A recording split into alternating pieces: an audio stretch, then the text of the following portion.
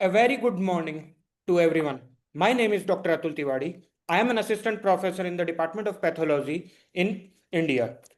It is my truly pleasure to welcome you all to this esteemed event proudly hosted by UCG Conferences. I hope many of you had the opportunity to attend the insightful sessions held yesterday. Today, I stand before you as the chairperson of the Emirates Pathology, Digital Pathology and Cancer Conference, deeply humbled by the privilege of addressing such an outstanding gathering of distinguished pathology and cancer professionals from all around the world. This conference is a powerful reminder of what we can achieve through collaboration, innovation, and the sharing of knowledge. It is not just an event, but a platform where expertise meet purpose and where collective wisdom inspires the progress in our field. Now we will begin with the day 3 session. So, my for today's first speaker is Dr. Garima Anandani from India. I am passing her the stage to deliver the speech on cytomorphological spectrum of head and neck lesions and its clinical histopathological correlation and insights from retrospective study at a tertiary center in Gujarat in India. Dr. Garima Anandani. Yeah, sure. Thank you. Good morning.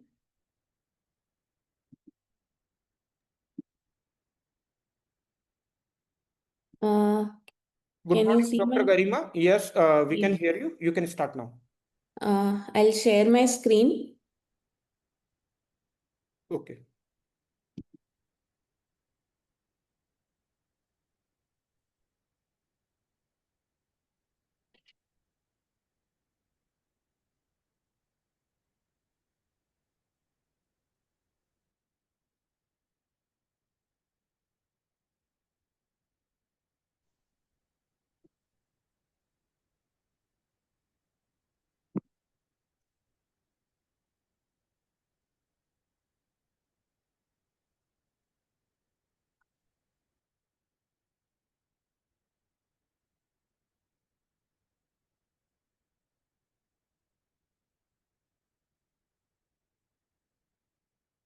I'm not able to share my screen. Uh, I would request organizers to share the screen, please. Yeah, it is there. Okay. Can you please slide show? It, it is on the slideshow mode only. I think the organizers will move to the next slide when you will speak. Okay. I'm Dr. Garima Anandani, working as assistant professor in pathology department in India.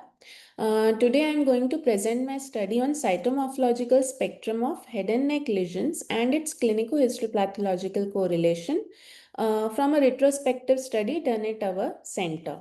Next slide, please.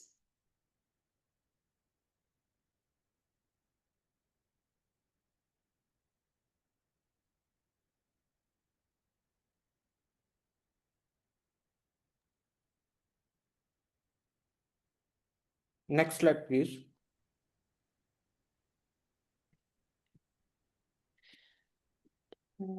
You'll have to click the next arrow.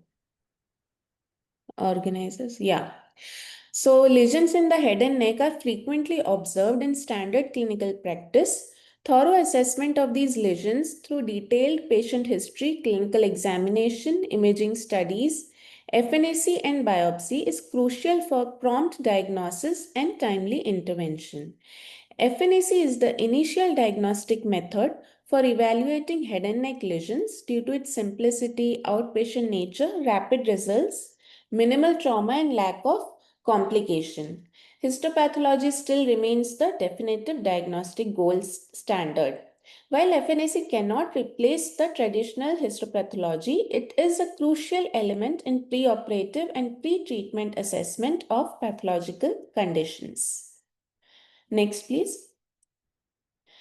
The objectives of my study were to study the different types of head and neck lesions in a tertiary care center in India. Then to identify the frequencies of distinct types of non-neoplastic, benign, pre-malignant and malignant head and neck lesions. Then we correlated the FNAC findings of various head and neck lesions with the clinical features as well as the histopathological diagnosis. We also evaluated the utility and diagnostic accuracy of FNAC in head and neck lesions.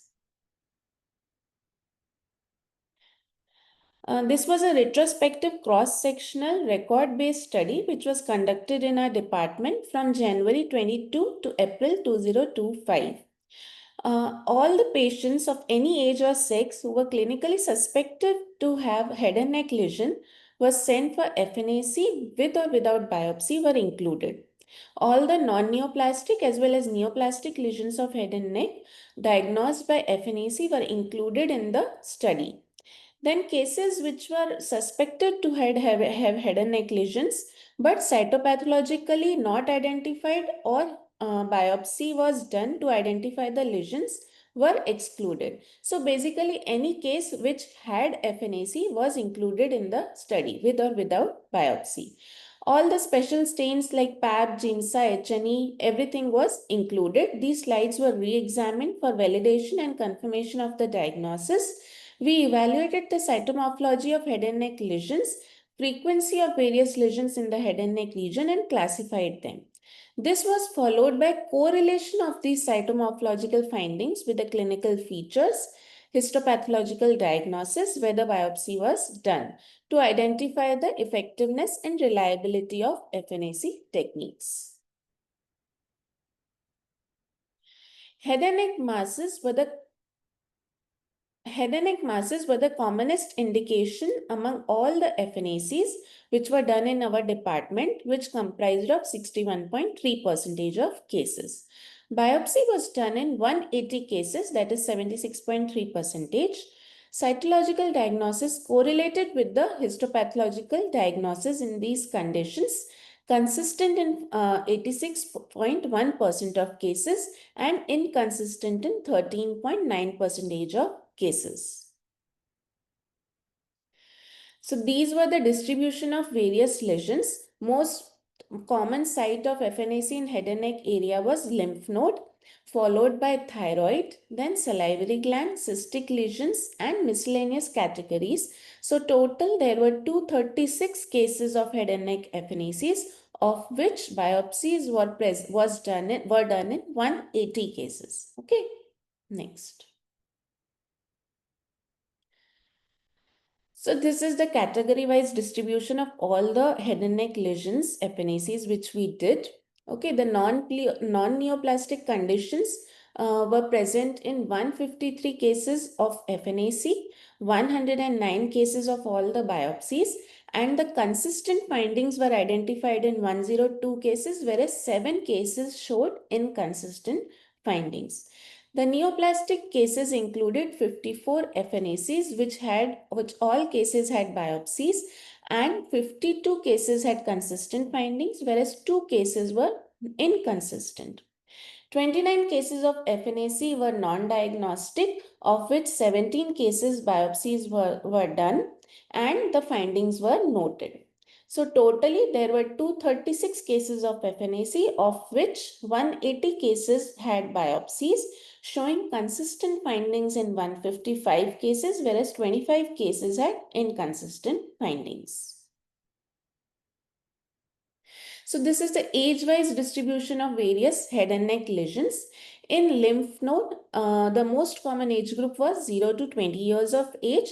In thyroid, 41 to 50 years of age was the most common age group. Salivary gland included commonly 51 to 60 as well as 71 to 80 years of age. Cystic lesions were common in 41 to 50 and 61 to 70 years of age. And if we see the overall age-wise distribution, the most common age group was 21 to 30 years of age, followed by 41 to 50 years of age. Next.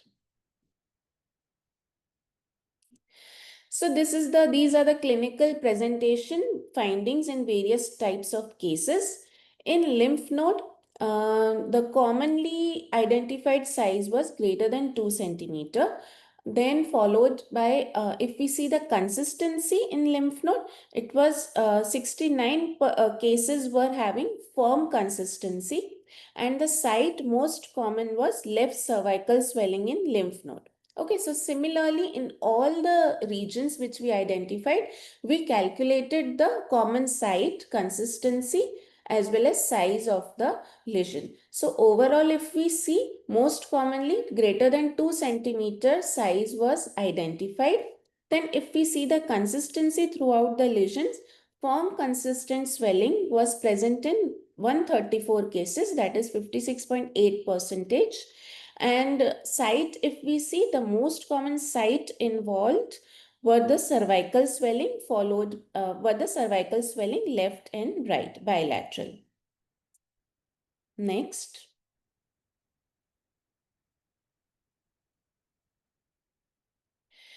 In total, 97 lymph node lesion. The most commonly involved age group was 0 to 20 years with a mean of 34 plus or minus 20.5 years. Males were more commonly involved than females with a male is to female ratio of 1.6 is to 1. Predominantly presented with a size of less than 2 centimeter, firm consistency and left cervical swelling were most common. Next, please. The most common lesion in lymph node was reactive lymphadenitis followed by granulomatous lymphadenitis. Whereas if we see the malignancies, then metastatic squamous cell carcinoma was the most common malignancy identified in lymph nodes. So these are the various categories which we identified in lymph node lesions. Insufficient or inadequate cases were present in on three biopsies, three FNACs. Okay, so total 3 cases had insufficient category. On histopathology, we identified it to be reactive lymphoid hyperplasia. Now, if we go to the next category, most of the cases were in benign or inflammatory lesions. So, of which consistent findings were identified in 45 cases. Similarly, reactive lymphadenitis, TB lymphadenitis with abscess, granulomatous lymphadenitis, necrotic lymphadenitis, suppurative lymphadenitis, all these conditions were identified, and most of the cases had consistent findings on biopsy. Next, please. Now, if we go to the category of suspicious for malignancy, consistent findings were identified in 5 cases.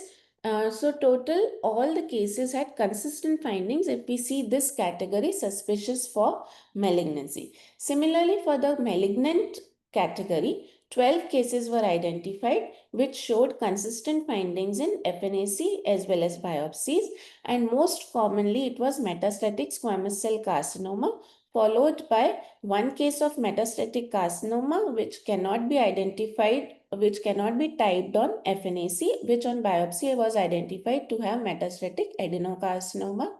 Then a case of Hodgkin's lymphoma and 2 cases of non-Hodgkin's lymphoma were identified, which showed consistent findings on biopsy.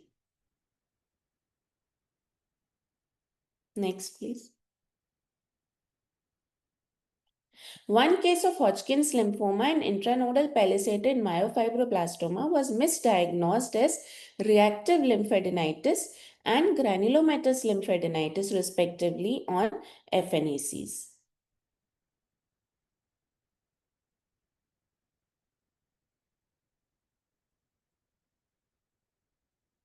Next, please. Among 80 thyroid lesions, the most commonly involved age group was 41 to 50 years of age. In thyroid lesions, females were more commonly involved than males, unlike lymph node. Thyroid lesions usually presented with a size of greater than 2 centimeter, firm consistency, and the most common site was midline neck swelling. The most common lesion identified in thyroid was pholloid goiter. Next, please. Yeah. So again, we had classified these lesions based on cytological categories. Bethesda system was used. And if we see the category 1, there were 13 cases of FNAC in category 1, of which 7 had biopsies, and the findings were changed on biopsy, as on FNAC sufficient material was not aspirated. Okay, now we go to the next category. If we see the benign, that is category 2, which included colloid goiter, colloid cystic nodule, benign follicular nodular hyperplasia, nodular goiter, and various thyroiditis. In this, most of the cases showed consistent findings on biopsy.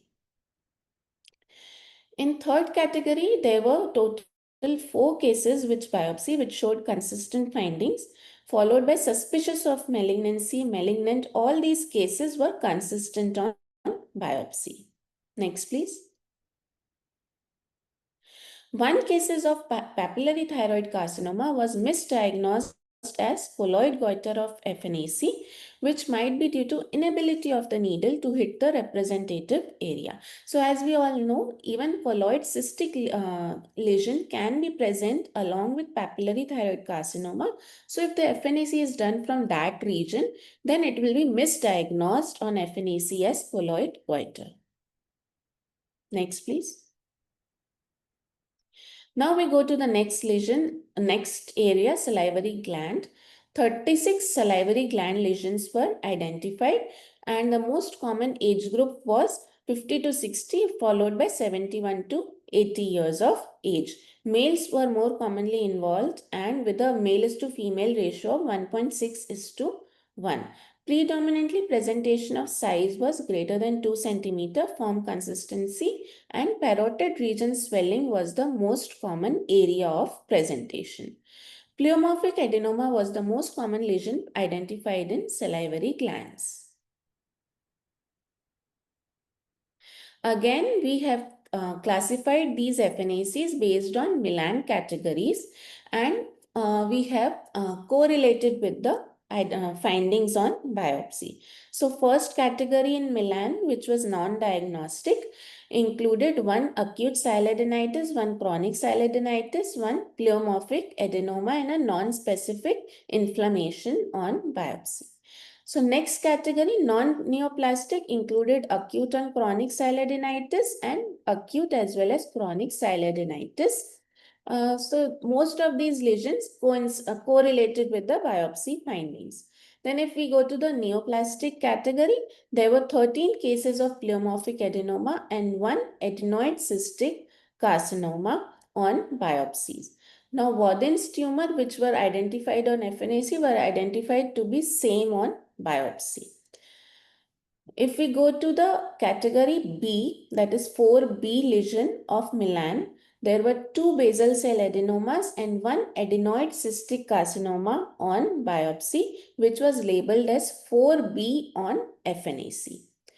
Now, in the 5th category, there was 1 lesion which turned out to be adenoid cystic carcinoma on biopsy as well. If we go to category 6, 1 acinic cell carcinoma and 1 adenoid cystic carcinoma was there on biopsy. So all these malignant lesions shows correlated with the findings on FNAC. Next, please.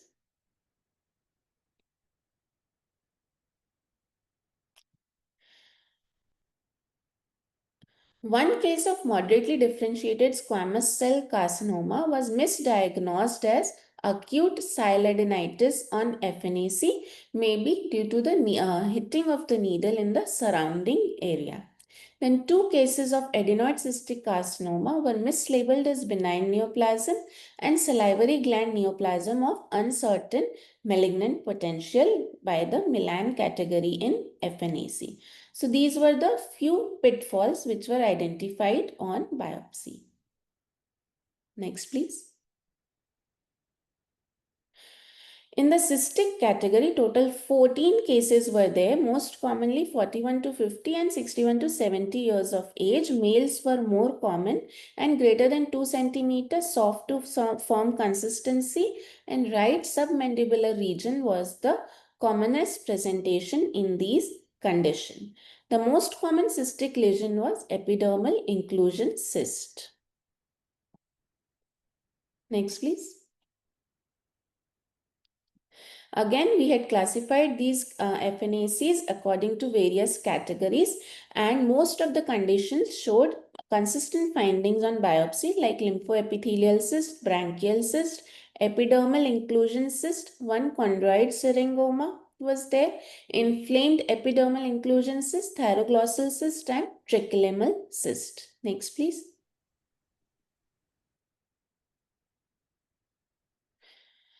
Total 9 miscellaneous lesions were there, which most commonly were identified in 31 to 50 years of age group with a predominance of females. Same size of greater than 2 cm, soft consistency and uniform distribution was present in these lesions. The most common lesion was lipoma. In this, we had identified one angiolipoma, 2 cases of basal cell carcinoma, one again fibromatosis and lipoma. Next, please.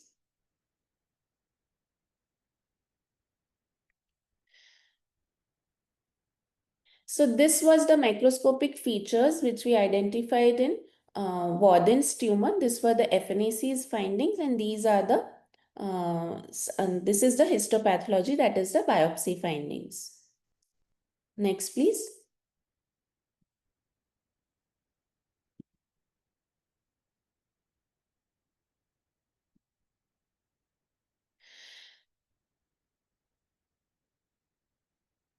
Yes. So again, these are the images which have been shown from a case of follicular carcinoma of thyroid. These are the FNAC findings. We can see clusters of follicular cells in thyroid which are showing monomorphism, and you can see various follicular arrangement is cell in these clusters, and then we can see on biopsy that this is a follicular lesion and there is an infiltration in the capsule as well. Next, please. So follicular carcinoma can be diagnosed only on biopsy. On FNAC, we can just tell it to be a follicular lesion because we have to see capsular or vascular invasion to label it as follicular carcinoma of thyroid. Next, please.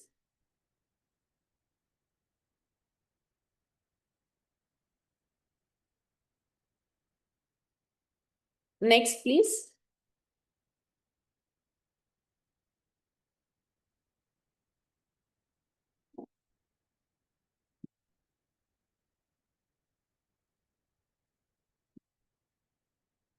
So this was an image of case showing adenoid cystic carcinoma, and this one is tricholemal cyst which we identified on biopsy as well.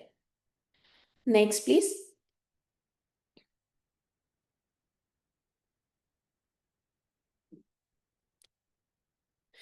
Next, we have compared our study with the findings in various other studies.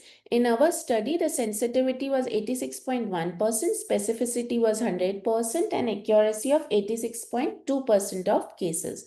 So if we compare various studies, similarly, sensitivity and specificity of FNAC is really good if we compare it to the histopathology.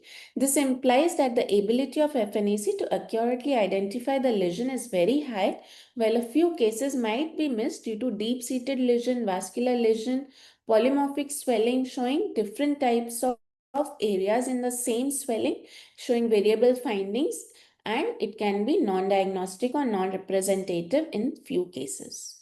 Next, please. So hence, ultrasound-guided FNAC or histopathology can be used to overcome these pitfalls. Next, please. So there is a table in which we have compared various studies which shows the sensitivity, specificity and accuracy rate of FNAC, which is really high when compared to biopsy. So this is definitely a very good test for pre-diagnostic, pre-surgical evaluation for all these head and neck lesions. Next, please. So predominantly non-neoplastic, neoplastic and malignant neoplastic lesions were identified in our study, including reactive hidradenitis, pleomorphic adenoma, and metastatic squamous cell carcinoma in the lymph node. If we see the correlation, FNAC shows a sensitivity of 86% and specificity of 100% with accuracy of 86.2%. So we concluded that FNAC is a straightforward, safe, economical, time-efficient, and effective method for distinguishing non-neoplastic and neoplastic lesions in the head and neck area. Thank you for the presentation. Thank you, Dr. Garima. It was a wonderful insights and a very deeply done study. Next, I would like to invite Dr. Utso Guharoy from India. I'm passing him the stage to deliver a speech on reshaping pathology, a review of generative and non-generative AI applications in diagnostic practice. Dr. Utso Guha. Thank you. Good morning. Am I audible? Yes, you are audible. Okay. So good morning, a very good morning to distinguished colleagues. It's an honor to participate in this international CME. I will just share my screen. I think the organizers will share the presentation on your behalf, if you know. Okay, so you are able to share. Is it visible? Yes, it is visible. Switch to presentation mode.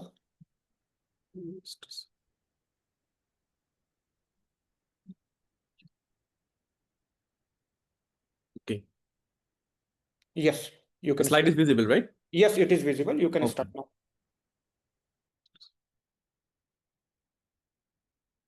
Sorry.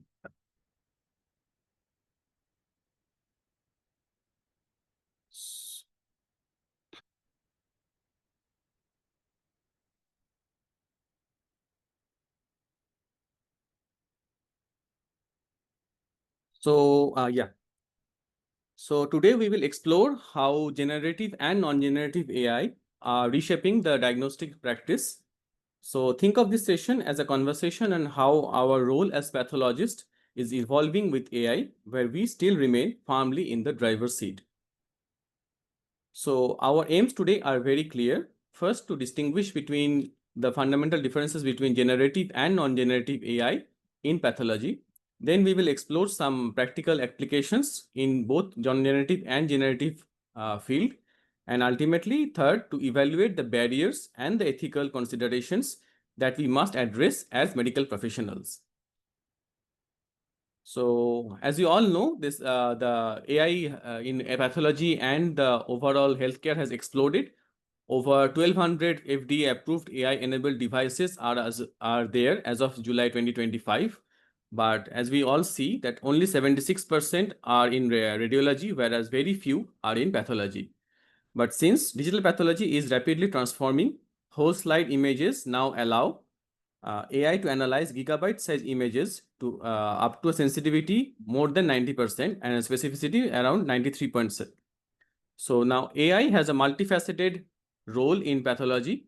It can start from workflow efficiency and diagnostic applications to educational integration with other data like CT scan or EHR data. Also, it can give us predictive applications or prognostics for the future prediction of the patient prognosis.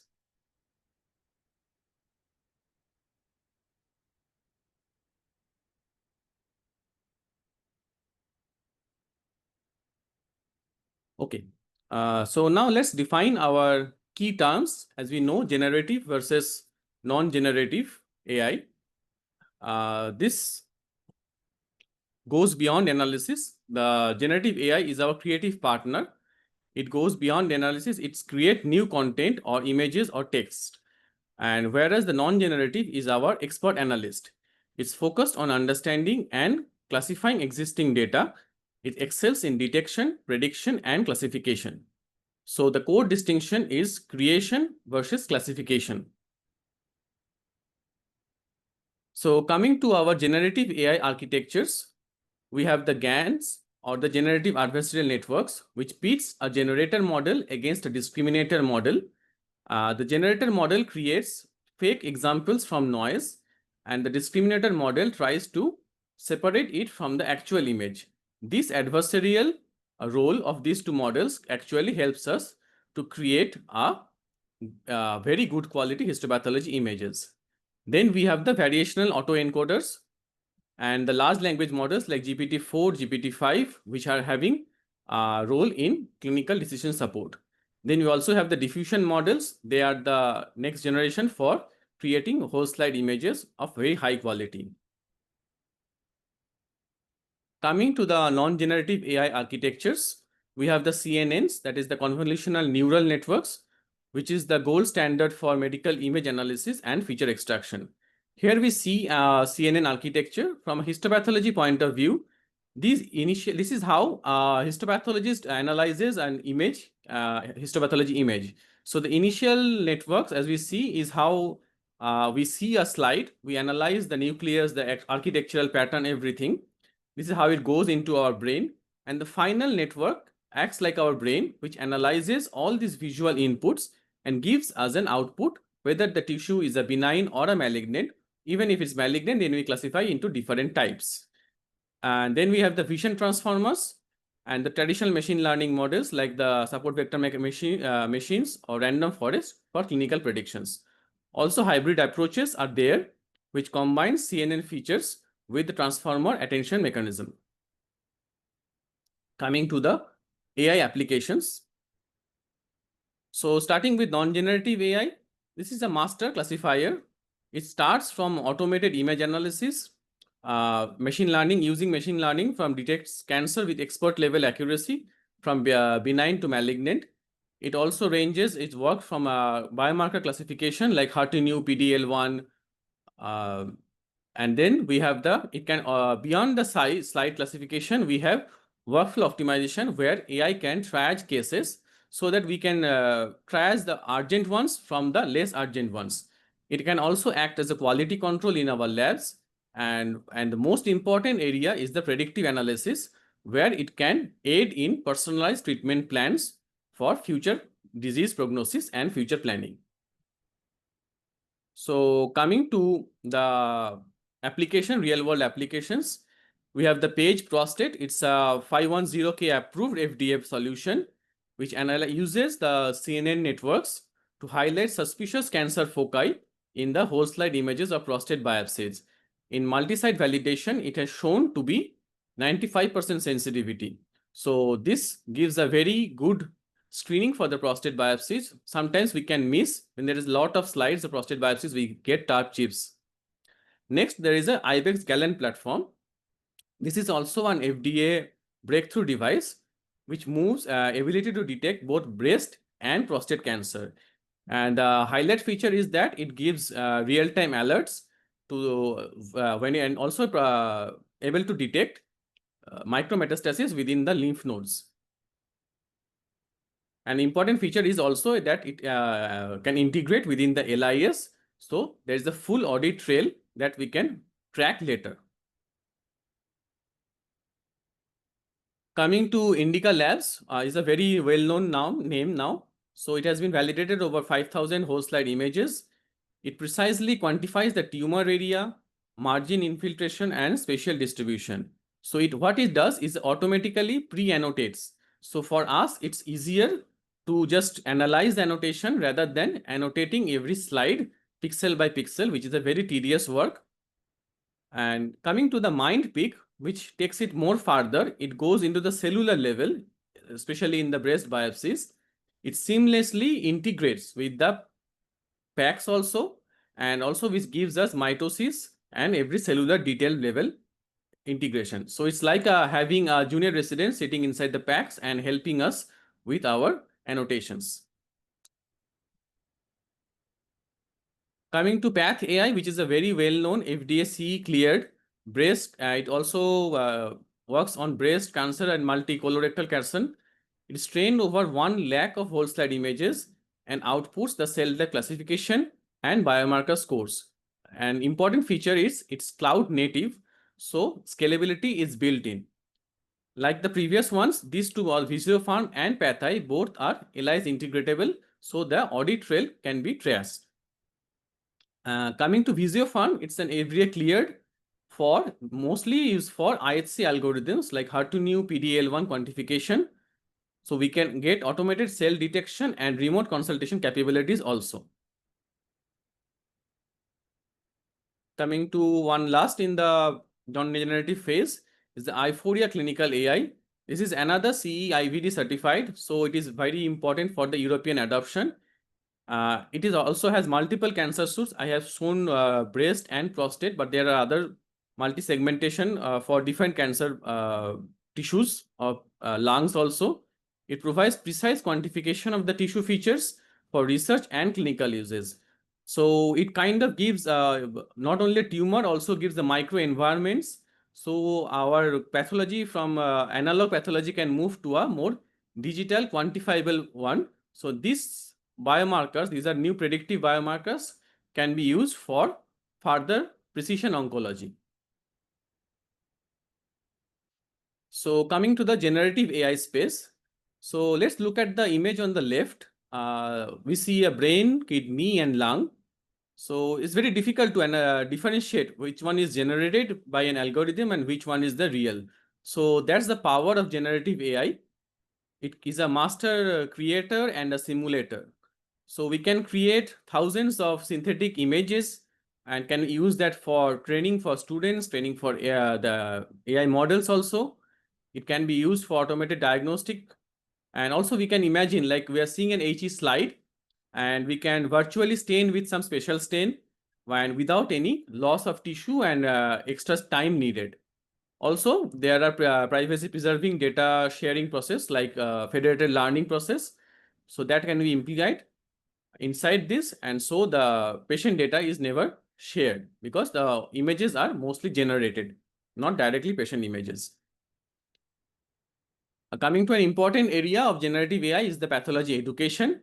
Imagine a medical student studying in a peripheral medical college or a hospital with less setup, but they no need to wait for encounter a rare tumor because they can generate high quality images for the rare tumors so that they can train at the same level as somebody sitting at a much premier institute. So we have synthetic slide libraries.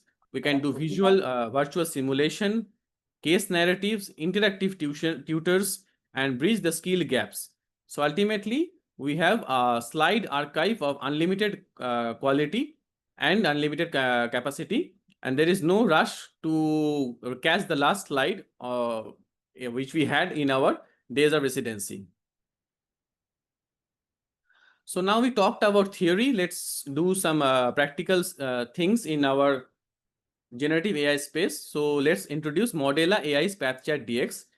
It's a FDA breakthrough device. It's no more just a theory. It's about to be getting approval very soon. So it is a vision language model trained over 250,000 whole slide images.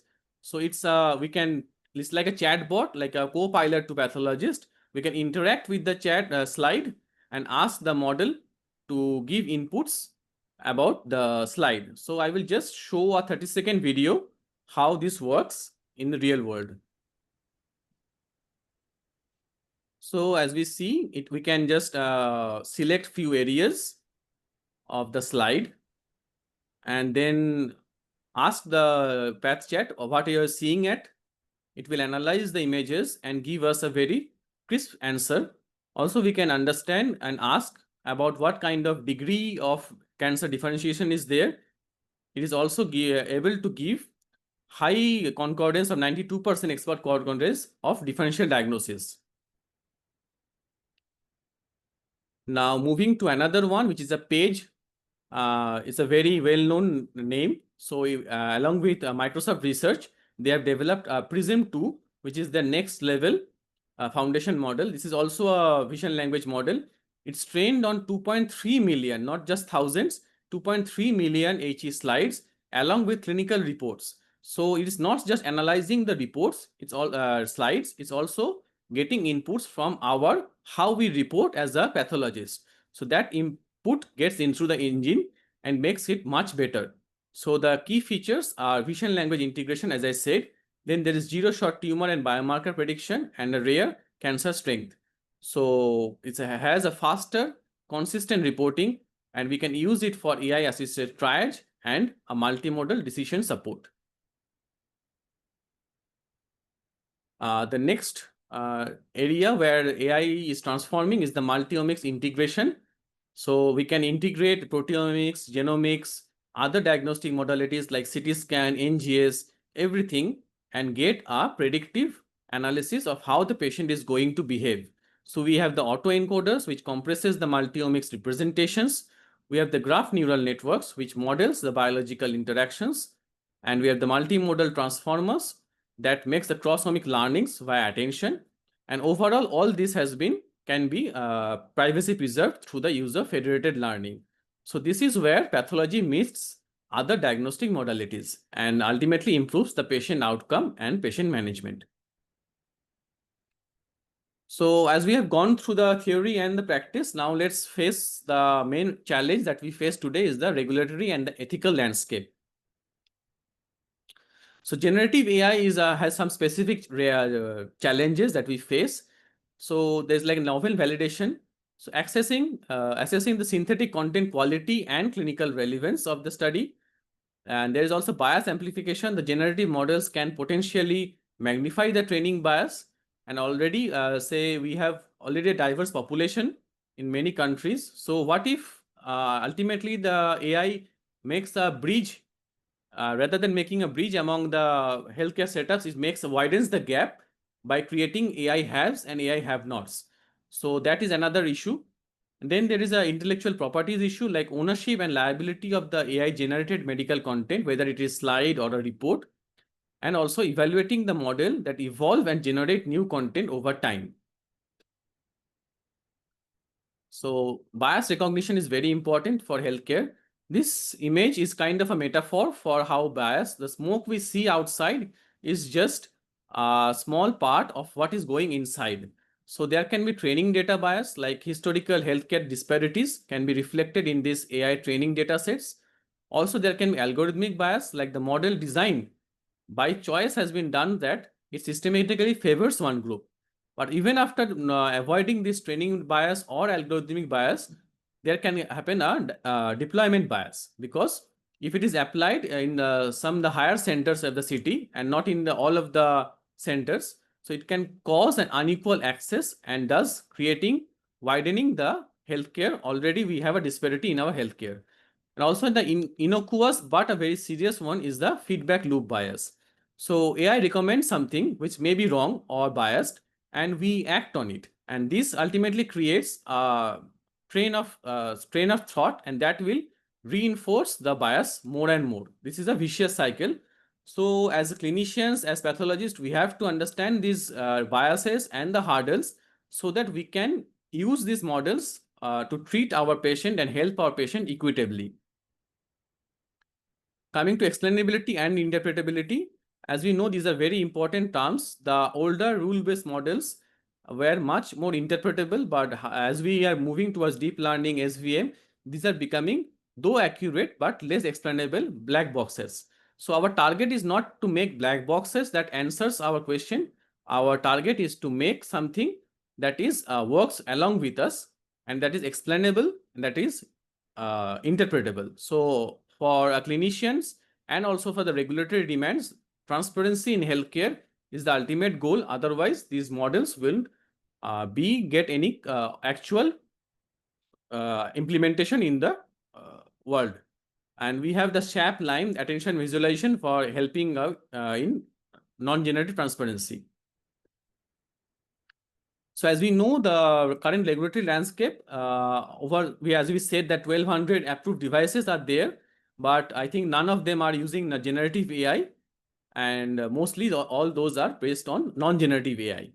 And the FDA is using a TPLC approach, which maintains a continuous monitoring of AI devices through like as we see in this image, through the process of concept, design, verification, manufacture, and the post-market surveillance, not a one-time approval like we see in other, like a drug discovery or something.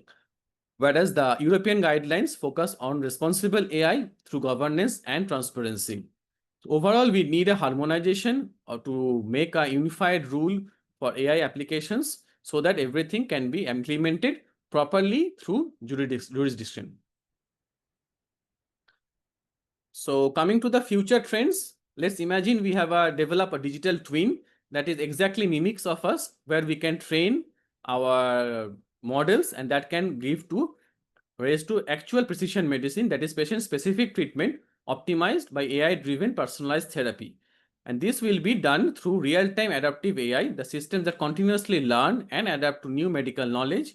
And all of this will be privacy preserved through architectures like federated learning or differential privacy. But what is the most important is the human AI collaboration or human in the loop, because ultimately we want to build an ecosystem where we are augmented by the AI, not replaced by the AI. So it's not a pathologist versus or AI. It should be the pathologist that we are augmented by AI to deliver a level of care that has not been dreamed before.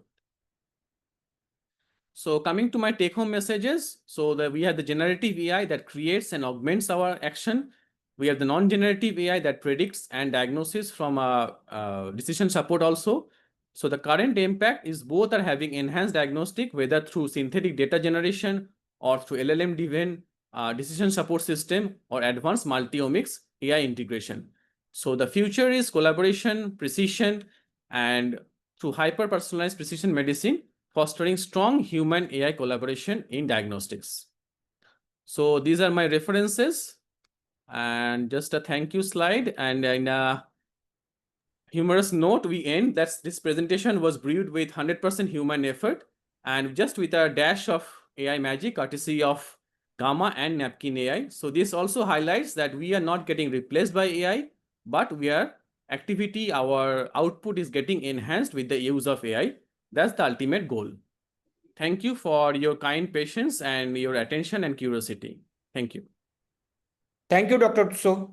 That was a wonderful presentation that shows us that you have a wonderful knowledge and in not just pathology, but also in artificial intelligence. If there is any other question from the other participants and the audience, feel free to ask.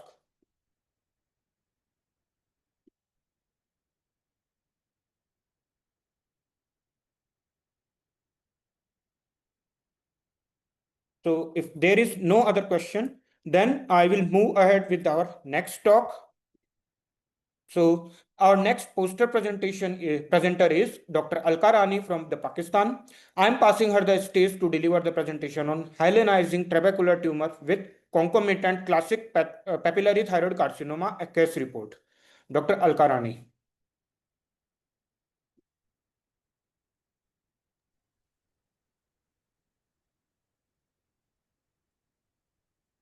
Good morning. Am I audible? Yes, you are audible. My screen is shared. Yes, your screen is also visible. Switch it to presentation mode, please. Yes, you can start now. Okay, good morning, everyone. I am Dr. Alka Rani, senior instructor working at Aga Khan Hospital, Karachi, Pakistan. I have no conflict of interest to declare. My presentation topic is hyalinizing trabecular tumor with concomitant classic papillary thyroid carcinoma. Hyalinizing trabecular tumor of thyroid is a rare follicular cell derived neoplasm. It accounts for less than 1% of the thyroid tumor, and its fifth most common.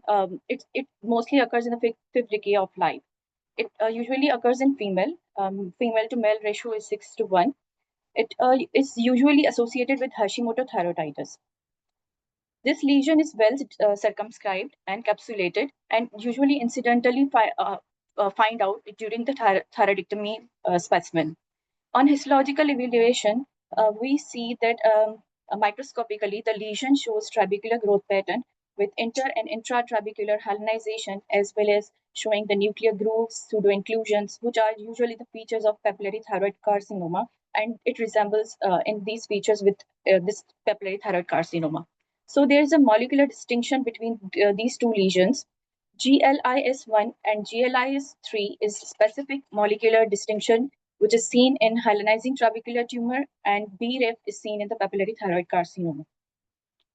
Here we present a rare case of hyalinizing trabecular tumor with an incidental papillary thyroid microcarcinoma, which highlights the importance of integrating the immunohistochemical stains, histopathological evaluation, and molecular findings. This case is a 54-year Pakistani woman which presents as a gradually increasing anterior neck swelling without any compression symptoms. On examination, there was a firm nodule which was palpable on right lobe of the thyroid without any cervical lymphadenopathy, and there was no any family history. Patient showed thyrotoxicosis with raised T3 levels and decreased TSH levels. On radiological evaluation, this lesion was they showed a single lesion which was a well circumscribed, and it had increased tumor vascularity with parallel orientation, and these are the features of hyalinizing trabecular tumor on radiological findings. Another small lesion was identified at the periphery, which showed microcalcifications, which was taller than wider in the orientation and ill-defined margins. These are the features of papillary thyroid carcinoma. So patient underwent the right lobectomy. There was a well-circumscribed lesion which was seen on cross-examination with a largest dimension of 1.2 centimeter. On microscopic examination, 2 lesions were seen. The larger lesion was a circumscribed lesion. As you can see in this picture, there was a trabecular arrangement composed of follicular cells having abundant eosinophilic cytoplasm, nuclear grooving, and pseudonuclear inclusions. This lesion is hyalinizing trabecular tumor. This lesion shows membranous positivity of Ki67, CD56 positivity, and CK19 negativity. As you can see in this picture, the above corner on the right side, there's a lesion which is negative, which shows negative staining for CD56, and in the below picture, it shows positivity for CK19.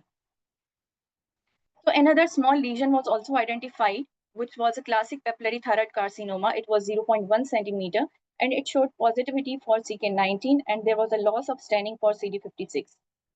As in this picture, you can see there is this small lesion which shows papillary architecture with nuclear inclusions, nuclear grooving, and this lesion shows positivity for CK19 and loss of staining on CD56.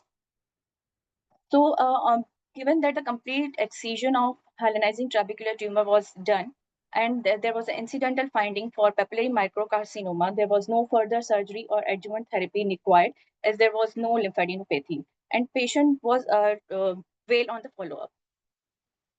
This case highlights the diagnostic complexity of hyalinizing trabecular tumor and its clinical significance despite its predominant benign nature, as the papillary thyroid carcinoma is a malignant one. The morphological and cytological overlapping with papillary thyroid carcinoma underscores the necessity for ancillary studies, including immunohistochemical stains and molecular diagnostic to avoid the misdiagnosis and overtreatment. At the same time, careful pathological sampling is required. These are the references, and thank you so much.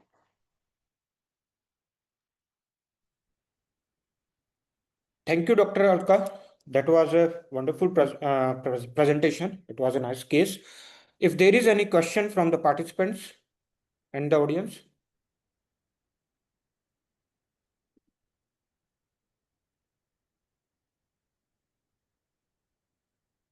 So if there is no question from the audience, we'll move ahead with our next poster presentation. So I would like to welcome the next poster presenter, Dr. Heba from United Kingdom. I am passing her the stage to deliver the presentation on Seeing Isn't Always Believing, the essential role of histopathology in confirming endometriosis. Dr. Heba. Hi, good morning. Good morning. I'm trying to share my screen. Just a Yeah, minute. sure.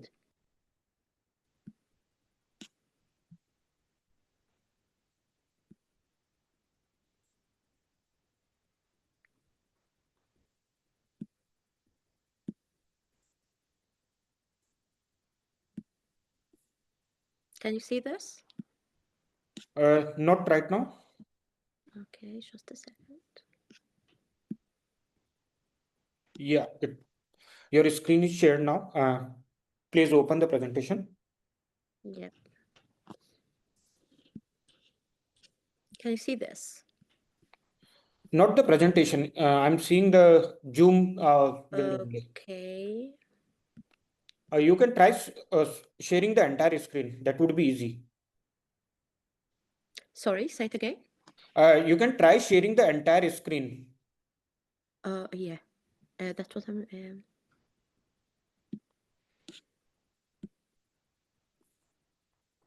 Okay.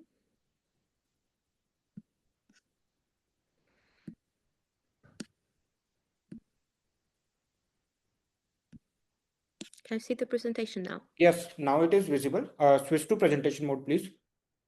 Okay, I will start the presentation mode. Just this moment.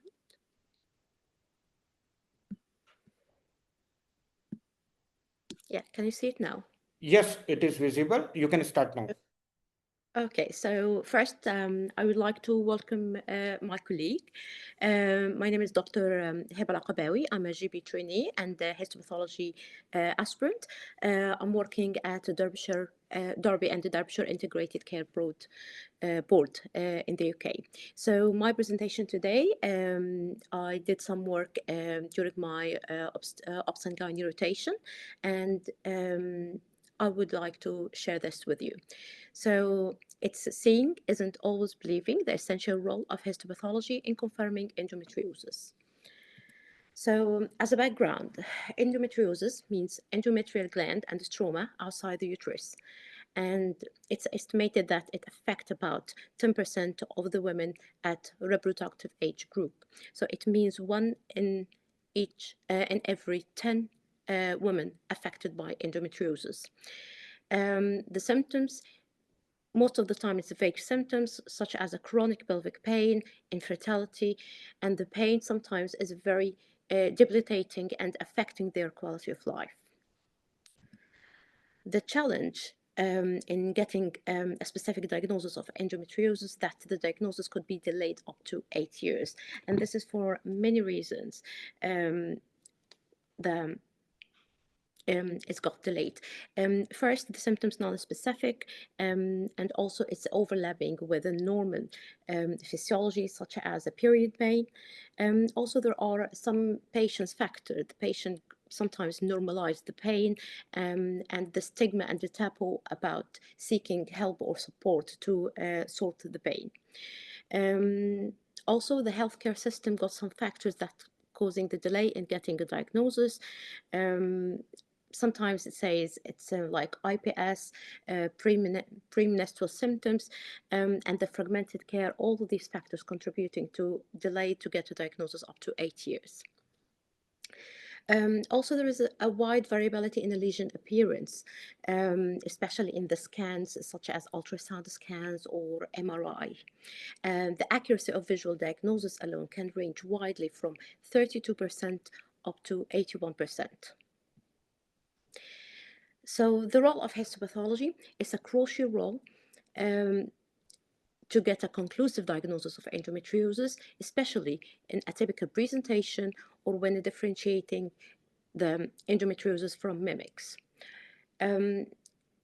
H&E staining identify endometrial gland structure and periglandular stroma in ectopic loci. However, it's not enough. So that's why we tended to use immunohistochemistry studies to help to confirm the endometrial origin of the tissue and also to differentiate it from other pathologies such as endosalpingosis or other tumors.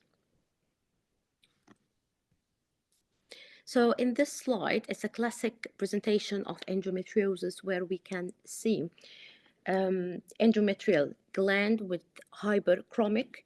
I'm not sure if you can see my cursor. The endometrial gland with hyperchromic nuclei at the edge, at the top, and below it there is a stroma, hypercellular stroma, and there is some brownish. Sorry? No, please continue. Okay, and also in the stroma we can see this brownish hemosiderin-laden macrophages.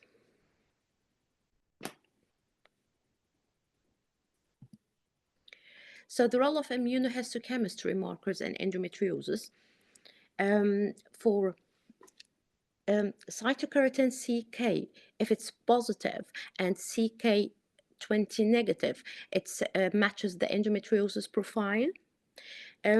Also for CD10 is specific for endometrial stroma marker. Hormonal receptors such as estrogen receptors and progesterone receptors, they confirm hormonal dependence of the lesion. Ki67, which is proliferation marker, is indicate the proliferation index. So if this is expressed in the specimen, it may indicate uncontrolled cell division. Also, tumor suppressors markers such as a P53, BCL2, or PTEN, all these indicate malignant potential of the lesion. Inflammatory markers such as a CD3, CD20, CD68, and the tryptase, we see it increased density if the lesion, which indicate hyperplastic or malignant foci. Neurovascularization markers such as CD34 strongly correlate with the malignant transformation. So in our study, we assessed the limitation of laparoscopic visual diagnosis on its own, and it highlights the role of histopathology and immunohistochemistry to confirm diagnosis, especially in atypical lesions, and also to differentiate endometriosis from the mimics, such as endosalpingosis and malignancy. So it was a retrospective review. We reviewed the laparoscopic cases of of 129 laparoscopic cases, and the biopsy analyzed for endometrial type of gland, hypercellular stroma, and hemosiderin-laden macrophages. Also, the immunohistochemistry markers being checked for hormonal receptors, also CK7, CD10, CK20, and the CDX2.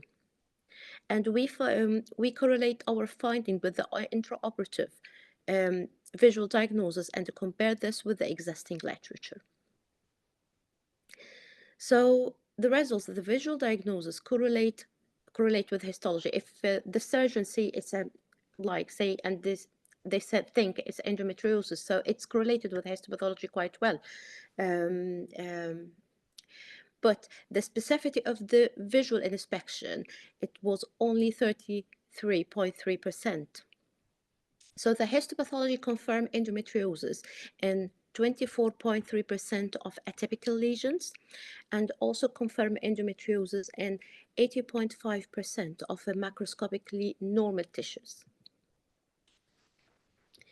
So as a result of this, the classic histopathological features, we found glands, stroma, and hemosiderin-laden macrophages. Some lesions lack epithelium. In such case, has been diagnosed as endosalpingosis. Some lesions showed metaplasia, and they went through the cancer pathway. Immunohistochemistry useful in ruling out mimics. So hormonal receptors and CK7, we find it as positive in the epithelium. CD10 is positive in the stroma. CK20 and the CDX2 negative. That's mean to it's not a cancer. Exclude colorectal carcinoma. So all these things confirm it's an endometriosis. So discussion. Visual inspection is insufficient for a diagnosis. Histopathology and immunohistochemistry is a gold standard to confirm diagnosis, provide prognosis, and therapeutic guidance, and differentiate it from the mimics as well. Conclusion. Histopathology is indispensable in endometriosis diagnosis and ensure the accuracy, especially in atypical or hormonal-dependent lesions, and it supports the evidence-based management strategies. Thank you. Thank you, Dr. Heba. That was a wonderful presentation.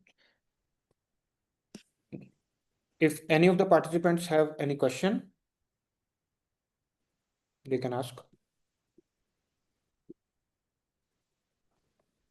So I don't see any question. So we can move ahead. Our next presenter is Dr. Suhasini Krishnan from UAE. Dr. Suhasini Krishnan. I'm passing Hello, her. good morning. Yeah. Good morning, Dr. Suhasini. So I'm passing her the stage to deliver the presentation on a rare case of generalized pustular psoriasis. Dr. Suhasini, you can share your screen and start.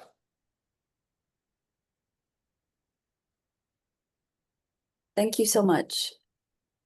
Hopefully the slides are visible. Yes, the slides are visible and it's in presentation mode. You can start now. Great. So thank you so much for the opportunity. So just to start off with the poster. So generalized pustular psoriasis is a severe inflammatory dermatosis that's characterized by this eruption of sterile pustules with a background setting of severe inflammation. So the condition has multiple triggers. It could be triggered by infections, viral or bacterial, drug use, particularly corticosteroids, any psychological stress, pregnancy, and sunlight exposure or phototherapy. So at this time, presently, there is no diagnostic criteria for GPP that's been standardized. So this is our case. We have a 31-year-old man who presented to the dermatologist with scaly erythematous plaque-like lesions on the hands, chest, and back for about 2 days. And it all started after exposure and severe aggravation after working in direct sunlight for his occupation. We could also see some follicular scaly lesions on the scalp. Our differentials included psoriasis with erythroderma and age-up as well. So if we look at the histopathology aspect of it in figure 2 here, we can see that you've got this intense lymphocytic infiltrate and papillary and epidermal edema causing the spongiosis. You can also see the acanthosis and rete ridge elongation, which is more in line with a psoriatic background. In addition, you can also see the classic pustules of Kogoj here, which represent the neutrophilic infiltrate, which causes that spongiform pustule formation. In addition, we also know that there's an inflammatory process going on because you've got these dilated capillaries with the red blood cells that are visible. So if we look at the history, the gross features as well as the microscopic features, that leads us more towards a case of generalized pustular psoriasis. So why does this occur? Usually because there are germline mutations because of deletions in the IL-36RN gene that's been reported in literature. Those with a mutation are at a higher risk of developing early onset, as in our case, with a subsequent inflammatory response. And the median age is usually around 50 years with a female preponderance.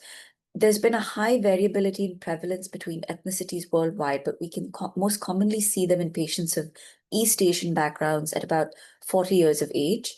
And as they get older, the severe flares can be potentially fatal. So how is GPP defined? We've got these visible, primarily sterile pustules, again on non-acral skin that is not restricted to psoriasis plaques. You've got a highly variable course. It can be a relapsing disease with recurrent flares as in general psoriasis, or no pustulation between flares, or it can be a persistent disease with a permanent pustulation and potential for greater severity flares to occur later. You've also got this criteria for systemic inflammation. So what would that include? A high ESR, a high CRP, febrile, as well as some leukocytosis. And the way forward seems to be biologics.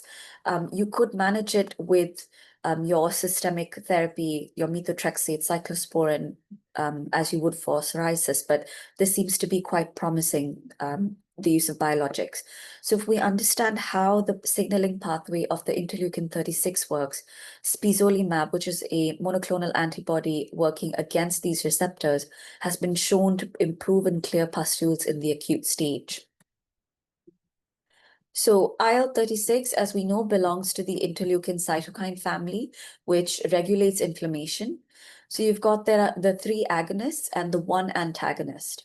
So that antagonist is the one that's being encoded by the gene. So when you have these cytokines that bind to the receptor, that activates this inflammatory response, and that's what drives the neutrophil recruitment and neutrophilic inflammation, which leads to the formation of the sterile pustules, which are the pustules of Koch. By targeting IL-36, this seems to be a breakthrough in the treatment. So you've got this spesolimab, which is an anti-IL-36R monoclonal antibody that blocks this pathway, and that has shown to improve the clearance of pustules in clinical trials, and it's mostly been cleared. It's fairly new in September of 2022 and passed in Japan and the USA. I think it's yet to be introduced worldwide. So it seems to represent a precision and progression as compared to older non-specific immunosuppressants, so definitely worth considering. So for our case in particular, we've only managed to see the histopath side of it. The patient was diagnosed with this and managed with supportive care. Systemic therapy for psoriasis, such as methotrexate, was initiated, and there was a gradual improvement of symptoms. Our recommendation based on our findings was that he be genetically tested further for this particular gene mutation. So in conclusion, in GPP, the path aspects are amplified and magnified, and it's really important that once we're able to diagnose it, we're able to see the sterile pustules, we're able to see the systemic inflammatory background. In addition to the microscopic findings on the slide, you've got your pustules of Koch in line with a psoriform sort of background. That should point you more towards GPP. In HEP, you've usually got this subcorneal infiltrate of eosinophils, and your psoriasis, you would not have the specific characteristics of these pustules of Koch. So it would be helpful to cast an eye on this particular disorder and encourage gene testing at the earliest. So these are the references. Thank you so much. Thank you so much, Dr. Suhasini. It was a wonderfully presented case. Is there any question from the participants?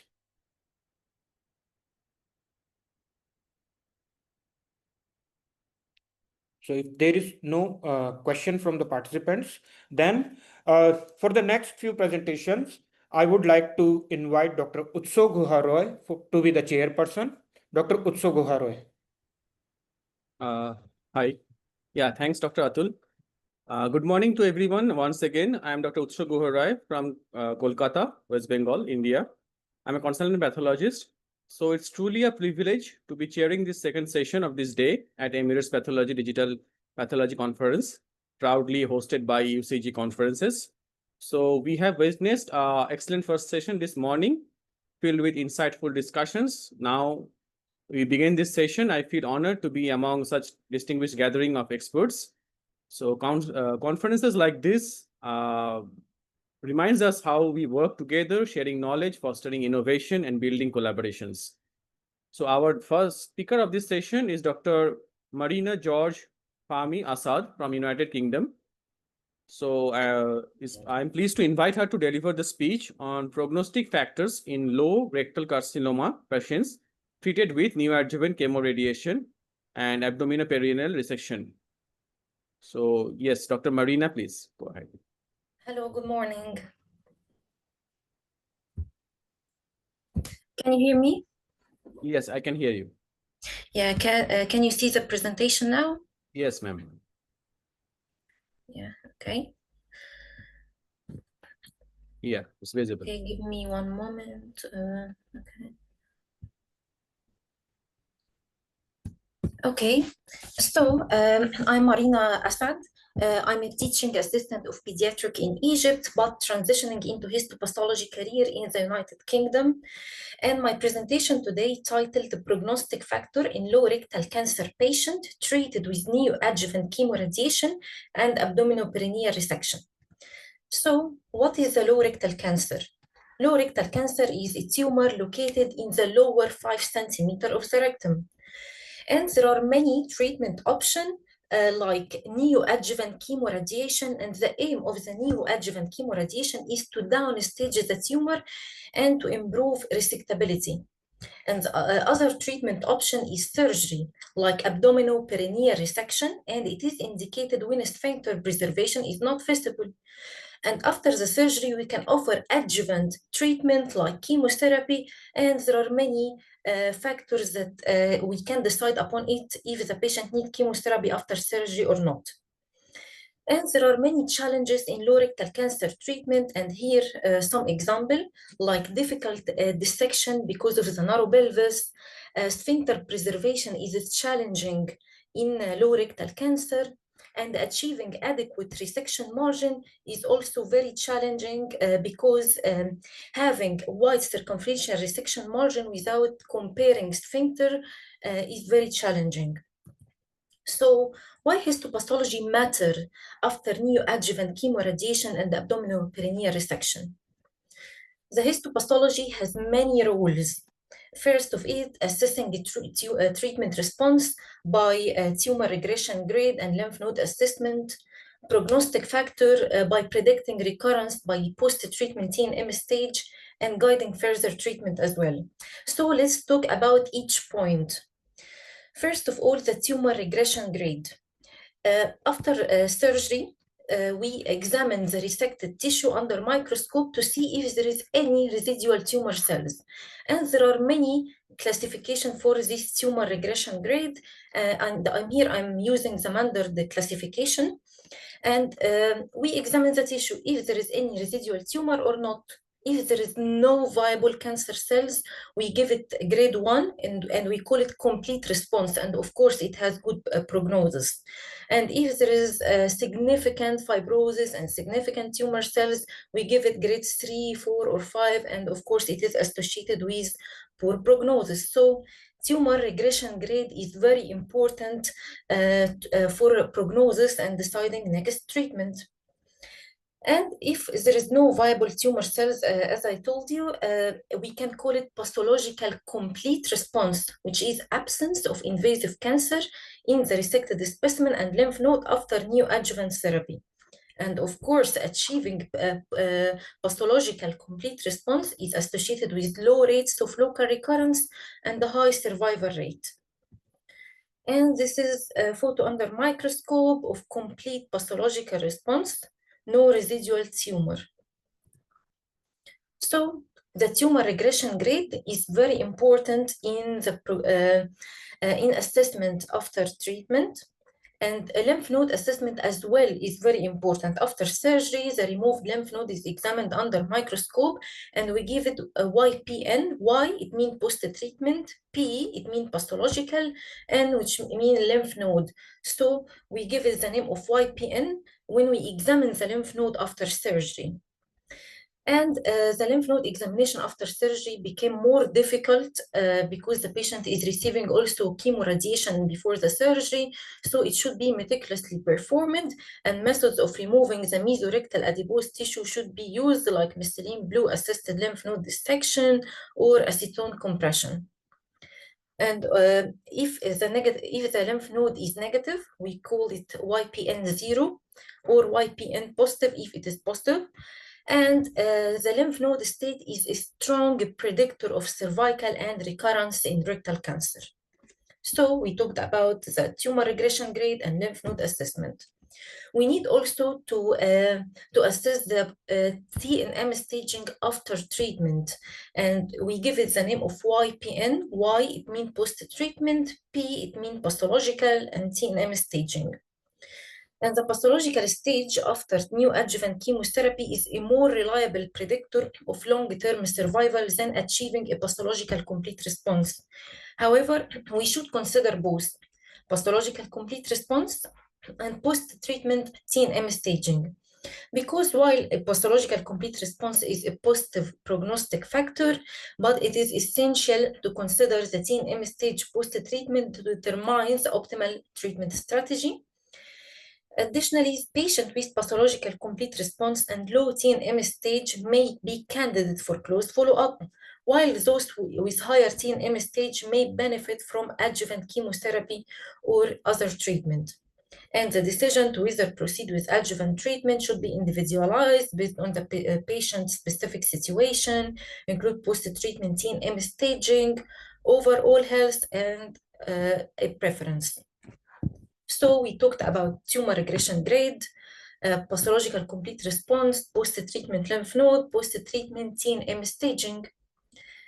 Additionally, we need to talk about the circumferential resection margin, which is the tissue around the tumor that is removed during surgery. And it is an important factor in predicting cancer recurrence and overall survival. So let's see this picture. On the right-hand side, we can see the tumor, and it is very close to the margin. And the distance between the tumor and the margin less than 1 millimeter. So it is positive margin. It's very, very close. And on the left side, the distance between the tumor and the margin more than 1 millimeter. So it is negative margin.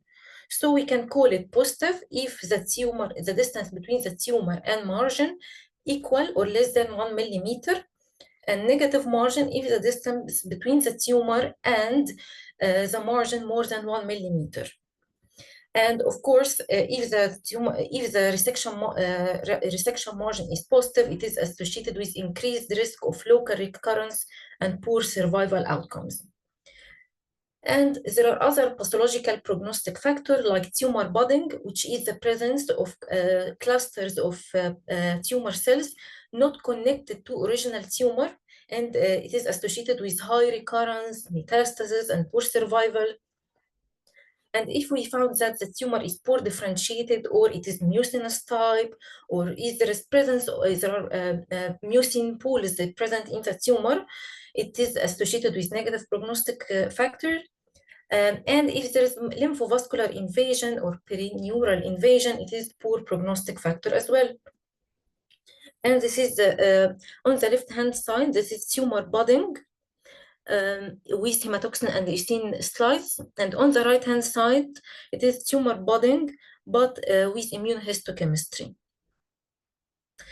So to summarize the histopathologic factor and what is the impact of it, the tumor regression grade, it is associated with good prognosis if it is associated with no viable cells or complete regression. It is associated with good prognosis. If there are many tumor cells or fibrosis, it is associated with poor prognosis, and it is a predictor of local recurrence and distant recurrence. The lymph node state, if it is negative, so it is good prognosis. If it is positive, it is poor prognosis, and it is a strong survival predictor. And the post-treatment TNM staging, if it is T0, M0, it is good prognosis. If it is higher grades, it will be associated with poor prognosis, and it is a predictor of long-term survival and assess the need for more treatment. The circumferential resection margin, if it is negative, it is associated with good prognosis. If it is positive, the tumor is very close to the resection margin. It is poor prognosis, and they predict local recurrence. And some types of tumor, like the mucin pool or tumor budding, or if there is lymphovascular invasion or perineural invasion, if it is present, so it is associated with poor prognosis and indicate high recurrence rate and metastasis. So this study, I was one of the team who made this study, potential prognostic factor in low rectal cancer patient treated with neoadjuvant chemoradiation and abdominal perineal resection. It is conducted in the National Cancer Institute, Cairo University, Egypt. It is a retrospective cohort study. It included 174 patients with low rectal cancer from 2012 to 2019. And the histopathology related finding in our research shows that high tumor regression grade was significantly associated with reduced overall survival, and the circumferential resection margin was significantly linked to reduced disease-free survival. So Histopathology play a crucial role as a prognostic factor in treated low cancer patients. And tumor regression grade, lymph node state after treatment, and circumferential resection margin are the most powerful pathology-based prognostic factors. Thank you.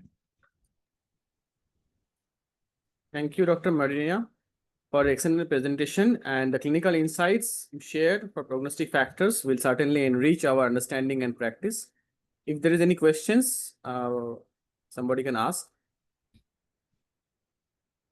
Or we move to the next speaker.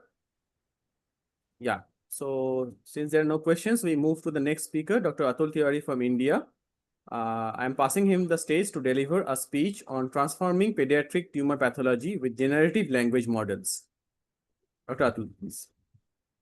Yeah, at present, I don't have the screen sharing permission. Yeah, now I got it. Okay, just give me a minute to share my screen.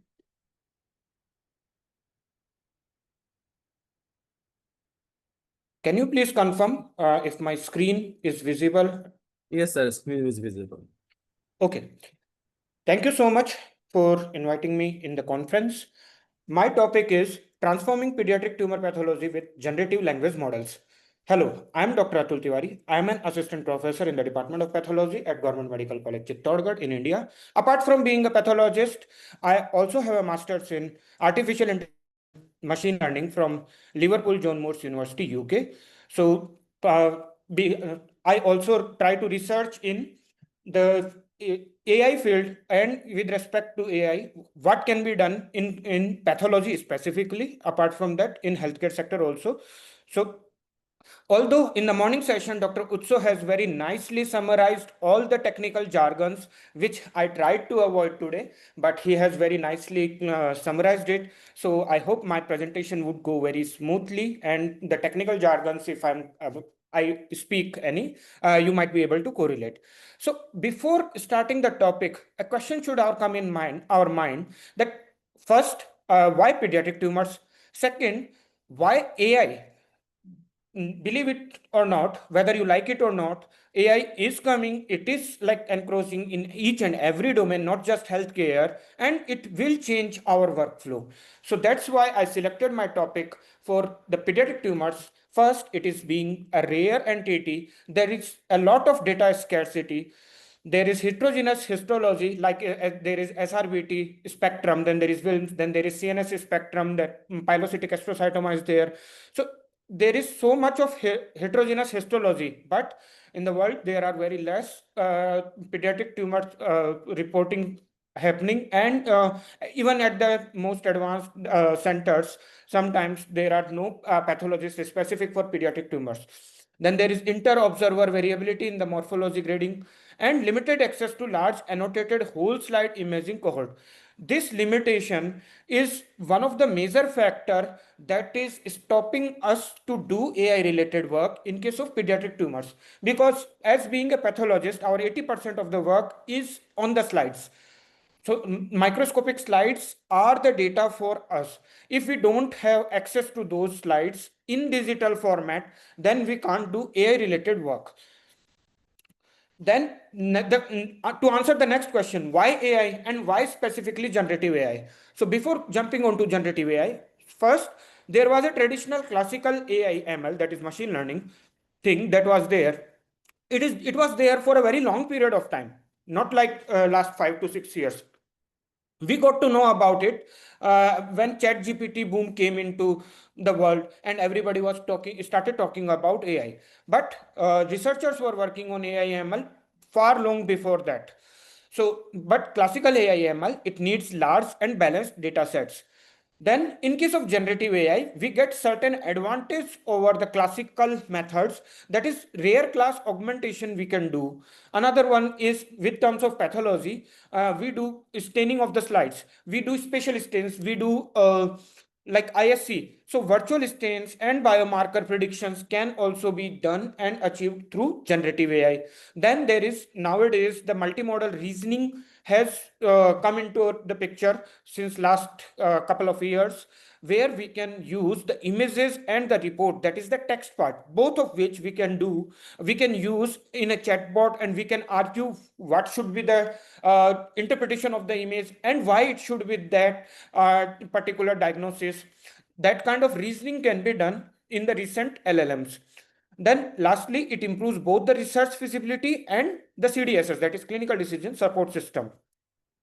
Then there are few terms that which I consider as a basics for pathologists.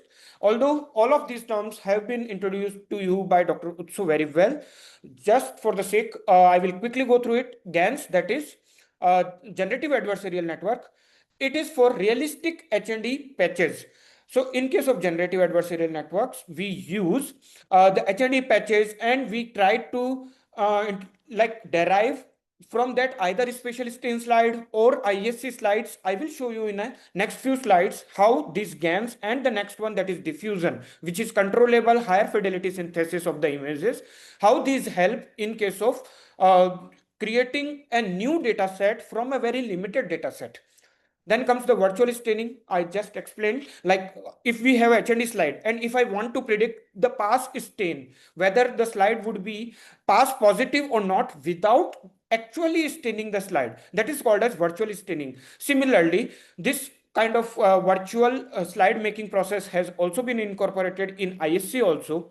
And lastly, the LLM Copilot. Everybody knows nowadays. I don't think that none of the participant or the audience is unaware of the how do we use ChatGPT, how do we use Llama or any other LLM that can be used in report drafting or in teaching.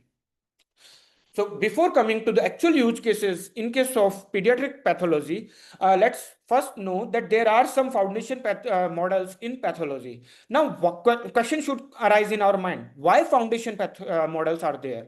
There are so good use cases of ChatGPT. There are so good use cases of open source LLM like Quen or Llama and many more.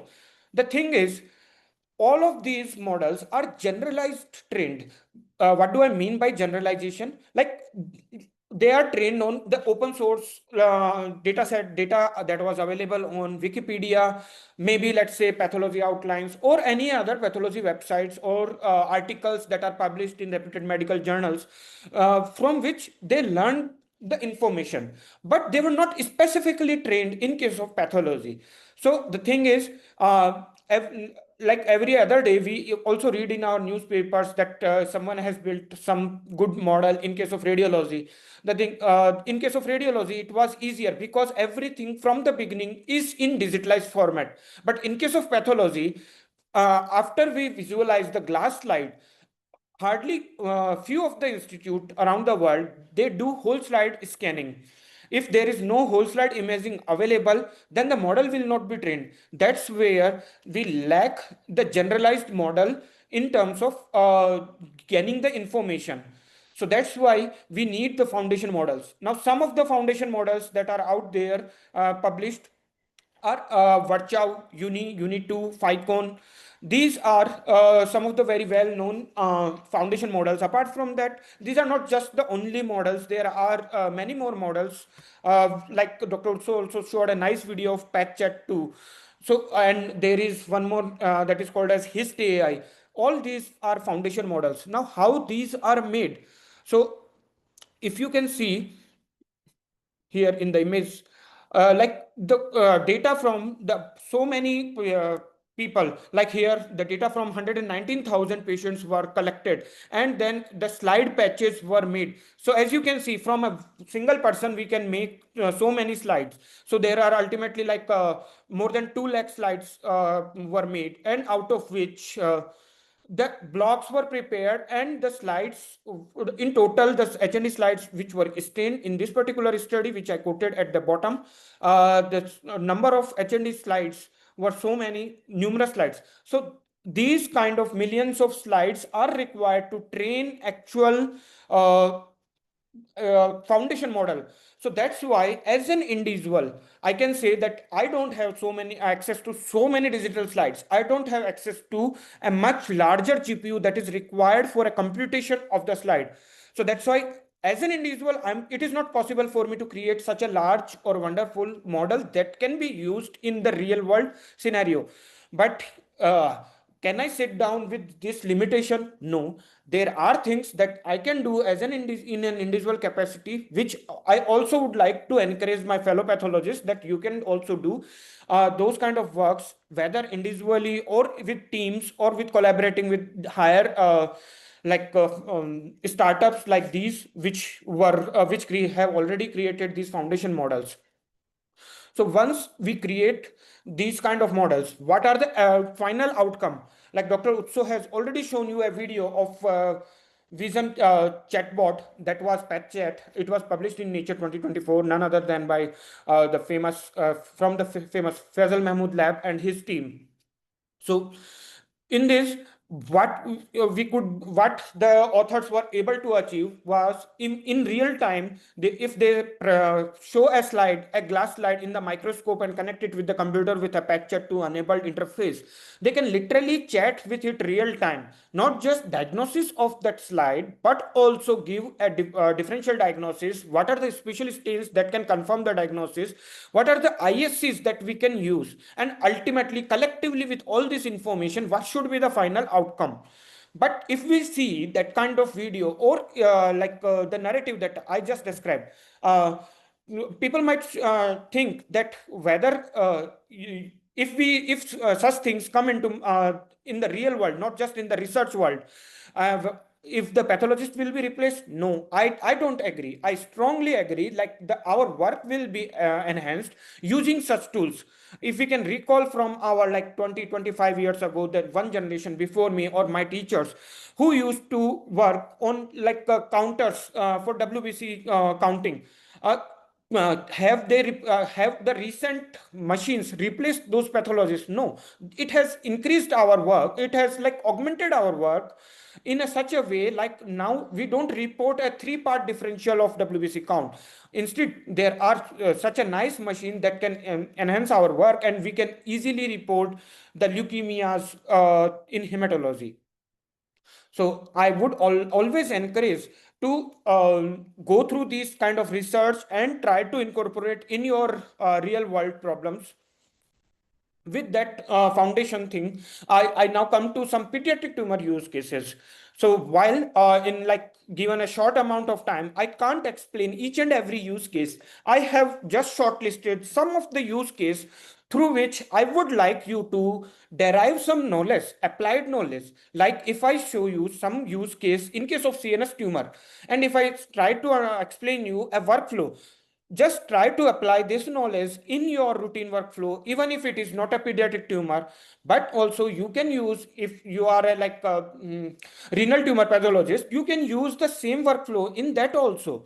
So just try to understand the workflow, because in my experience, what I have seen is most of the pathologists fear with the AI technical jargons that are out there, and they fear that how they can use or how they can research as an individual or in a short team who don't know anything about AI. So the first example case that I am presenting is that is CNS tumors. So in case of CNS, this study was done by Dempu et al. I have selected only the recent ones. I have not selected the previous studies because nowadays the technology has changed or evolved very quickly. So the latest workflow that we can use is this one. So in case of AI for pediatric brain tumor, whole slide imaging classification can be done. By whole slide imaging classification, I mean we can subclassify the tumors, such as in case of whether it's a case of medulloblastoma, whether it's a case of ependymoma. We can also augment the rare subtypes. By augmentation, I mean that in the initial few slides, I showed you how you can derive new slides just from given small data sets using the techniques called as GANs and diffusion models. So in case of CNS tumor, their raw whole slide imaging was scanned, and then next step would be to scan the tissue area and separate it from the background slide. After that, once we have scanned that part, then we need to patch it in small tiles. The problem, this is one of the biggest challenge in case of artificial intelligence, specifically in the field of pathology, because in pathology, our slides, scanned slides, they can be of size like not just 5 GB. The good scanned slides can be of size around 15 GB. And this is just one slide. We need special instance, we need ISC. For a single case, we might need more than 20 different types of slides. But in case of radiology, the X-ray, the CT, the MRI, they hardly like cost some decent amount of computational price in terms of size. But we can't just give a single slide to a for computational analysis. That's why we need to make smaller patches of 224 by 224 size or 512 by 512 pixel size, depending on how much computation our system can tolerate. Once we have made the patches, then comes the technical aspect, which we must not know, but if we understand that then it becomes easier to talk with our AI engineer counterpart. So once these patches are done, either we label them or we can use something called as self-supervised learning. By self-supervised learning, I mean we give the tiles to the CNN model and the WIT model, that is the transformer based. Then it is able to subclassify these patches into some different subgroups. For example, here in this case, whether it's a case of ependymoma, whether it's a case of pilocytic astrocytoma. So as you can see in this particular image, so here ependymoma slides was submitted in tiles, and then ultimately attention maps were used to first tumor category was defined, then tumor family was defined, then tumor type was defined. So these kind of small tiles were given. So as you can see, in a single tile, we can't show each and every aspect of a tumor pathology. For example, in the image tile labeled as 1, we can see that there is a part of necrosis is visible, while in case of 3, there was a viable tumor surrounded by necrosis, it is visible. In case of tile number 4, the high-grade tumor cells were present, and similarly, in case of 5, it was low grade of tumor cells present. Now, it is a confusion for the model whether it should label the whole slide as a necrosis or as a high-grade tumor cell or as a low-grade tumor cell. So that's why it becomes difficult as compared to radiology in case of pathology. But with the recent advances, nowadays we have overcome to this challenge to somewhat extent. And as you have seen in case of PathChat 2, the slide that particular model by Model AI is now able to diagnose slides quite well. Similarly, this is another example of neuroblastoma. Here, the AI predicting mitosis karyoresis index were predicted in this particular study. So the similar kind of workflow was done. Here, 148 neuroblastoma slides were trained and 24 ganglioneuroblastoma slides were trained, and out of which, apart from that, 25 neuroblastoma slides were reserved for test case diagnosis. Then the similar workflow they used, but this time they mainly focused on how do we identify the carrier axis, how do we identify the mitosis. So in this case, if I move ahead to the next, if I try to focus this workflow, the images were divided into the tiles and then it was submitted to the CNN architecture. And ultimately, some of the features that were extracted with the focus on the mitosis and carrier axis. So can I say that this particular workflow cannot be used in case of tumor subclassification? No, that would be wrong, because the workflow is in our hand or in the hands of researcher. So he or she can use the same kind of workflow either in tumor subclassification or in the detection of mitosis, carrier axis, those kind of things. So now you can correlate the same thing you can do in case of Burkitt lymphoma also, where the mitosis has a significant impact, or maybe like other stains which Ki67, those have a significant impact over there. So coming to the third example, that is of Wilms tumor. So in case of Wilms tumor, this study was done by Kemp et al. And here they used annotation kind of thing. By annotation, I mean like we make either the bounding boxes or some sort of segmentation tool that is used to separate out one entity that is present on the slide from another entity. Now, what are those entities? Those can be many things. For example, in case of Wilms tumor, there can be vital tumor component, there can be blastomal component, stromal component, or epithelial component. There can be chemotherapy-induced changes like necrosis, bleeding, regression. Then there can be normal renal tissue present in the slide like glomerular tubules. So each and everything was annotated in this kind of study, and ultimately a confusion matrix was drawn. If you can see the confusion matrix, this particular study was very well able to distinguish some of the cases. For example, in case of regression, it was able to predict 77% correctly. In case of nephrogenic rest, it was able to predict 98% correctly. Wilms tumor blastomal component was being able to predict 96% accuracy. So this kind of accuracy was achieved with just, if I can say, a decent number of slides. As in this study, not like millions of slides were used, but hardly a few hundreds of slides were used and very well annotated. So if we don't have so many of slides, so this is one of the keynote, one of the take-home messages that I would like to give is it's not like millions of slides that we study in most of the research papers that is always required. So depending on our problem statement, we can do a good study using hardly like 25 to 30 whole slide scan image also. Then the next example is from the rhabdomyosarcoma domain. Here, the study was done to predict histological subtypes, and not just subtypes, but also the prognosis. So again, the similar kind of workflow was done. So as you can see, over the three examples, the similar kind of example is done. So as a pathologist, what I need is a whole slide image, then I need to convert it into a patches and give it to a already made foundation model. If I can't create my own, because I might have so many limitations, so I will show a workflow in the end, like how you can do all these kind of study by your own. Just a quick summary in the end, I will show it to you. So here the study was done, and the the model was able to subclassify all of the rhabdomyosarcomas very well. So as you can see in the confusion matrix, like alveolar rhabdomyosarcoma, the accuracy was 84%. If someone thinks like 84% or the 76% of the accuracy is not a valid accepted number in case of real world problem statement.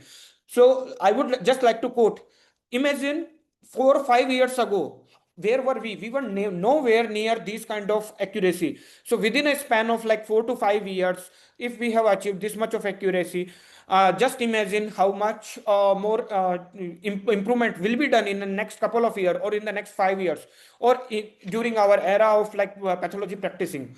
This was an old presentation that was done on SRBT spectrum, where the author presented something called as SagaNet.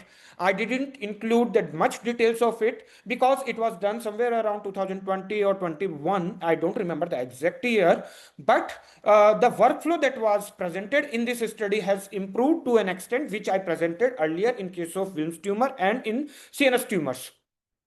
Now, where does this generative AI adds value? So I have quoted so many times now that generative adversarial network, that is GANs, and the diffusion models, they create more patches. They can create more patches for the rare tumors. Then pathologist turning test can be used for validation. And lastly, it has shown to increase the area under the receiver operating curve by 5 to 10% in case where we have the less number of slides or the classes are considered as minority classes.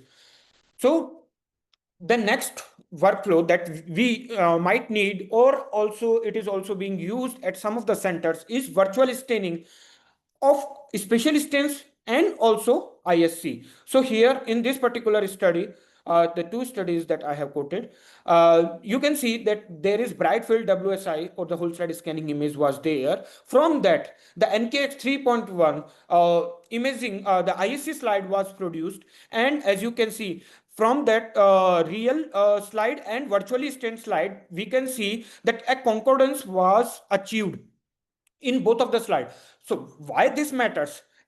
So I will be honest, at my center also, I don't have the this ISC. But if such kind of technology comes into a real world picture, I will be able to come to a more pronounced diagnosis using these kind of virtual ISCs, or not just ISCs, but also stains. So this is called as stain normalization. In case of stain normalization, the problem is like all of the scanners scan the slides little bit differently, and also different labs have different variations. So how does these GANs help us in case of stain normalization? As we can see, like this is my target domain. Basically, I have tell machine like this should be my optimum HND quantity of the stain. Now, if I have a source image of like this, so using the target domain, it will translate my slide into a normalized slide that will look like an optimized use of HAD. So it can also help us in sorry, in case of faded slides, or in case of the variation that is achieved in different labs. So slide normalization is a technique that is very widely, it should be used as a first step in most of our problem statement. I have a tutorial on how to use slide normalization on my YouTube channel also, but due to time limitation, I'm not going to show it here. So lastly, what are co-pilots? Like co-pilots can be used in case of chatbots. The very easy example, each and everybody of us know chatbots. So this is my own study. This is the first slide that I'm showing you as my own study. So basically, if I ask ChatGPT, what is the diagnostic criteria for a pilocytic astrocytoma, it will answer. It is not like that GPT won't answer, and the answer is almost correct also. But I'm more focused, like as a pathologist, I need to focus mostly on the key points, and specifically, I try to focus on the WHO Blue Books. So in case of WHO Blue Books, there are classifications given. So basically, what I did was, there are three types of approaches that can be done to make an advanced, accurate chatbot that is useful in our real world workflow. So one of those is use of RAG, that is retrieval augmented generation, where we submit the data as a PDF to ChatGPT, and then we ask the ChatGPT, okay, what was the thing that was given in the PDF file. So that's how we can ask. So for example, if I convert that classification in a PDF and I submit it to ChatGPT, and if I ask then answer only from the submitted PDF, then it can answer accurately. But can I do that for each and every classification that is there present, not just in pediatric tumor pathology? There are like 15s of tumor pathology out there. WHO Blue Books are out there. So the another thing that is there that I feel is feasible is fine tuning already available openly weights. For example, Gemma 3 or Mad Gemma or other LLM models. So here I fine tuned those openly available models, and then when I asked it, so as you can see, it is answering the pin in a pinpoint way. So what was the size of the fine-tuned model? It was less than 1 GB. In the real world, I can use it in my mobile also. So this is one of the common example that I would like to quote. The third way through which we can create this chatbot is if I write the code from scratch. But being a pathologist, I assume most of the pathologists don't know how to code, or they don't have the AI engineering counterpart in their colleges also, with whom they can team up and build their own chatbot. So that's why generally we focus on the fine-tuned models only. I also tried it creating from scratch. I'll be honest, I created on the same Gemma 3 architecture that was released in their technical paper. But so far, I have not been able to achieve the accuracy which I was able to achieve on the fine-tuned model. So in real world, I use the fine-tuned model in my mobile also, since it is under pending for publication. That's why I have not shown the more details of it. Now coming to the last part, that is the AI pipeline that can be used for a real world problem, not just the use cases that I have shown. So the first one is the data preparation, that is whole slide images, use of whole slide images. Then second step would be to tile. Third would be to annotation.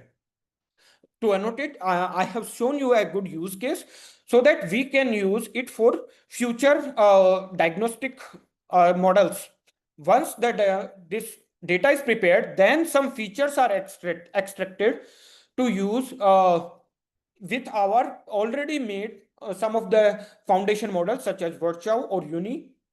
So this is one of the example where Conch and Uni was shown a better accuracy than the already available generalized model such as ResNet 50. You can see the accuracy was far much more than the generalized one.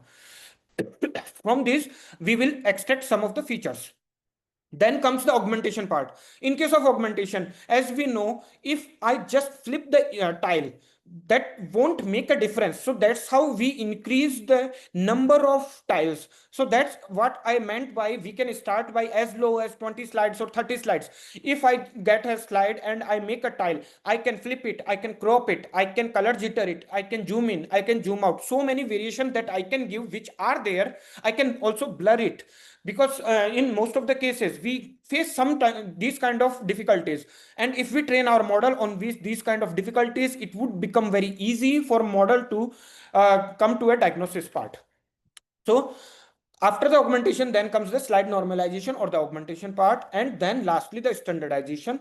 I won't go into like what is TensorFlow, what is PyTorch. These are one of the foundation very good programs that were made to use to make a chatbot or to make a diagnostic model, if you can understand.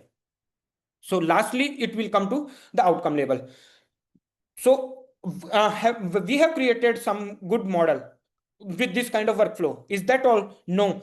For a healthcare sector, for a pathologist, like our reports are believed to be the most authentic reports to start a tumor in case of chemotherapy, radiotherapy, or any other kind of therapy or treatment part. We need to be 100% sure. Sometimes we don't come to a conclusion. We ask our teammates. Similarly, in case of AI, the model is incomplete, or I would say don't use it in real world scenario if your model does not have the ability to explain. This is called as explainable AI, where we use something called as GradCam or RAI or other kind of heat maps that shows us whether the AI model is seeing the same thing that we want it to see, whether it's seeing the tumor cell or whether it is seeing the surrounding stroma and labeling it as a tumor cell. So that's what I mean about explainability. And once that is done, then we can come to deployment part. In that deployment, we need to still monitor it, because with the new data, with some bias, there can be some drift detection. So we always need to improve it. The risk of generative AI is that synthetic data, there can be artifacts. If we don't review our synthetic data, then the artifacts will hamper our model's performance. Then there can be hallucination in the copilot. Everybody knows like ChatGPT is not accurate. It can hallucinate very well. And then lastly, automation bias amongst the juniors. So that's what I always tell to my students whom I'm teaching AI, that it's like a double-edged sword. Don't just depend on it. Try to use it in your workflow. So dependence would be heavier in the next upcoming whoever are the PGs. They will be like, okay, ask ChatGPT, what is the answer? That would be a wrong thing. Our own neurons won't get activated, and we will not learn or remember. We will not able to remember the things.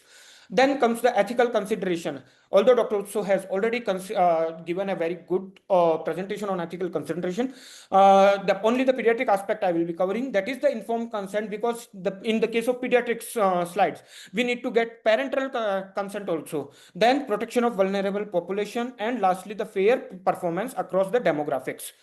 Lastly, the road ahead, it is the multimodal road, not just H&E image, not just ISC image. It is a combination of H&E, genomics, radiology that will lead to a better diagnosis and the treatment part. The larger federated pediatric cohorts are required, which is lacking at present. The digital twin pediatric oncology pipelines that can be made, as I showed you in last few slides. So the take-home message would be, start with a foundation model backbone. Don't create your own.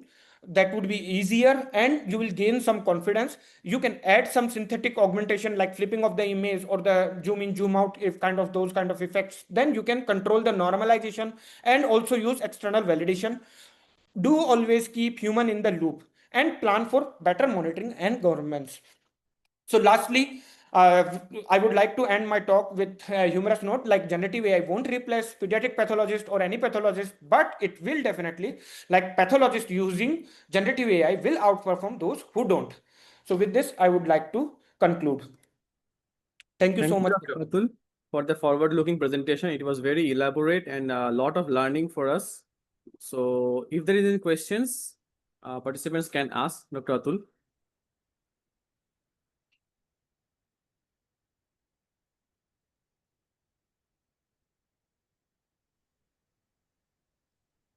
Okay, then we move to the next speaker, Dr. Ashwini Malla from India. I invite her to deliver her talk on plant-derived anti-PD-L1 antibody enhances anarchist sensitivity in human lung cancer cells by suppressing epithelial mesenchymal transition. Dr. Ashwini, please. Thank you. Thank you, Dr. Rutso. Hope you are able to see my screen.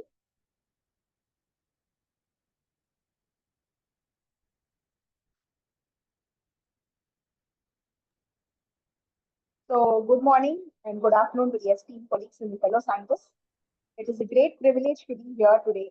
And I am Dr. Ashwini from PSG College of Arts and Science from India. So, today I will be presenting a part of our work on a novel sustainable approach. Volume can be raised a little bit. Yes. Actually, it's in full volume.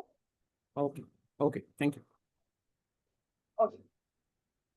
Today I will be presenting a part of our work on a novel sustainable approach to cancer immunotherapy. The title of the talk is Plant-Derived Anti-PD-L1 Antibody Enhances Anoicus Sensitivity in Human Lung Cancer Cells by Suppressing Epithelial Mesenchymal Transition. So before we get into the details, let's begin with what is the foundational technology or what is plant molecular farming. Plant molecular farming, it involves the genetic engineering of plants to function as bioreactors for the production of high-value recombinant proteins. This isn't a new concept as it has originated in the late 1980s with the first plant-produced antibody demonstrated in 1989. And today we have few of the FDA-approved products originating from this technology. So in this particular technology, the core process involves introducing a gene of interest into a plant host. Most commonly, we use Nicotiana tabacum or Nicotiana benthamiana. And this is often done using agrobacterium fumigations as a vector for transient expression. The key advantages of this host are its rapid growth cycle, high biomass yield, and susceptibility to genetic manipulation. The expressed protein can be targeted to specific cellular compartments for stability and is then harvested from the plant tissue. The applications are vast, extending beyond cancer to include antivirals like ZMapp or ZMapp for the Ebola, diagnostics and industrial enzymes, underscoring the remarkable versatility of this platform. The workflow of PMF is streamlined and efficient. It starts with the design of the gene construct and its insertion into an appropriate plant expression vector. This vector is then delivered into plant cells, typically through agroinfiltration, and the plant cellular machinery will take over, expressing the protein within the tissues. After the protein expression, then following a short incubation for just a few days, say 3 to 5 days, the biomass will be harvested and the protein will be extracted and purified through the downstream processing. This entire cycle from gene to protein can be completed in a matter of days to weeks. What are the advantages of plant molecular farming in the aspects of economic and scalability? So why we are choosing plants over conventional systems when we already have a well-established conventional systems? The advantages are compelling, particularly from an economic as well as the scalable perspective. Firstly, the production cost is drastically lower, estimated at $10 to $100 per gram, compared to the $100 to $1,000 from a mammalian cell culture. This is because plants leverage natural resources like sunlight and carbon dioxide, eliminating the need for expensive bioreactors in complex growth media. Scalability is unparalleled. Production can be seamlessly scaled from kilograms in a greenhouse to metric tons in vertical farming units within a single time period of the growth conditions. This makes plant molecular farming an ideal for pandemic response or producing personalized medicines. Next comes the yield, wherein yields are high. Optimized systems can achieve hundreds of micrograms per gram of fresh leaf weight. In our own study, which I will detail shortly, we have achieved or reached a yield of 86.76 microgram per gram, comparable to or exceeding many mammalian yields. Furthermore, the platform is inherently sustainable with low energy inputs and biodegradable waste. It offers immense flexibility for growing prototyping of various protein variants, such as even glycoengineered antibodies, antigens, as well as industrial enzymes. Coming to the advantages in terms of safety and quality aspects, the benefits extend profoundly into safety and quality. Plants are not hosts for human pathogens, thereby eliminating the risk of contamination with adventitious viruses, prions, or oncogenic DNA that can plague mammalian cell systems like CHO cells. While plants have a glycosylation machinery that differs from humans, adding plant-specific sugars like xylose and glucose, this can be effectively humanized through glycoengineering to match the mammalian profiles and ensure optimal therapeutic function. The safety and efficacy of the plant-derived pharmaceuticals are already proven. The FDA has already approved products like Elilizo for Gaucher's disease produced in the carrot cells.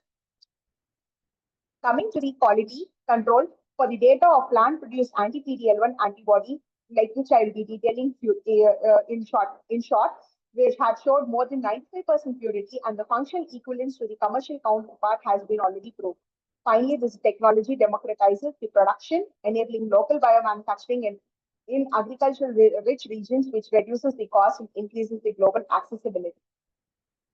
Coming to the limitations of traditional systems and the plant molecular farming solution. To appreciate the disruptive potential of plant molecular farming, we must acknowledge the limitations of the incumbent systems. Mammalian systems, primarily the CHO cells, are fraught with high infrastructure costs, slow growth cycles extending to months, scalability challenges, and significant contamination risks. Coming to the microbial systems like E. coli or yeast, while fast and cheap, are often incapable of producing complex glycosylated monoclonal antibodies due to improper holding, protein folding, and assembly.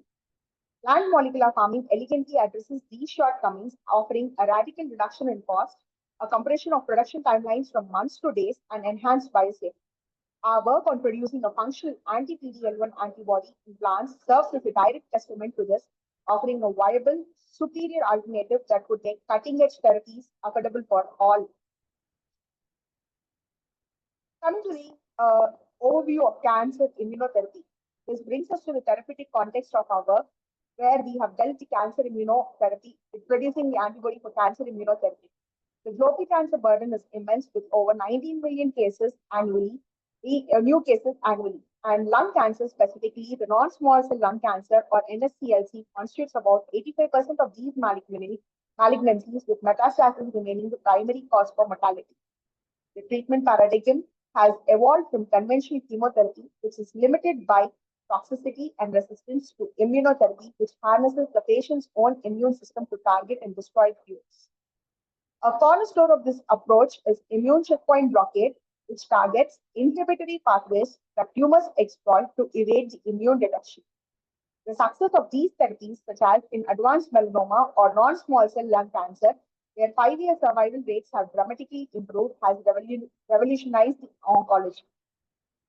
Our focus is on the PD-1, PD-L1 axis, a critical immune checkpoint.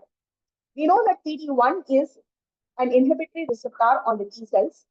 When it engages with its ligand PD-L1, which is frequently expressed on the tumor cells, it transmits a signal that inactivates the T cell, a state known as T cell exhaustion or anergy. This allows the tumor to proliferate and metastasize unchecked. So monoclonal antibodies like the atezolizumab, which is anti-PD-L1 antibody, block this interaction, effectively releasing the brakes on the immune system and allowing T cells to lyse the tumor cells. Beyond reactivating the T cells, there is emerging evidence that these antibodies may directly induce cancer cell death, specifically through a process called anoikis, which is apoptosis triggered by the loss of cell attachment, a crucial barrier against metastasis. However, the prohibitively high cost of these biologics, often exceeding $150,000 per year, severely limits the patient access. Our research aims to address this critical barrier.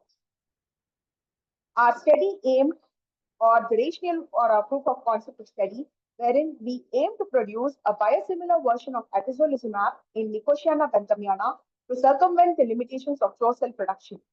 We designed a gene construct encoding the heavy and light chains of the antibody, incorporating a signal peptide for secretion and a signal sequence for retention in the endoplasmic reticulum to enhance the stability of the antibody. We successfully produced both glycosylated as well as the aglycosylated variants of the antibody via the transient expression system. Importantly, achieved a high yield of 86.76 microgram per gram fresh weight leaf weight, wherein the plant-derived antibody not only binds PD-L1 with an affinity comparable to the commercial counterpart, that is Tecentriq or atezolizumab, but also demonstrates novel biological activity by suppressing epithelial mesenchymal transition. This established the plant molecular farming as a platform for immune checkpoint inhibitors, potentially reducing the therapeutic costs by up to 80 to 90%. So the methodology includes the gene for atezolizumab was cloned into PD by plant expression vector, and this construct was then introduced into agrobacterium, and after which the agrobacterium was infiltrated into Nicotiana benthamiana either by syringe infiltration or vacuum infiltration. The antibodies were allowed to were expressed, assembled, and subsequently purified after the leaf extraction, wherein they were purified by the downstream processes. And the structural analysis confirmed that the plant-produced antibodies were correctly assembled and structurally akin to their commercial counterpart. So in this slide, I will present a few of the results, wherein our objective was twofold. First, to demonstrate that we could successfully produce this complex, clinically relevant monoclonal antibody in a plant system. And second, to confirm that its fundamental structure was correct and comparable to the originator product, that is the Tecentriq or the anti-PD-L1 antibody or atezolizumab. As you can see here, we successfully produced, this is the glycosylated form and this is the aglycosylated form, wherein we produced both the glycosylated and the aglycosylated variants of atezolizumab. The gene was cloned into a proprietary PDY plant expression vector, which is optimized for high-yield transient expression in Nicotiana benthamiana. Most critically, our analytical data, including the size exclusion chromatography, wherein the plant-produced antibody corresponded or showed a similar peak to the counterpart atezolizumab or the commercially available Tecentriq, confirmed that the plant-produced atezolizumab has a highly similar high-order protein structure to the commercially available reference standard, indicating proper folding, assembly, and disulfide bond formation. Coming to the next structural characterization, yielded key findings. As expected, the glycosylated version produced in plants exhibited high mannose-type residue. So the first is the high glycosylated variant of the atezolizumab, which was expressed in plants that exhibited high mannositic type of N-glycans, which is a typical plant glycosylation profile. This is the aglycosylated variant, wherein it, as intended, lacked any N-glycan structures from the plant, and this is a crucial control, allowing us to detect the role of glycosylation in the antibody's function. Coming to the functional binding assays and the efficacy validation. Functionally, both plant-produced variants demonstrated excellent binding efficacy. The glycosylated plant-derived antibody effectively bound to the human PD-L1 and most importantly or potently blocked the interaction between PD-1 and PD-L1, matching the performance of the commercial atezolizumab. Remarkably, the aglycosylated version also retained its binding affinity for the PD-L1, confirming that the antigen binding fragment FAG region was perfectly functional. Apart from this, now for the novel biological insights, we investigated the effect of a plant-derived antibody on the NSC-LC cells. We found that we have used the H460 cells derived from, which are a pluripotent derived cells from a patient, H460 from a lung cancer patient. And we found that the glycosylated plant-derived atezolizumab significantly sensitized non-small cell lung cancers to cells to anoitis. This pro-apoptotic effect was mechanistically supported by the downregulation of key apoptotic proteins like the BCL2 and the MCL1, where we have used the beta-actin as the internal control. Furthermore, the antibody effectively suppressed the epithelial mesenchymal transition, a critical driver of metastasis. We observed an upregulation in the E-cadherin, which helps in the adherence of the tumor to the epithelial cells, and a concomitant downregulation of mesenchymal markers like the N-cadherin, snail, and slug. And here also we have used beta-actin as the housekeeping gene or the internal control.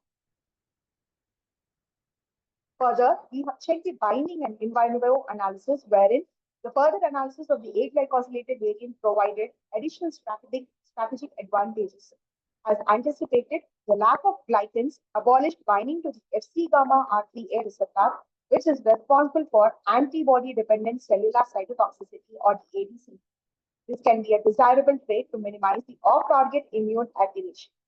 Crucially, it retained the FcRn binding to the FcRn receptor, which is essential for maintaining the antibody's long serum half-life. Most importantly, coming to the in vivo studies, demonstrated that this plant aglycosylated antibody was equally effective as the commercial standard in significantly reducing tumor growth in mouse models, solidifying its therapeutic potential. So the red one is the control vehicle, the blue one is the commercial counterpart, or the atezolizumab, and the green one is the plant-produced anti-PD-L1, or the atezolizumab. Coming to the challenges in the plant molecular farming for immunotherapy, of course, translating this technology is not without challenges. Glycosylation heterogeneity must be carefully managed with glycoengineering to ensure consistent human-like product profiles. Environmental factors can affect yield consistency, necessitating controlled growth environments as well as the robust optimization. Regulatory pathways for plant-derived biologics are still being fully defined, requiring clear demonstrations of bioequivalence to the existing drugs. And finally, coming to the downstream processing must be optimized to handle plant-specific impurities. However, each challenge presents an opportunity. The cost savings are transformative, and the integration of AI for vector and process design is poised to accelerate the development dramatically.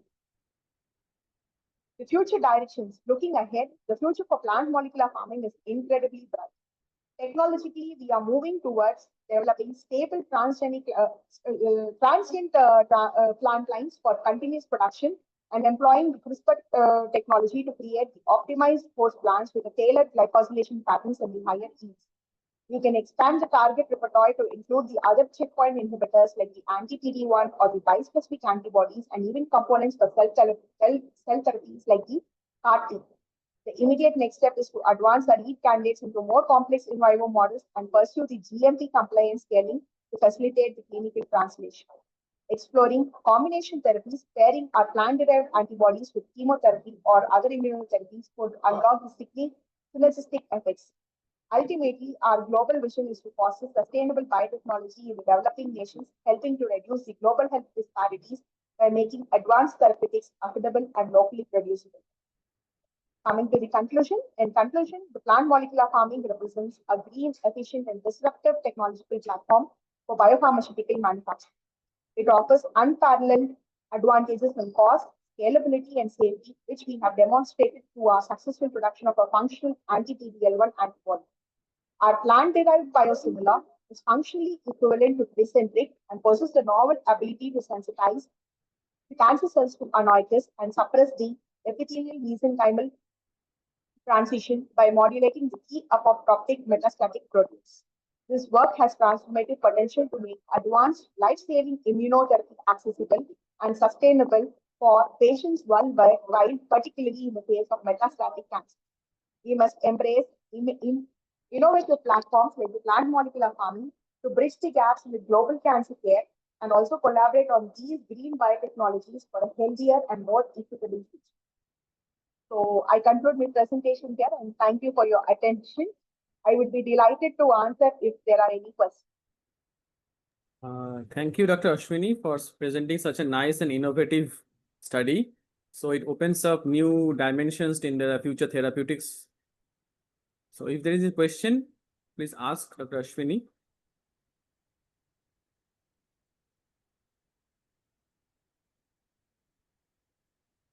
We can move to the next speaker, poster presentation by Dr. Soumya Pandey from India. So I'm passing her the stage to deliver the speech on the uncommon mandibular malignancy, a case of fibrosarcoma with favorable surgical outcome. Dr. Soumya Pandey, please. Hello and good afternoon, everyone. Thank you, Dr. Utso, for introducing. I would like the organizers to please share my presentation.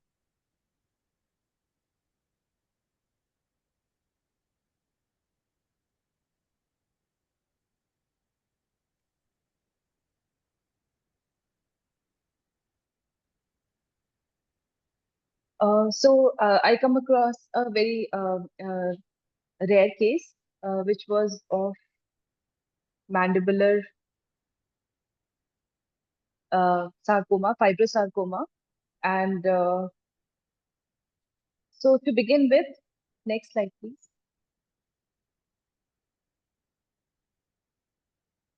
Next, please. So, primary malignant tumor of the mandible, fibrosarcoma, is a rare tumor. Please move to the previous slide.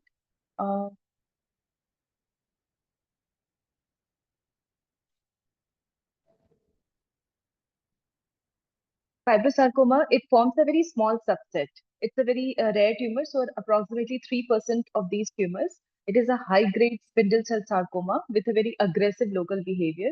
So early detection with a wide excision is the primary mode of treatment. So presenting this case to highlight a rare presentation with a very favorable outcome. Next slide, please.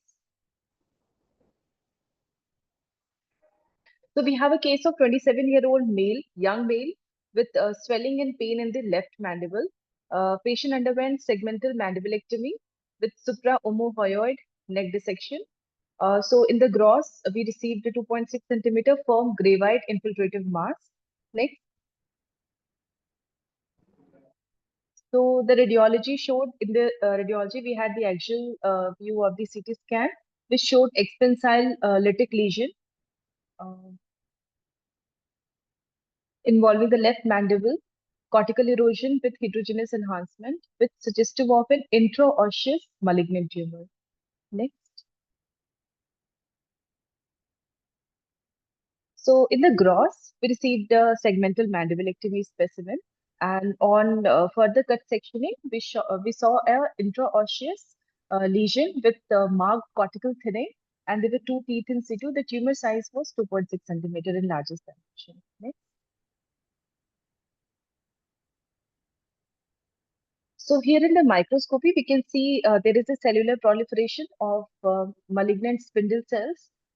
These cells are arranged in interlacing fascicles, and focally they are also forming these columns of crisscross fascicles, that is herringbone pattern, which is a very key feature of fibrosarcoma. The cells were showing moderate amount of pleomorphism, brisk mitosis, and focal necrosis was also seen. And a diagnosis of high-grade fibrosarcoma, FNLCC grade 3 was given. Next.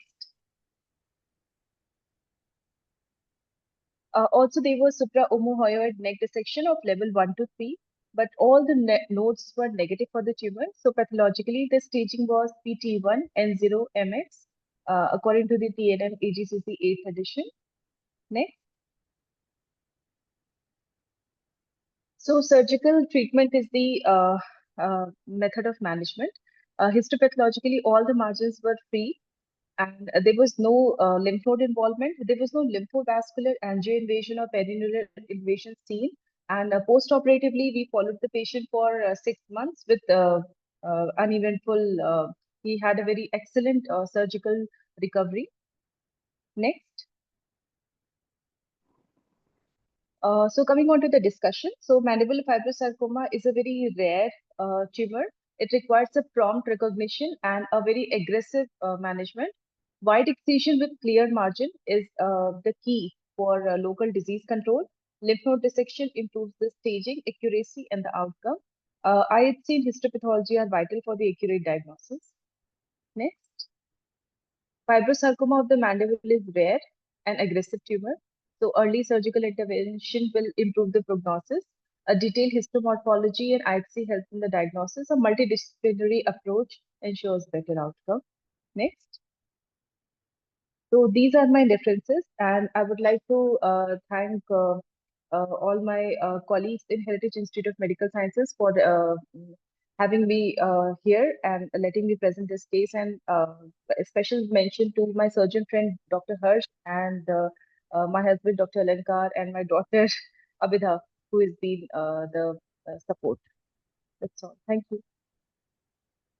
Thank you for a nice presentation of an interesting and uncommon case. Thank you for Dr. Soumya for that.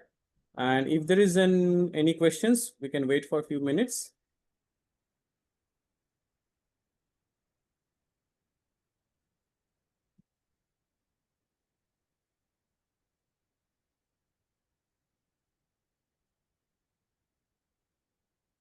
So I think we can invite our next speaker, Dr. Sonali Pitale from India. So I'm passing on the stage to deliver the speech on peripheral smear diagnosis of disseminated histoplasmosis in a case of suspected sarcoidosis.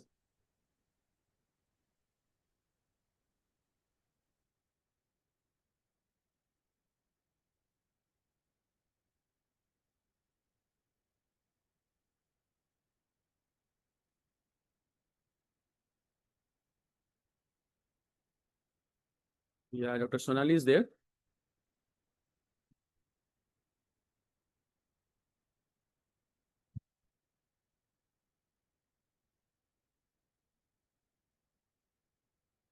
Hello. Yes, I'm here. Just give Okay. me a second to Sure. share my screen.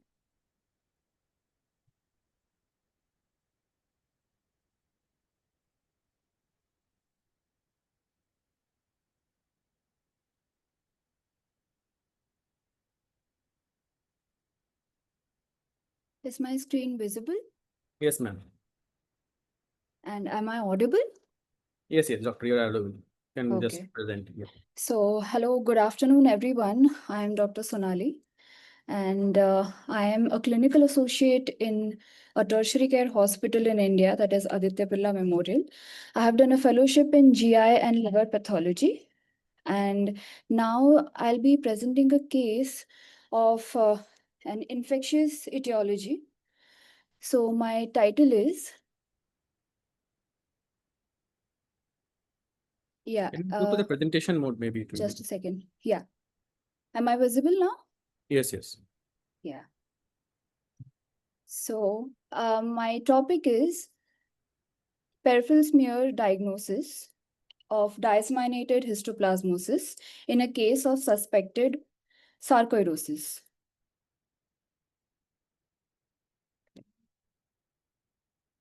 Yeah. So coming on to the introduction, as you all know, disseminated histoplasmosis is a severe opportunistic fungal infection. It is caused by a dimorphic fungus, that is Histoplasma capsulatum. It is a mold at 25 degrees, that is in cold temperatures, and a yeast in host tissue, that is in your body.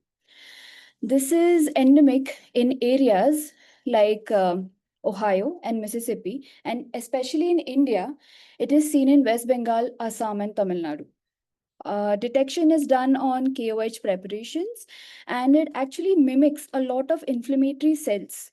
And this is because of this resemblance, a non-specific clinical presentation is created, and hence it is difficult to diagnose this condition.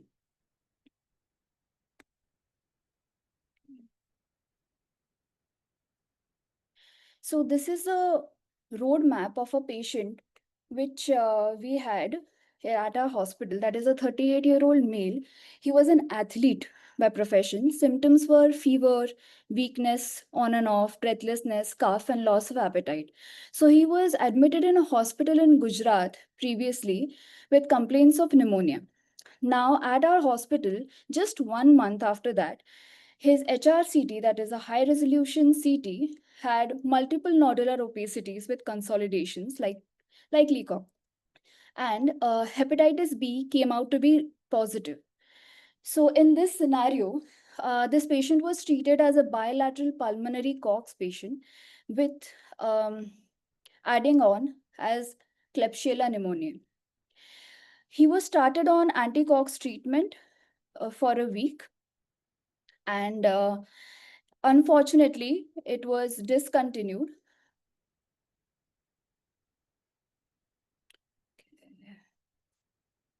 Sorry for the interruption. Let me just start it again.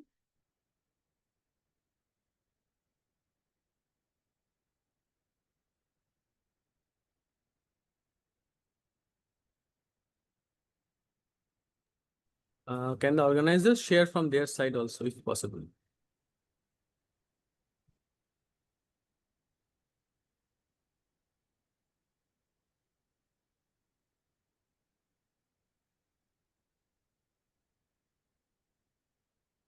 Sorry.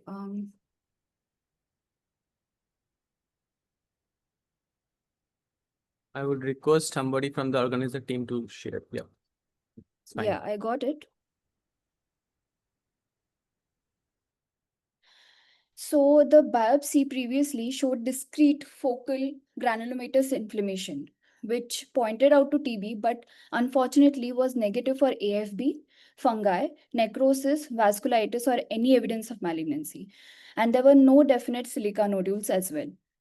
So in this case scenario, sarcoidosis was favored. So there was readmission. The patient went DAMA initially and readmitted to the hospital for worsening of respiratory and systemic symptoms. He was treated for sarcoidosis and with antivirals because the viral load was too high. The liver dysfunction with bicytopenia and respiratory failure had a lot of abnormal lab values, like increasing trend of total indirect bilirubin, liver enzymes, GGT, LGT, as well as ferritin. It was more than 10,000, which was an increasing trend. And especially serum ACE, that is, which was 103, is usually specific for histoplasma. But it is specific for sarcoidosis, not histoplasma. But in this case, given the previous scenario of diagnosis of sarcoidosis to be favored, this was perfectly fitting in. And all these parameters were actually coming down after a repeat CT, which you will be seeing in the next slide.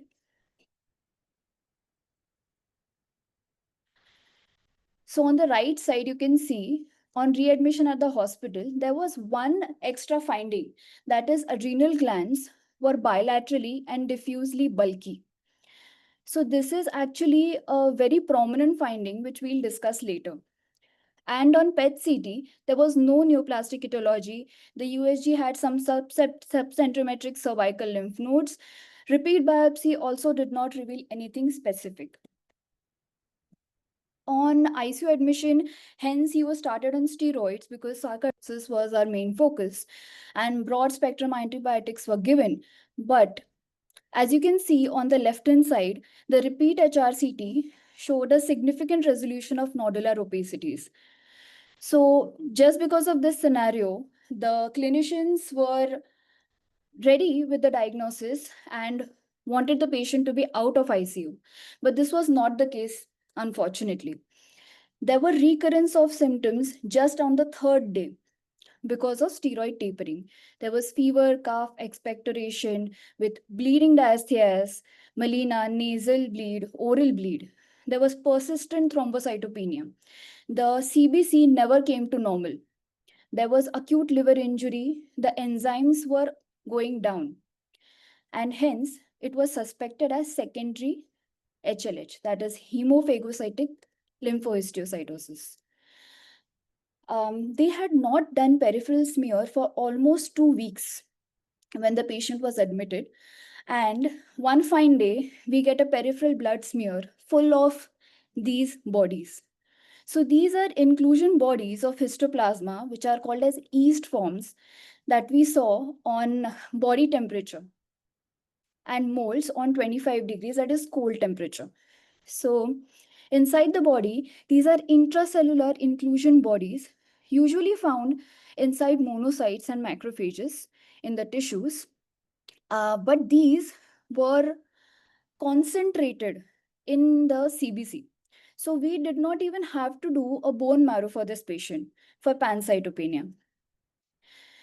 First, we were not very sure if it was histoplasma or leishmania, given the background of the patient who was from Uttar Pradesh.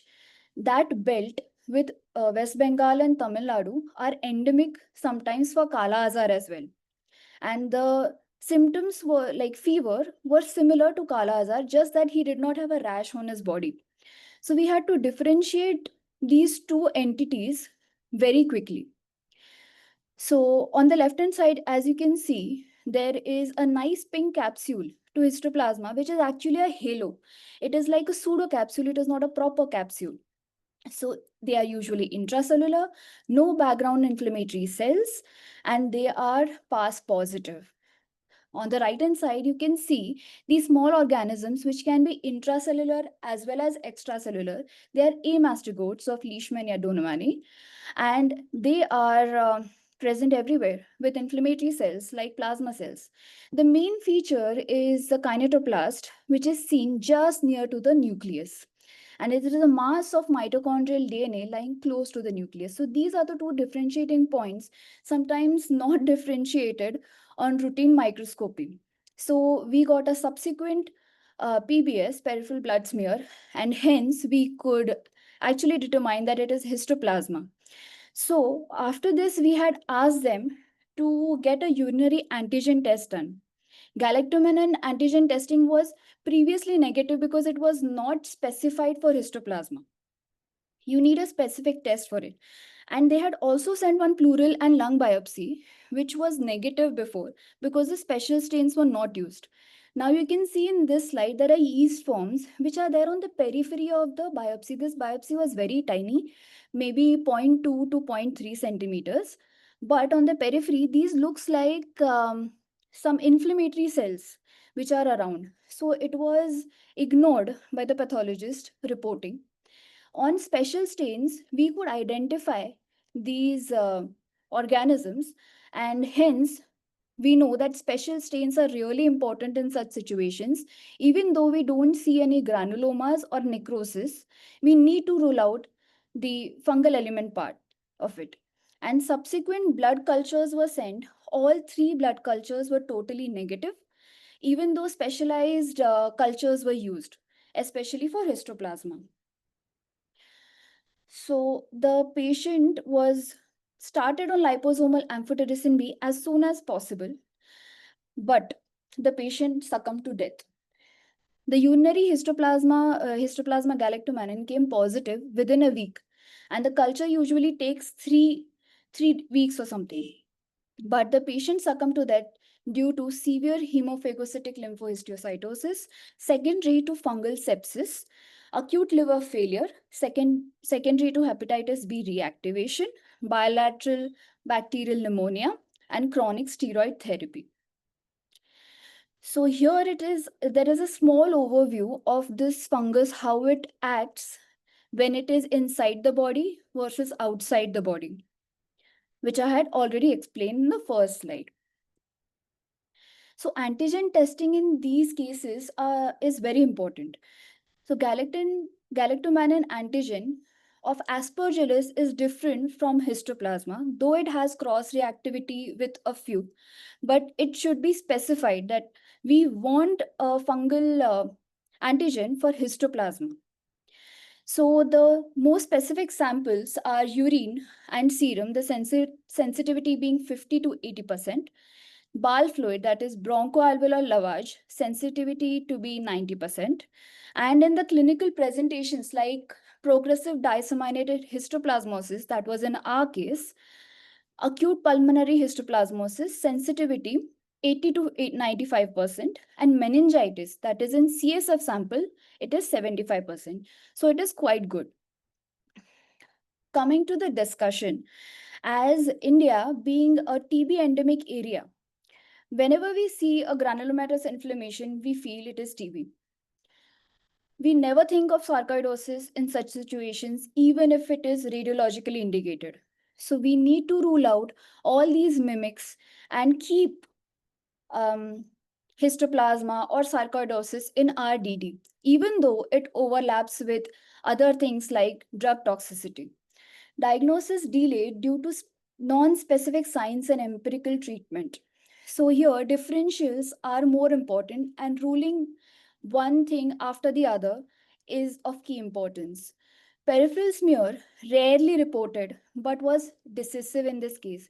So in this case, we did not get a peripheral smear for over 2 weeks, which is a very long time. And if at all we could have gotten something, we would have done a bone marrow instead for a pancytopenia and gotten this patient better at least 2 weeks ago. When you see bilateral bulky adrenals, as told earlier, in a febrile patient with systemic signs, especially that is pancytopenia, hepatosplenomegaly, or pulmonary nodules. It is a classical radiological clue pointing towards disseminated histoplasmosis because it has some attachment to the adrenals. Hence, you can see this sign. And especially in people like our case, which was hepatitis B positive, that is immunocompromised patients, or in endemic areas. Cultures are often negative, as in our case. Antigen testing offers faster detection, and routine stains can miss fungi. So please use special stains like PAS and GMS in any granulomatous cases. In conclusion, we should always review peripheral smear. It is a pathologist's best friend. Use special stains. Early detection of yeast form in blood or bone marrow can be life-saving. Histoplasmosis should be a differential in immunocompromised patients, and this case emphasizes the critical role of pathologists in multidisciplinary care. So the infectious disease specialist came to us much later in the queue. So we couldn't be of any help, but I feel that the cases should be discussed more between the clinician and the pathologist. Thank you so much for your time. Thank you, Dr. Sonali. So it was a very nice presentation and a unique clinical setup. So it highlights how a simple CBC can change a patient's life. And sadly, we could not save, the patient could not be saved. But yeah, it highlights how multidisciplinary action would have maybe changed the outcome. Correct. So any questions from anybody?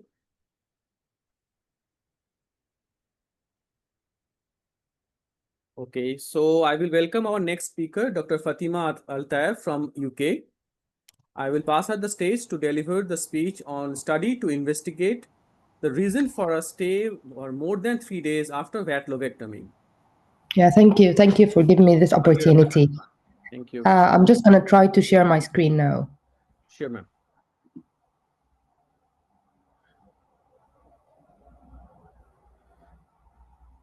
Can you see my screen so far? Not yet. Not yet, ma'am. Yes, give me a second. Sorry, just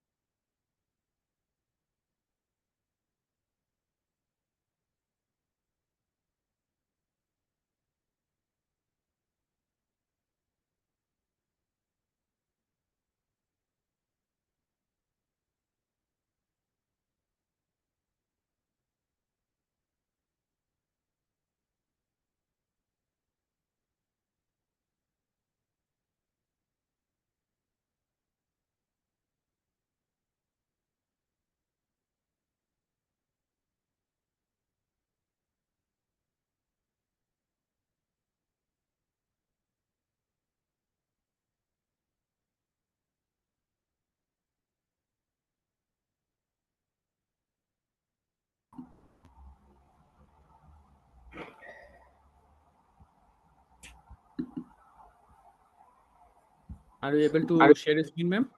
yeah, I don't know what happened actually. This side will not be able content. This side will not be able to see your content. So let me try from a different area. So I don't know what's happening here. Sorry. Share.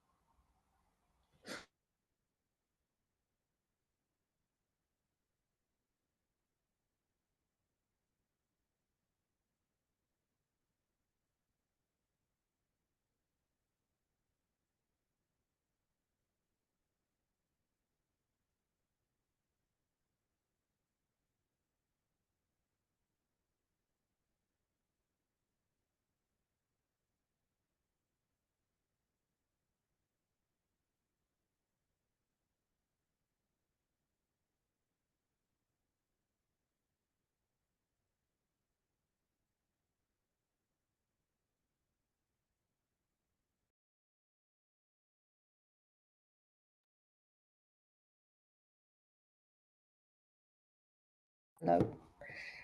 Okay, so I think entire screen share.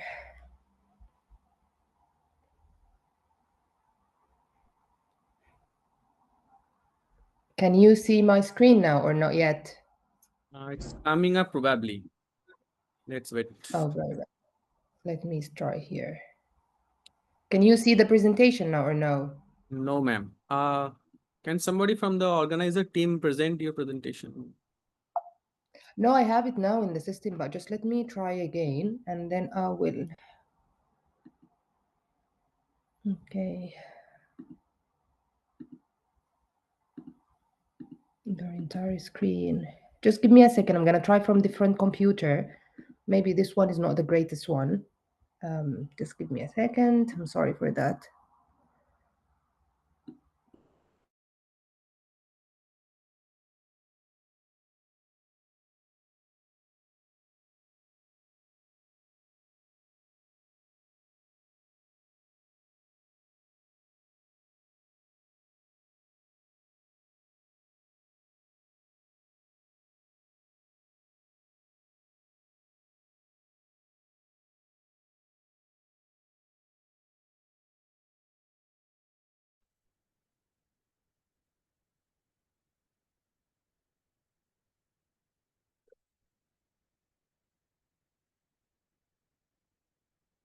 Can you see my screen now? Yeah, it's visible.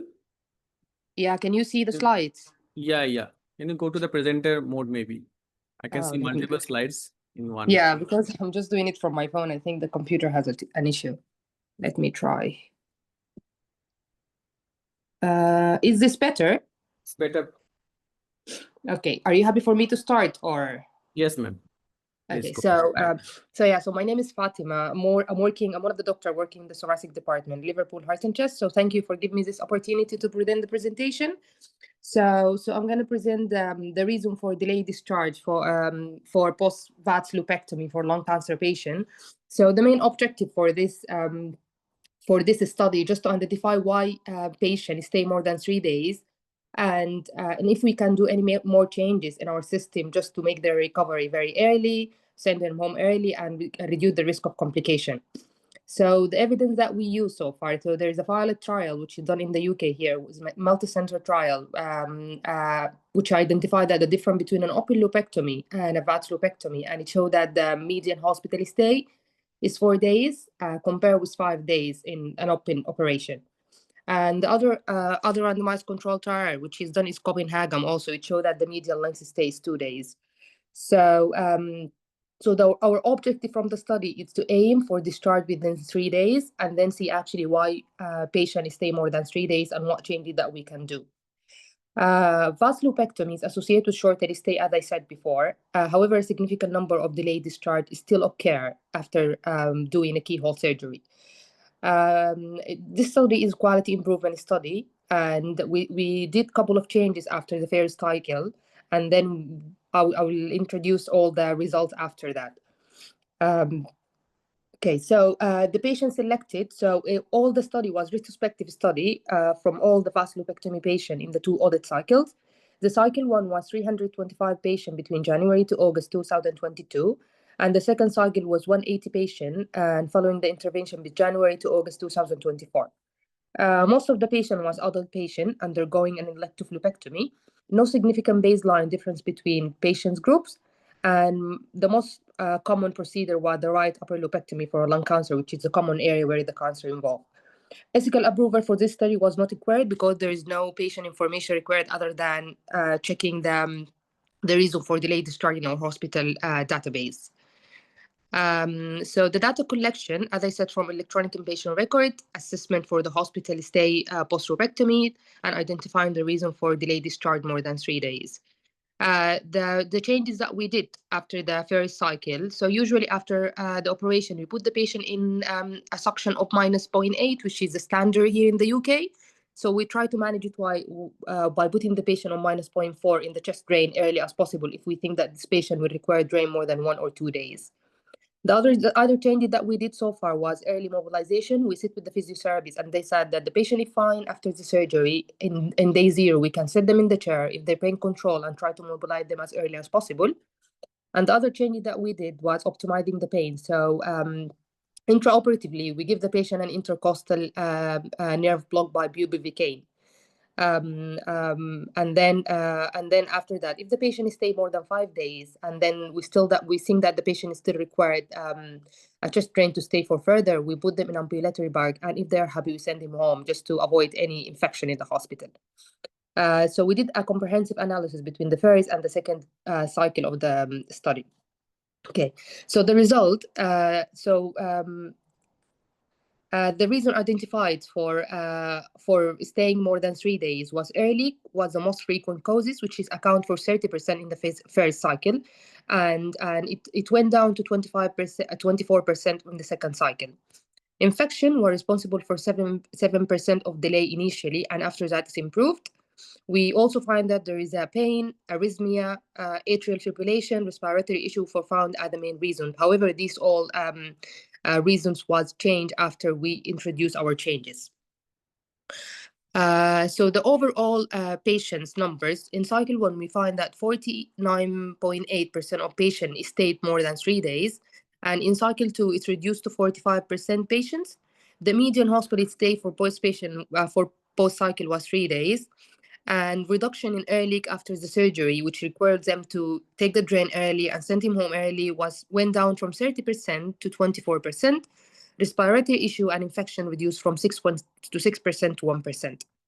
And overall, the early discharge within 3 days from 50.2% increased to 55% from the patient. And as I said before, reduction attribute to early mobilization, big control, and introduction of -0.4 suction as early as we could. Here is the graph that we can see actually the difference between all the stuff. So we can see the air leak, it went down. There's a change in the infection rate, and the pain usually is almost resolved. There is also arrhythmia reduced, and the respiratory, it's the same, but it was 7%, it reduced to 6%. Here is the comparison between loop 1 and loop 2. So despite patient in loop 2 discharge, a higher fewer patient, as we say, was 198, and in loop 1 was 300. A higher proportion of the patient discharged within the 3 days, which is 55%, as I said, and in loop 1 was 48.6%. This suggests that loop 2 more effective in processing for achieving time in discharge for the patient. And in this chart, which is not very obvious, it just showed actually how with the comparison between loop 2 and loop 1, and see actually when the patient discharged in loop 2 and 3. So most of the patient in this graph show that the patient mostly discharged between day 2 and day 3, and a couple of patients also discharged on day 4. So the insight and observation from the study that we said, so improved in the area in loop 2. As I said, air leak went down from 30% to 24%, respiratory issue from 6%, and pain together from 6% to 1%, and arrhythmia also show a mild reduction between 3% to 1%. So as a conclusion, the responsible reason for making loop 2 more effective in discharge, good pain management strategy, minimize opioid use after, enabling them early mobilization, and we use bupivacaine intraoperative, which is stop these patients from having a lot of opioid after the surgery. Sitting up, walking, respiratory exercise in postoperative day 0 and day 1, and using low-grade suction in the drain when there is a very high air leak after the surgery. Early mobilization reduce the risk of chest infection and less hospital stay. The recommendation that we did to the hospital, so we're now doing another audit just to see actually if all these improvements are still maintaining the same result or they're different. We're trying to optimize the patient with other comorbidities like diabetes, COPD, which is most of the lung cancer patients are smoker and have a COPD background to prevent postoperative delays, and identify patients with insufficient home support early to arrange their community rather than staying in the hospital, and this increase the risk of having an infection. And appropriate pain management, which is the most important for patients who undergone surgeries. So these are the reference for the trial that I had a look before we did our study, and I hope this presentation is good for you guys. So do you have any questions for me? Yeah, thank you, Doctor, for an interesting presentation. Thank you so much. Clinical scenario. If there is any questions, please ask, Doctor.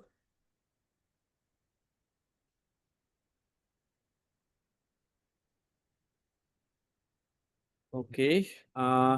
Then we can move to our next poster presenter, Dr. Fatma Mohammad Gouda, health science from UK. She will be delivering a speech on case report showing unusual presentation of bone lesions in a late case of prostate cancer in a patient with learning disabilities. Good morning, everyone. Happy to see you all here this lovely day. Are you able to hear me? Yes, ma'am. Thank you so much for giving me this opportunity. My name is Fatma Shaheen. I am a resident doctor in orthopedics in Lewisham and Greenwich NHS Trust, and I'm trying to get a training post in histopathology. Today, I'll present a case that I find very interesting. It's a case report showing unusual presentation of bone lesion in a late case of prostate cancer in a patient with learning disability. A bit of background.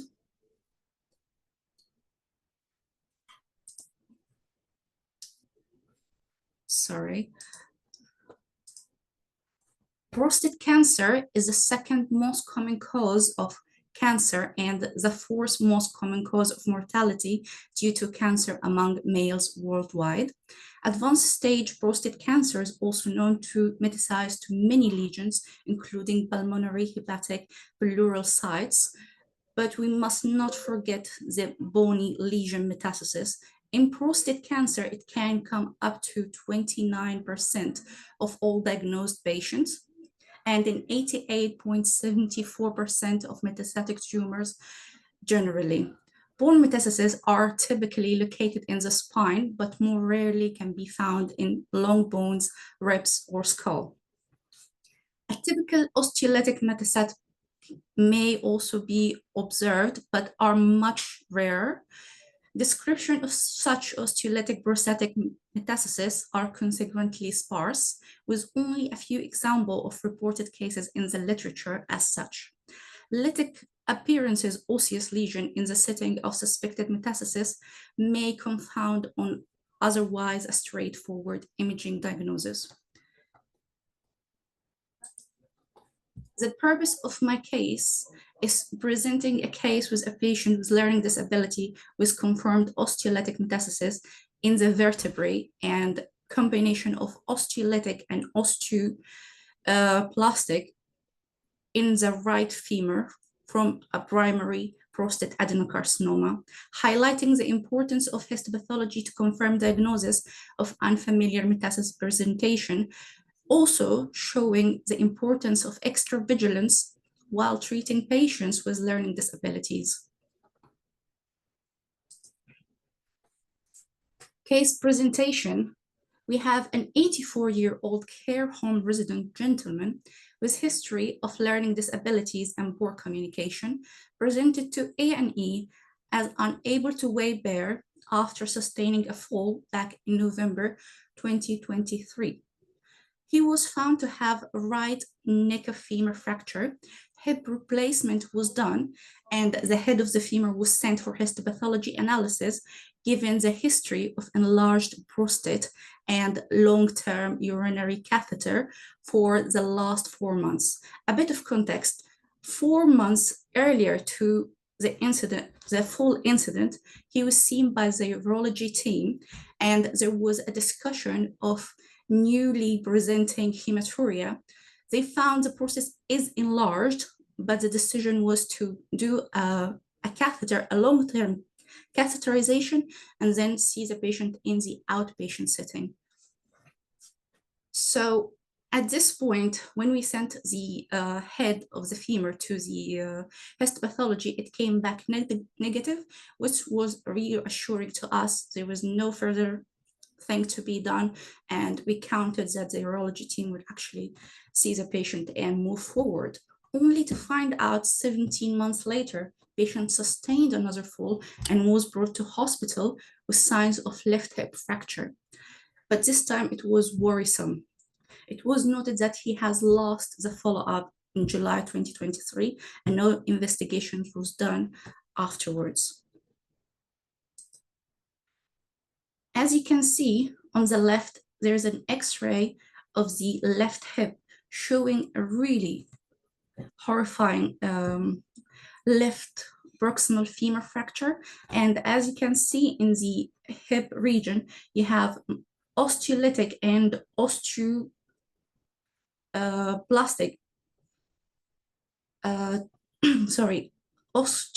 multiple sclerotic lesion, as you can see, along with the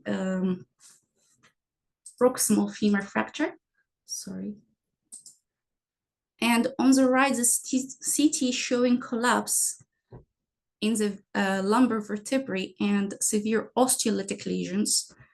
Of course, the X-ray, left femur fracture was fixed by intramedullary nail, and some reaming were sent to the histopathology lab. But only this time, because of the looks of it, we were querying whether it was multiple myeloma or is it a metastatic prostate cancer, because it has lytic and sclerotic bone mets, or because it's also very, it's very similar to the fractures we see with bisphosphonate related fractures, which the patient was on.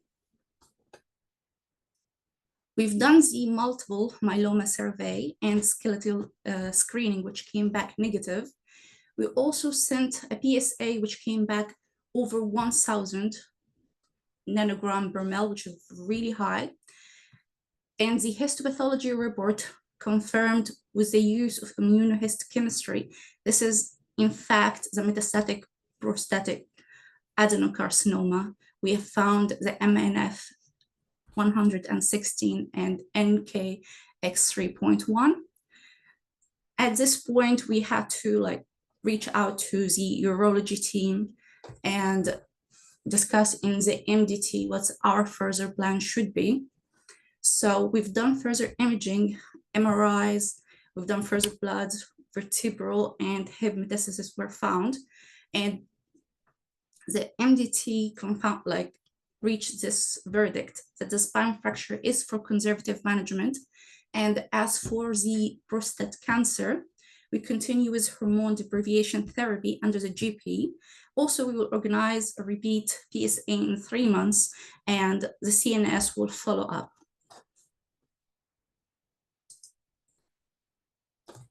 Discussion. Earlier prostate evaluation may have prevented further complications. Osteoblastic bone metastases are a common complication of prostate cancer, whereas lytic lesions are rare. Nevertheless, the presence of bone lesion, even if lytic, should prompt investigation for prostate cancer with bone metastases. In such cases, histopathological analysis is essential for establishing the diagnosis. This case also highlights concern regarding the quality of care provided to patients with learning disability, a persistent issue within healthcare systems. Learning disabilities continue to be a significant risk factor contributing to health inequalities. Could a better follow-up to the enlarged prostate would have identified the cancer early?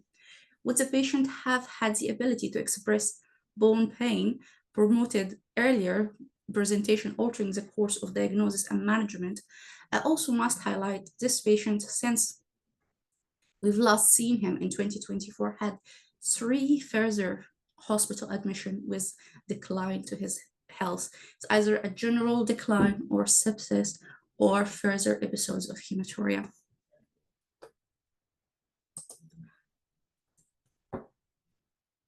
It's fascinating how learning disabilities can impact the health of patients. Delayed diagnosis is one of them. People with learning disabilities are more likely to be diagnosed with cancer at a later stage, often after emergency hospital admission, compared to the general population. Limited access to screening, participation in national cancer screening program, such as prostate, cervical, breast, and colorectal, is lower for individuals with learning disabilities. There's also communication barriers, which difficulties in communication and understanding can hinder the ability of people with learning disability to report symptoms or understand treatment options, leading to delays in seeking help. Lack of responsible, reasonable adjustment. Healthcare often lack the necessary adjustment to effectively support individuals with learning disabilities in accessing and navigating cancer care. Poor treatment and compliance. Some studies suggest that individuals with learning disabilities may experience poorer treatment and outcome and lower adherence to treatment plan. Lastly, increased mortality. Studies show that higher cancer-related mortality rates and greater proportion of avoidable cancer deaths among people with learning disabilities. Finally, is my references. And if you guys have any questions. Thank you, Dr. Fatma, for an interesting presentation. Prostate cancer is a very common cancer also, and this unique case was a very unique situation where it's difficult for them to express what the present problem is happening for them. Yeah, true. The session is open for any questions.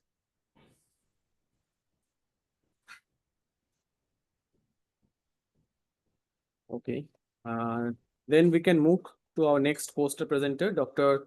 Sathakatullah Almaz-Zarin from India. So I will be pressing the stage to deliver the presentation on unraveling granulomatous and histiocytic disorders, a multi-organ histological spectrum. Dr. Zarin, please.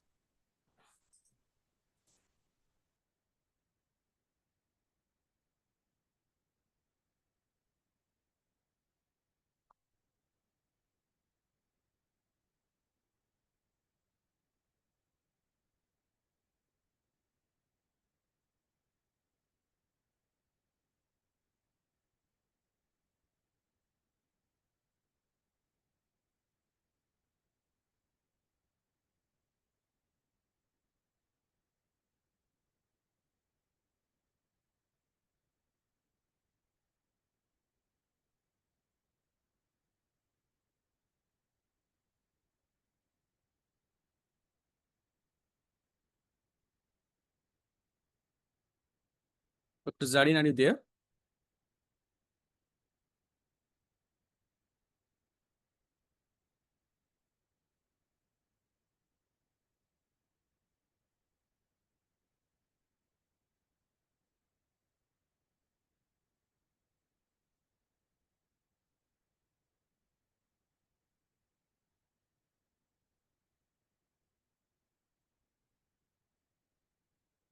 Let's wait for a few minutes and see.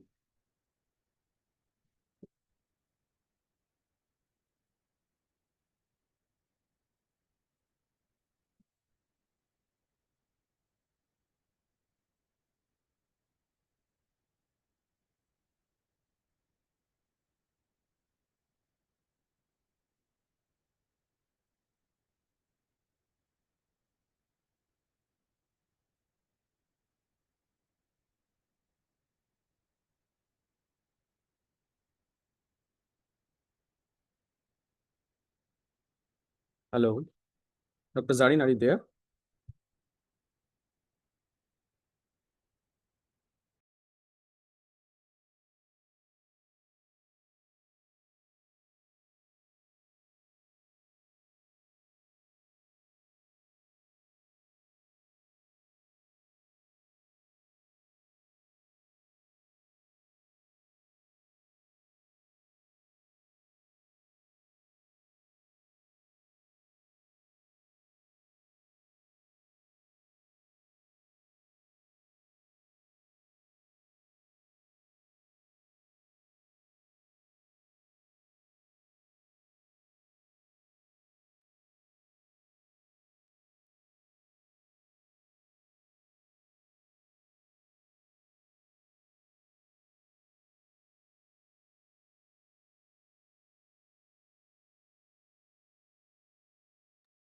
Okay, so I think she has not been able to join. We can have a 15 minutes break and then we will come back after the break. Yeah, okay.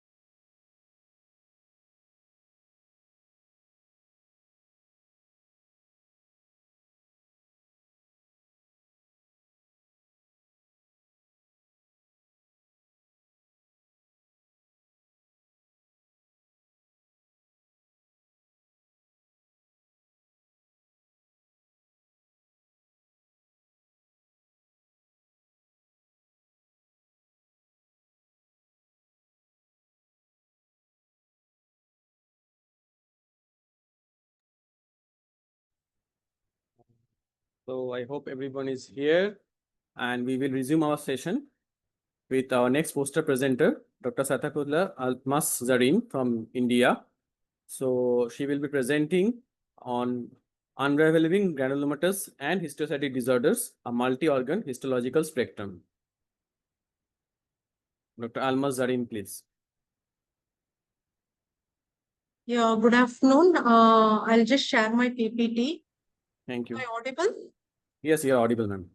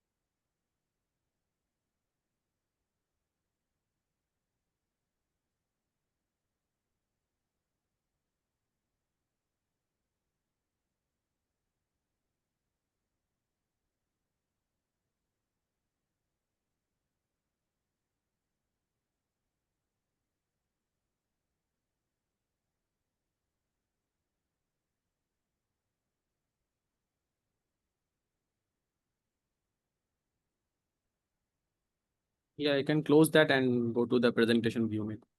Can you, how can I share?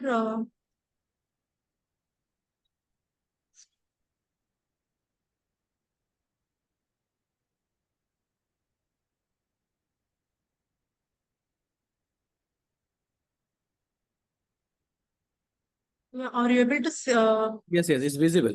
Just close Is it this visible? dialog box and start the slideshow. Okay. Is it visible now? Slideshow? Yes, ma'am. Yes. Yeah, okay. Okay. Good afternoon. I am Dr. Sadakatullah Almazarin from the Department of Pathology, Tagore Medical College and Hospital, Chennai. Today, I'll be presenting on unraveling granulomatous and histiocytic disorder, a multi-organ histopathological spectrum. This presentation is based on a case received in our pathology department over 5-year period.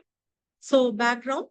Granulomatous and histiocytic disorder are a heterogeneous group marked by chronic inflammation and histiocytic proliferation. They can involve virtually any organ system and often show significant morphological overlap. Some of them may even mimic malignancy, creating diagnostic dilemmas. Despite advanced histopathology on routine H&E remains the cornerstone of diagnosis. Aim and objective. Our aim was to unravel the histopathologic pattern of this disorder across multiple organs. The objective were to highlight diagnostic challenges, outline key H&E features, emphasize diagnostic dilemmas, and reinforce the role of histopathology in management.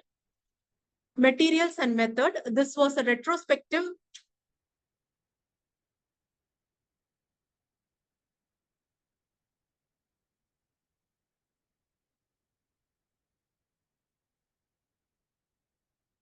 materials and method.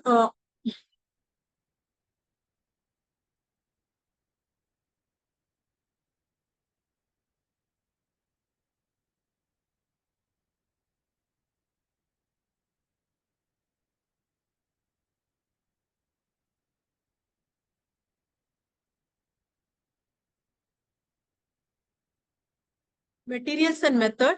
This was a retrospective descriptive study carried out between January 2020 and July 2025 in our department. We analyzed 60 cases diagnosed as granulomatous or histiocytic lesion on H&E. Inclusion criteria were all representative biopsy with clinical correlation.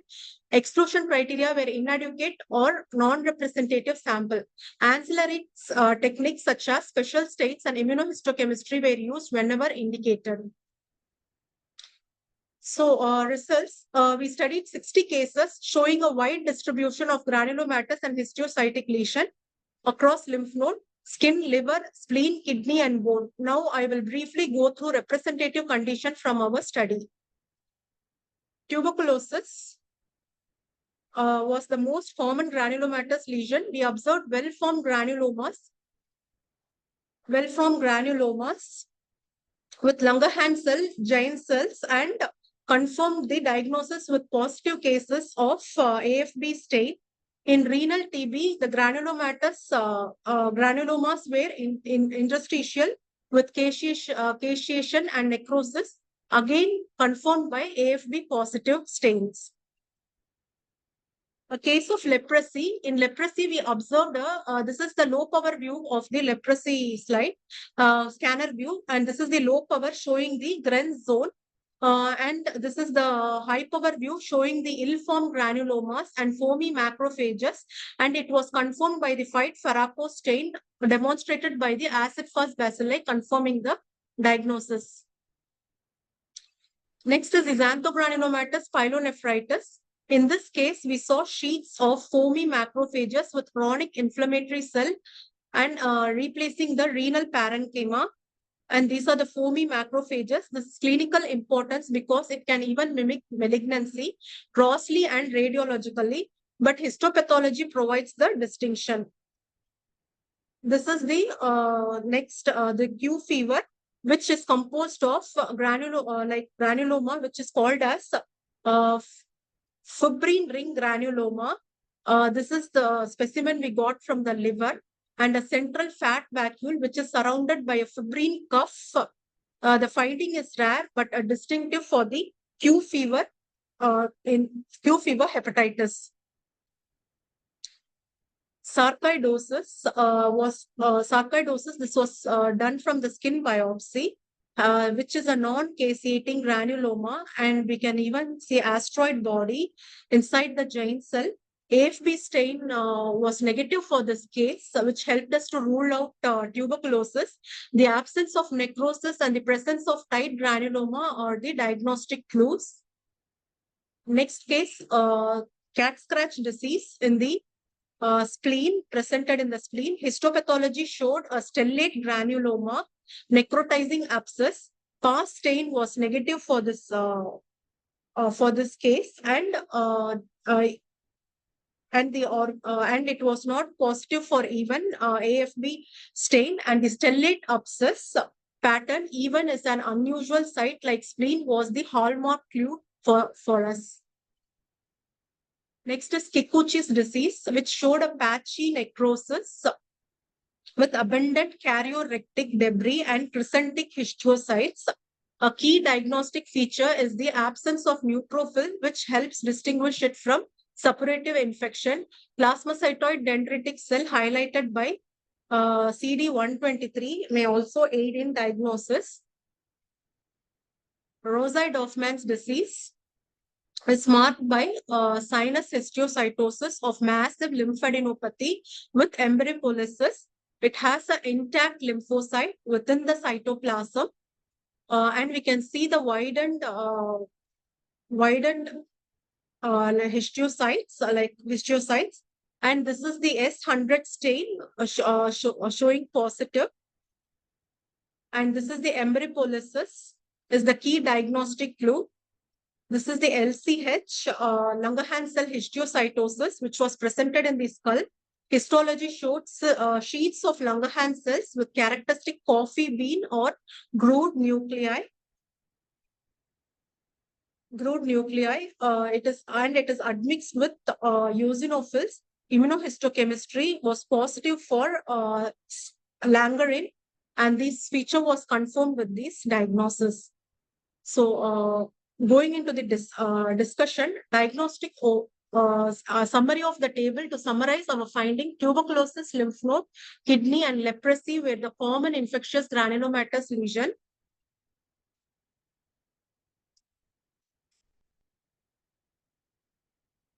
Q fever involved in the liver, and xanthogranulomatous pyelonephritis in the kidney, sarcoidosis, the lymph nodes, cat scratch disease, the spleen, and Kikuchi. the lymph node, and Rosai-Dorfman disease was in lymph node, and LCH presented as the skull lesion. Each disorder has its own hallmark, microscopic clues supported by special stains or immunohistochemistry. This highlights the need for pattern-based diagnostic approach. Going into the discussion, granulomatous disorders represents a heterogeneous group with significant morphological overlap. Traditionally, necrosis has been emphasized as a distinguishing feature, but we found that necrosis alone is not always reliable. Instead, subtle clues like Gren zone is in leprosy, erypolysis in Rosai-Dorfman's, or fibrin ring granuloma in Q fever were more decisive. Our case fell into three broad categories: infectious cases, tuberculosis, leprosy, Q fever, and xanthogranulomatous pyelonephritis; immune-mediated conditions, sarcoidosis, and Kikuchi's disease; histiocytic proliferation, Rosai-Dorfman syndrome, and Langerhans cell histiocytosis. Special stains, immunohistochemistry, and clinical pathologic correlation were essential in resolving this diagnostic dilemmas. Conclusion: to conclude, granulomatous disorder are morphologically diverse and often overlapping.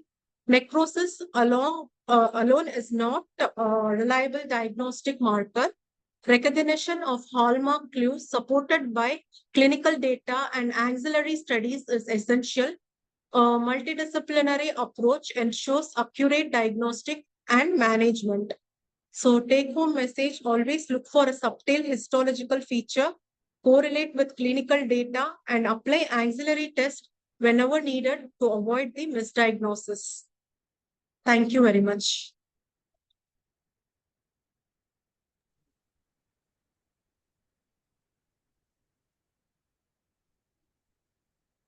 Yeah, it was a nice session, especially the histostatic diseases and the infectious diseases are very common in our Southeast Asian population. We encounter them a lot of time, especially leprosy and tuberculosis are kind of endemic.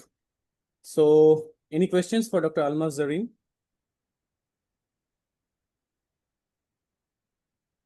Okay, so I think we will conclude this session and we will resume after lunch, and it will be around 2:30 Dubai time. So thank you for all your presentations, and looking forward to the next sessions that will be more enlightening, I guess. So yeah. Okay, thank you very much. To the organizers, yeah, and to the next chairpersons. Thank you.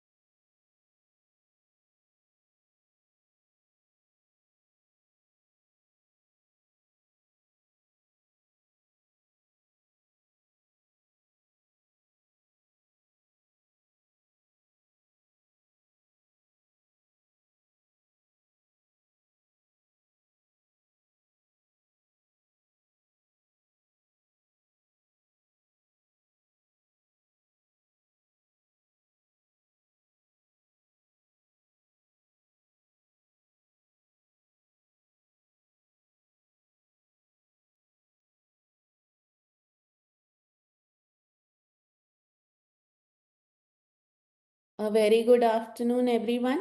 Welcome back after the lunch. I'm Dr. Garima Anandani, Assistant Professor in Department of Pathology, AIMS Rajkot, India.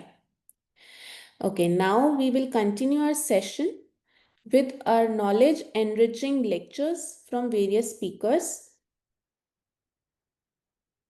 I'll invite Miss Aditi P. Shankar from India now.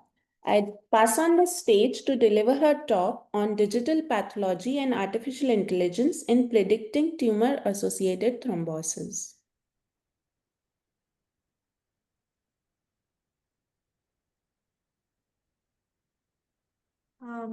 Good afternoon, everyone.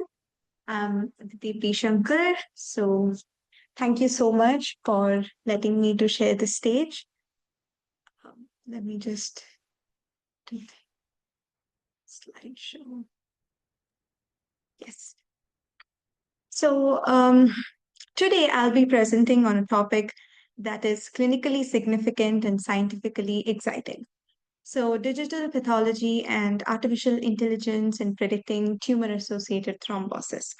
So to set the stage up, 1 in 5 cancer patients will develop thrombosis during the course of their illness. It is in fact the second leading cause of death in cancer survivors, sometimes even ahead of disease progression itself. Yet, our existing prediction tools fail to identify nearly 60% of high-risk patients. And that's a critical gap in patient care. And this is exactly where digital pathology and artificial intelligence offer us an opportunity to reveal what has been hidden in plain sight within the tissue itself. So that brings us to the real world problem, cancer associated thrombosis. It is not just a site complication, it's a major clinical challenge affecting 15 to 20% of the cancer patients.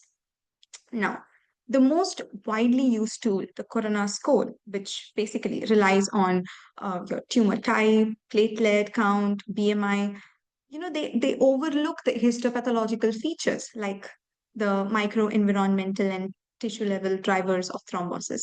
And thus, these tools have a sensitivity of only 35 to 45%. That means we are missing up to 60% of high risk patients. So 60% in practical terms means more than half the high risk patients remain unidentified. So this brings us to the key question, why digital pathology and why AI? Right. So let's imagine we've got a tumor biopsy. So traditionally, a pathologist looks at it under a microscope, right? But now with the digital pathology, the same slide is scanned into a higher resolution image, whole slide image, and then the AI steps in. So the AI can analyze that image pixel by pixel, picking up patterns that even the most experienced human eye might miss. Now, AI in cancer diagnostics has rapidly expanded with more than 1,000 studies since 2020.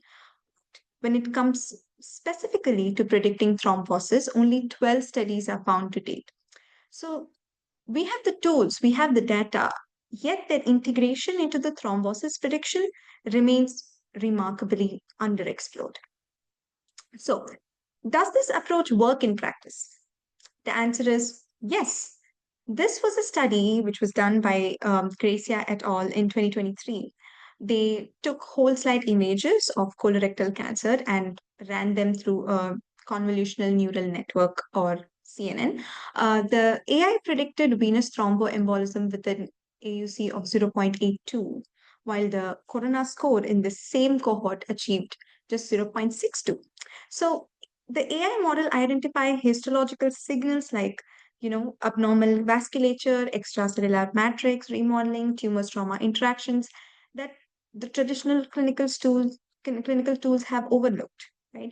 And this is not an isolated finding. Similar results are being reported in pancreatic, lung, breast cancer. Yeah. So now we have seen how powerful AI and digital pathology can be. But yes, there are significant challenges. Okay. So I will be grouping these challenges into 3 broad categories. So the first one is the technical fragmentation. So there is no clear consensus on which AI architecture works best. Some studies use CNNs, others use vision transformers, and some go hybrid. And then there's the issue of interpretability also. So clinicians want to know why the AI made a prediction, but many models are black holes. So they give you an answer, but not the reasoning. So naturally, the doctors hesitate to trust them. Now, moving to the clinical scope. Clinically, most research focuses on solid tumors, yet patients with hematological malignancies who carry like 50% higher risk of thrombosis remain underrepresented. And finally, we have translational barriers. So even when effective, AI models are rarely integrated into tools like Corona's-Code, meaning they often remain confined to academic research. So we're stuck in the loop where promising models stay in research papers and never reach the bedside. So this is the rationale for our review. So the evidence exists, they are scattered, different tumor types, different AI models, and different methods. So there's no single framework that brings it all together. And then there is methodological confusion. Some studies use CNNs, others use transformers, some mix both. So, but there's no consensus on what works the best. So if a clinician asks, which model should I trust? We don't have a clear answer for that. And let's not forget about the clinical blind spots. So the hematological malignancies like lymphoma and myeloma, which are barely represented in AI studies. And finally, translation into routine oncology remains largely absent. So our work therefore consolidates existing findings, highlights methodological strengths and limitations, and proposes an AI integrated framework for clinical adoption. Okay, so histopathology of tumor-associated thrombosis. So mechanistically, we know that certain cancers, particularly pancreatic, gastric, lymphoma, and myeloma, so they're all thrombogenic, right? So, but here's the paradox: 40 to 50% of thrombosis cases still occur in patients labeled low risk by our current models. So, yes, so low risk. So you've got a patient with a corona score of 1, and the next day they develop a life-threatening clot. Why? Because the models never looked at the tissue. The histology itself contains critical information. You know, the information AI is uniquely positioned to decode. Next. Okay. All right, so now let's talk about the tools we currently use to predict thrombosis risk in cancer patients. So we've got tools like D-dimer, P-pectin, and Corona's-Code emerging biomarkers. So D-dimers or P-pectin, you can see they're non-specific. Increased levels may reflect tumor progression rather than the thrombotic risk exactly. And emerging biomarkers, they face pre-analytical variability, limited accessibility, and hindering widespread use. And Corona's-Code, it omits the histopathological data, and which is important. So that's the reason we see cases like this. I've given an example there. So a patient with a pancreatic cancer, Corona's score of 1, so technically low risk, right? But histologically, the tumor had dense microvascular networks, activated endothelium, and net formation. So massive thrombotic even the next day. So the score didn't see it coming, right? So there are 3 major unmet needs in predicting tumor-associated thrombosis. So I've divided into 3 things, right? So first one is early prediction. So most of the events happen within 6 months, but the tools rarely detect risk that early. Then we have personalization. So different cancers have distinct thrombotic drivers. Dynamic monitoring is the third one. So the tumors evolve, but our risk scores remain frozen in time. And that's exactly where AI and digital pathology can step in. So they address all the 3 gaps. So enabling earlier personalization and dynamic cancer-associated thrombosis prediction. So the workflow of digital pathology. So it's straightforward. So imagine a patient comes with a tumor. So first we are resecting, we are taking the biopsy. Then instead of a microscope, we are handling it in a high resolution digital format. And there's a whole slide image formation. So it captures everything from tumor cells to the stroma to the vasculature, everything.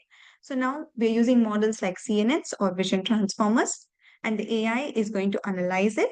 And these feature, like, it's going to analyze few features like microvascular density, fibrin deposition, and the neutrophil extracellular traps, the NETs. So these are all the features that are directly linked to thrombosis risk. And then it combines that histological data with the clinical and genomic data. And what do we get? We get a personalized thrombosis risk score based on their actual biology. So these models are already outperforming the traditional scores. So in pancreatic cancer, for example, the AI model based on the microvascular density achieved an EUC of 0.78 compared to just 0.58 for the corona score. So these are not incremental improvements. So they are transformative shifts in predictive power. So what are the untapped potential of digital pathology in thrombosis prediction? So beyond prediction, the possibilities are even greater, right? So AI can map prothrombotic niches, identifying tissue factor, positive cells adjacent to disrupted vessels. It can provide dynamic tracking, revealing chemotherapy-induced endothelial damage over time. And it can achieve multimodal integration, combining histology with genomics and liquid biomarkers. So these are the signals invisible to traditional models, but quantifiable through AI. So artificial intelligence and thrombosis risk prediction. So AI-based prediction can be approached in two major ways. So we have machine learning and deep learning. So machine learning is a more traditional approach. It uses manually engineered features like tumor size, D-dimer levels, platelet count. So you feed those into a model like logistic regression, and it gives you a risk score. So it's structured, it's interpretable, but it's also kind of limited. Now, deep learning. So these models like convolutional neural networks and vision transformers don't need you to hand them the features. They can learn directly from the whole slide images. So they do it without being explicitly told what fibrin or microvascular density even is. And now we are seeing hybrid models like CNNs combined with graph neural networks that don't just look at the tumor cells, but also how they interact with the stroma, the vasculature, and the immune cells.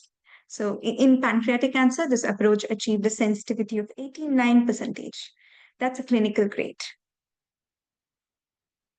So AI detectable features, integrative models, and performance. So what can AI pick up?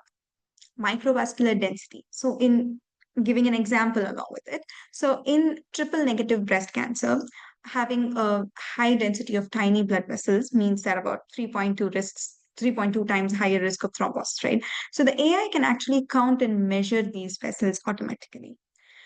Fibrin deposition. So fibrin is the sticky protein that forms clots, right? So when it builds up around a tumor after surgery, it predicts early thrombosis with an AUC of 0.77, like better than many standard biomarkers. So neutrophil extracellular traps, these are web-like structures made of DNA and protein. So they're linked to clot formation in glioblastoma, and the AI can detect them almost like a microscope that sees what we normally miss. So now they integrate the histology and genomic data as mentioned, and such as mutations in genes like F3 or PLAU, so which are connected to clotting. And the performance is impressive. So in lung cancer, combining the whole slide analysis with circulating tumor DNA gave an AUC of 0.88. And in hematological malignancies, transformer model that combined both bone marrow slides with proteomic data achieved a 92% of negative predictive value. So especially valuable for patients with low platelets where unnecessary anticoagulation could be dangerous. So AI versus traditional score. So I've made it more clear, like, this table summarizes it all. So we are comparing three different models, Corona score, CompassCat, and two AI-based models given there. So the Corona score, if you see, the sensitivity is 44%, Compass CAT improves a bit by 62%, and then the AI steps in. So we have CNN-based model, which hits 85% sensitivity, and the multimodal model, which is 91%. So that's nearly double the sensitivity of Corona, right? Now let's look at the AUC one. So the area under the curve, basically. So the Corona is 0.66, Compass CAT shows 0.69, and AI whole slide image is 0.81, and AI multimodal is 0.88. So that's a massive jump, right? So higher sensitivity means fewer missed clots, higher specificity means fewer unnecessary anticoagulants, and higher AUC means better overall prediction. Also, you can have a look at those cancer types given there. So the AI models aren't just working in one setting, they are validated in colorectal, pancreatic, lung, and lymphoma cancers too. Yeah. So beyond the technical hurdles that we discussed, there are broader concerns that comes to our mind, right? So let's start with the first one. So data variability. Not all whole slide images are created equal. Different scanners, different staining protocols, even different slide prep techniques can introduce noise in them. So if you train your AI model on one hospital slide, it might totally misfire when used somewhere else, right? So next, small data set. So most studies have fewer than 500 annotated slides. So that's not enough to build a robust model, right? Especially when you're trying to predict something as complex as thrombosis. And to make it worse, 78% of studies focus on adenocarcinomas. So cancer like lymphoma and myeloma are barely represented. Now let's talk about interpretability. So clinicians want to know why the AI made a prediction, but many models just show a risk score without showing the reasoning, right? As mentioned before. And when that score contradicts known biomarkers like a high risk prediction with a normal D-dimer, clinicians tend to reject it. So what's the solution for this? So things like attention maps, where the AI highlights the exact regions of the slide that drove its prediction, or hybrid models that combine AI with rule-based logic, so the output aligns with familiar clinical parameters. So these are the things which we can bring in, right? And finally, we have ethical and regulatory issues. So there's algorithmic bias. So models trained on Western populations often underperform in Asian cohorts. So in fact, there was one study showed which showed an AUC drop of 0.12 when applied to a Malaysian data set. So that's not just a technical issue, it's a patient safety issue, right? And there is no clear liability framework. If an AI model misses a VT event, who's responsible? The developer, the hospital, the clinician? Not sure. And only one AI tool for thrombosis prediction has received FDA clearance so far. Just one.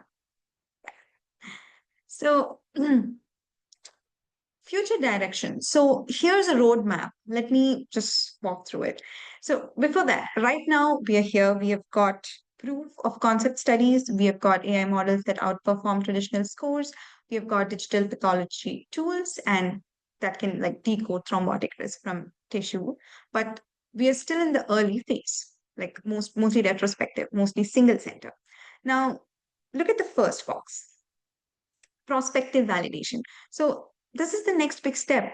The AI cancer-associated thrombosis or tumor-associated thrombosis trial is already underway with 2,000 patients across 15 cancer types. It's testing whether the AI predictions actually hold up in real-world settings. This is what will move AI from lab to clinic.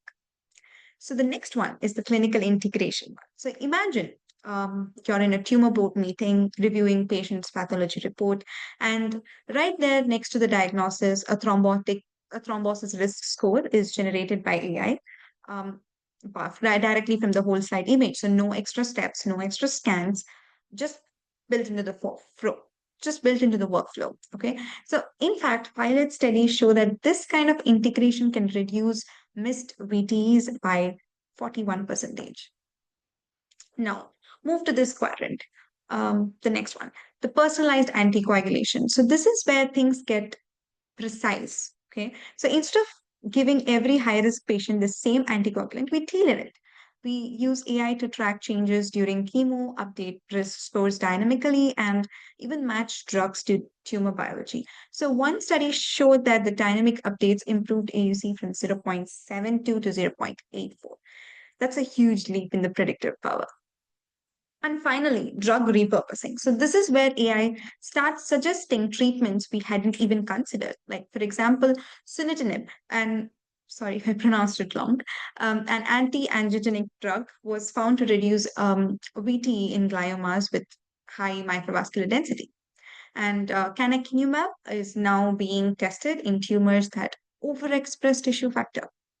So this slide, it's not just a roadmap, it's a vision. It's saying from prediction to prevention, from static scores to dynamic models, from generic care to personalized medicine. Artificial intelligence is reshaping how we think about thrombosis in cancer care. So that brings me to the final quote, which I just put. From prediction to prevention, artificial intelligence is reshaping thrombosis care. Yes. So these are the references, and thank you. Let's rethink risk together. Thank you, Ms. Aditi, for your innovative talk on AI in predicting tumor-associated thrombosis. And it was a very nice comparison with the traditional scoring. Any questions from the audience?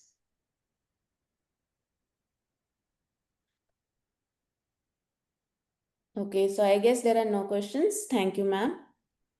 Thank you so much. Okay, now we'll move forward. I'll invite our next speaker, Mr. Kunle Akambi from UK. I'm passing her the stage to deliver the speech on impact of LabMed expert services in the healthcare sector, particularly in biomedical science training and pathology diagnosis.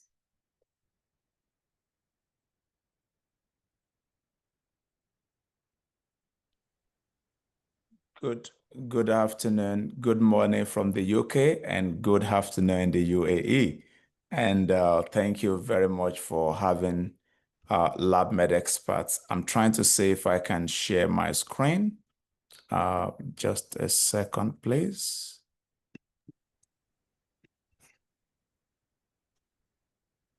Okay.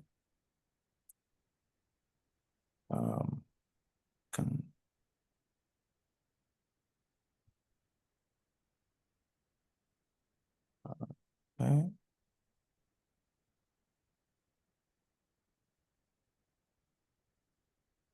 Just trying to, can you see my screen, please? Yes, sir, it's visible. Okay, great. The PowerPoint is now coming up. Just a second, please.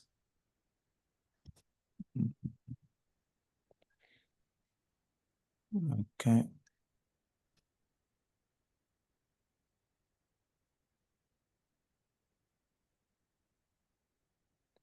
All right.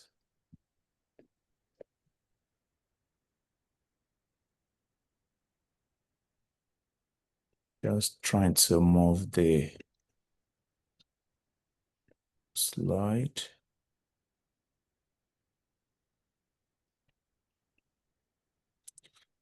All right. Sorry, just a second. Okay. All right. Good afternoon. And thank you for this opportunity given to LabMed experts to present our services. My name is Kunle Akambi. I'm the training director at LabMed Experts, and I will be presenting a topic titled Impact of LabMed Expert Services in the Healthcare Sector, particularly in biomedical science training and pathology diagnosis. My presentation will cover a brief information about LabMed Experts, our team, our core services, international corporate training services, tailored corporate training package, the benefits of international training, digital pathology, why use our services, reviews, and contact us information. LabMed Expert was established in 2019 in Wolverhampton in the United Kingdom. And since then, we have also expanded with a second branch in London, specifically at the Canary Wharf in London. And that's where we deliver individual training and corporate training as well, aside Wolverhampton branch. We operate a fully equipped private laboratory, and we are accredited. We're an accredited provider of biomedical and life science hands-on training. We are CPD accredited and affiliated with the British Accreditation Council and also a member of the Institute of Biomedical Sciences, IBMS. Our mission as an organization is to close the gap between theoretical knowledge and clinical application in medical diagnostics. We have some of our team here. Professor Jürgen Haas is the medical director at LabMed Expert. Mr. Olukunle Akanbi, that's myself as the training director, and our technical lead, Dr. Olorunda Rotimi. We also have one of our training officers, a member of the training team, the person of Yoshita Lakshmanan, who is also a laboratory scientist. What are the services we offer at LabMed Experts? We offer international individual training services.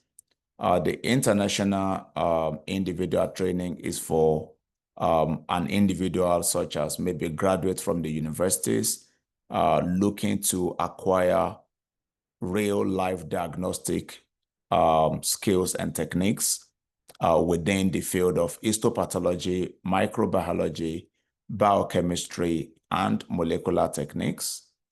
The training is delivered using a hybrid approach, combining virtual learning with on training. So the virtual learning is delivered online while the candidates is still in their home country, and they can come to the UK for the practical aspect of their training. The training is eligible to students, graduates, and professionals who are interested in gaining hands-on diagnostic UK experience. We also offer corporate UK training services and short CPD-accredited courses. We provide hands-on accredited biomedical training to corporate organizations, including private and public or government laboratories. For example, if a lab in the UAE or anywhere in the world want us to come and train their staff members, we can deliver such service from the scratch. We can train candidates from the scratch.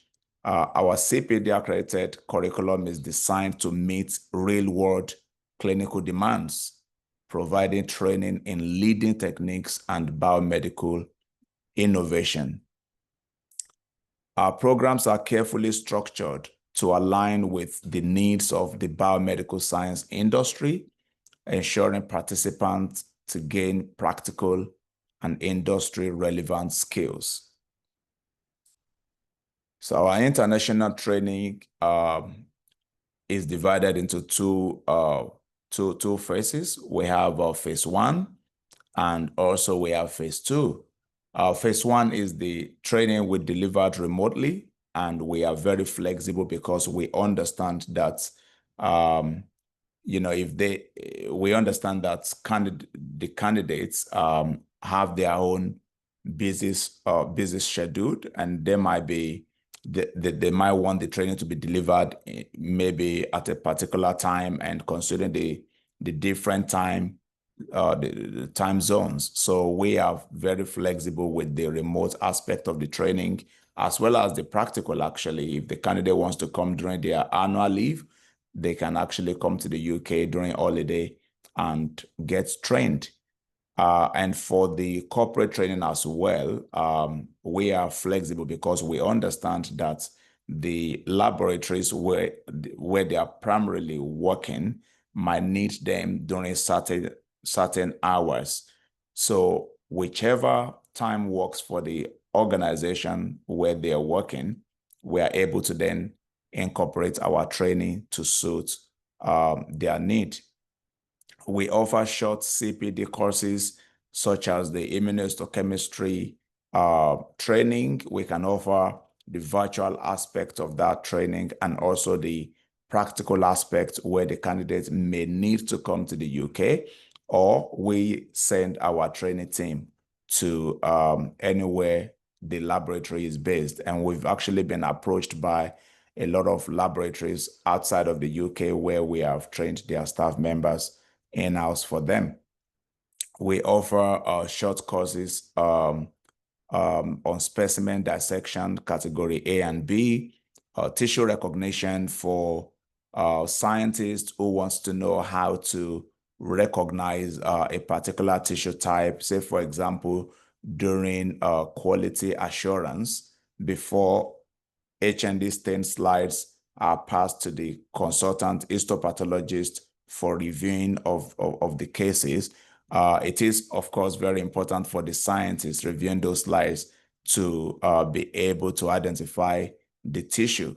Those are part of the trainings that we delivered at LabMed Experts, either through virtual means or practical as well, where they come to the UK. But with technology nowadays, this kind of training can actually be delivered remotely. Slides quality control training, embedding training, and a lot more training. Also in hematology, we have training in on analyzers, biochemistry training. We also offer microbiology training, both remote and also in person in our laboratory in the UK.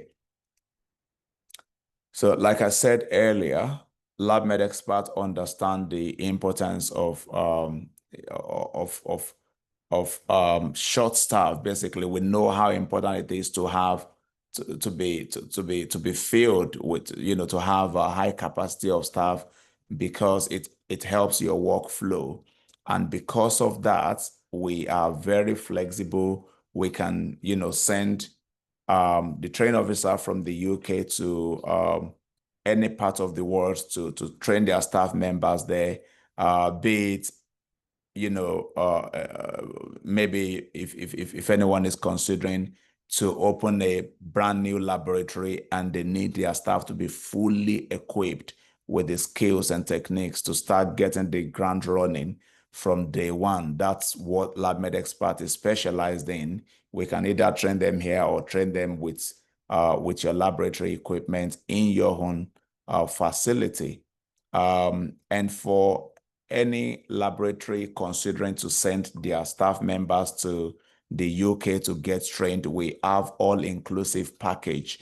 This includes the training cost, the accommodation, a very conducive accommodation in the UK, and also meals, airfare. We can actually sell the total package to to either the individual or the laboratory who is looking to send their staff members to the United Kingdom to get trained within our organization. We have the virtual training aspect where we can deliver the training remotely. And we also offer on-site corporate training. And this training is something we deliver globally. So we can travel anywhere to deliver the training using your equipment, like I mentioned earlier.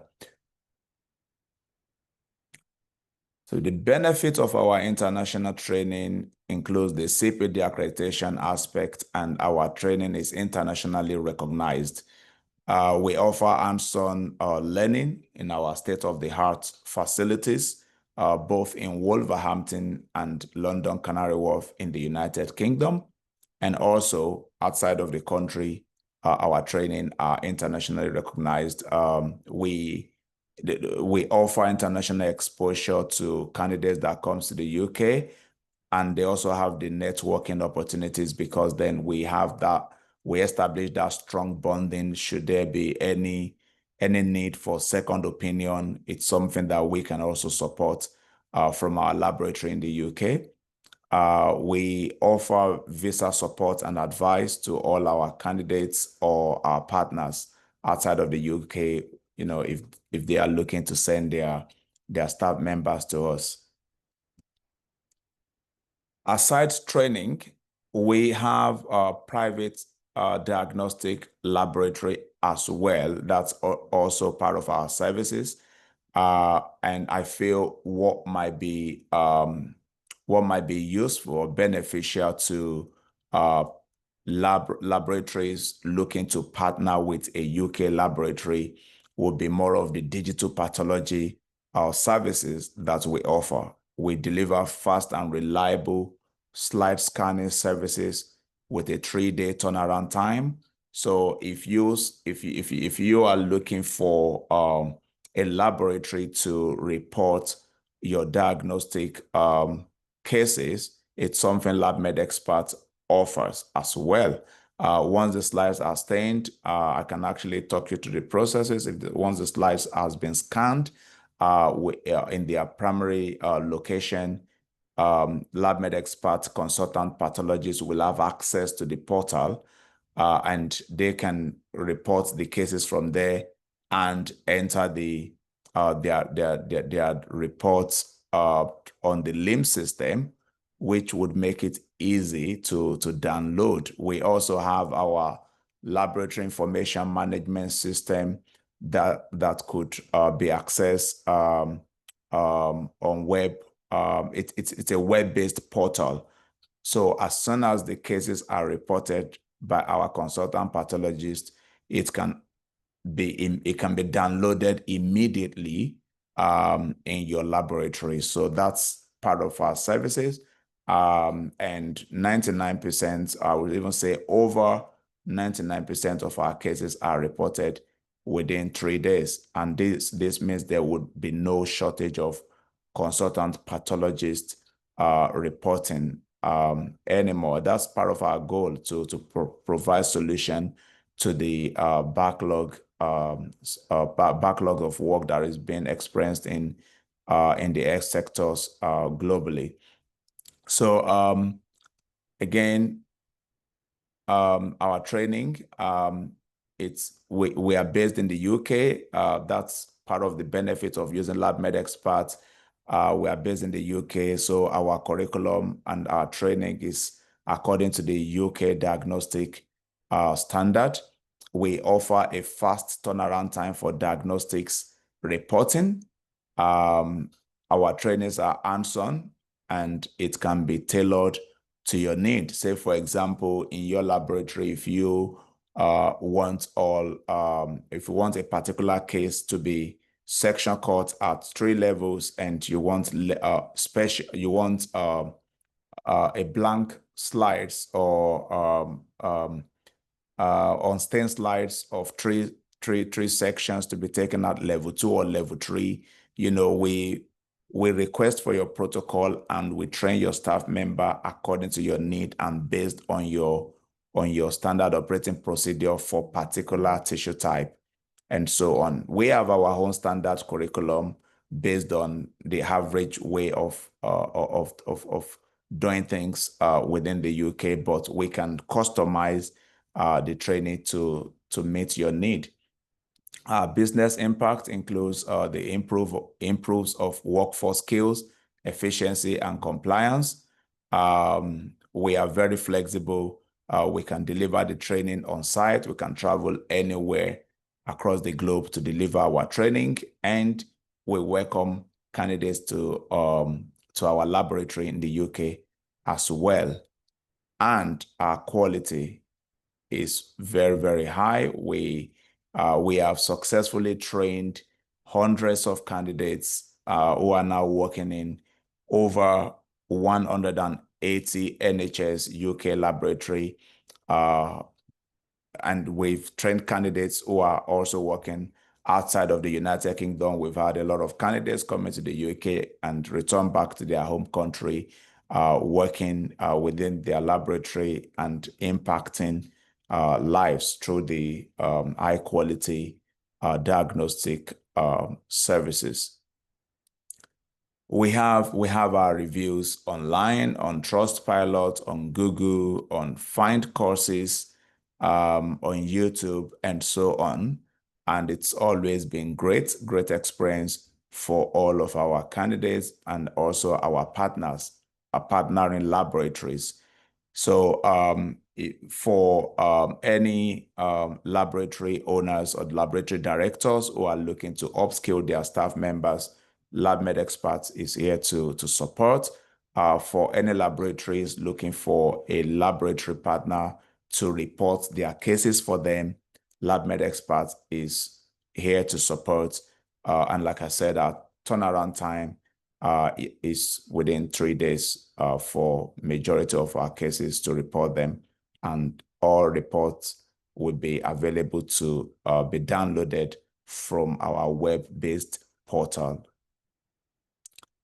Our address, we're based in London and London Canary Wharf and also Wolverhampton. And we are ready to support healthcare and academic organization through our diagnostics, training, and workforce development. We can actually still send staff members from the United Kingdom even to work anywhere where our services is required. That's another kind of services that we can offer to help ease the work pressure should there be any need for such. Thank you very much for listening, and I welcome any question, please. Thank you. Thank you, sir, for an informative talk on LabMed expert services in biomedical science training.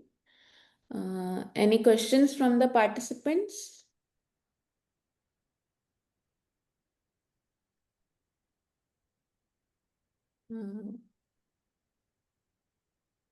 Any questions you can write in chat.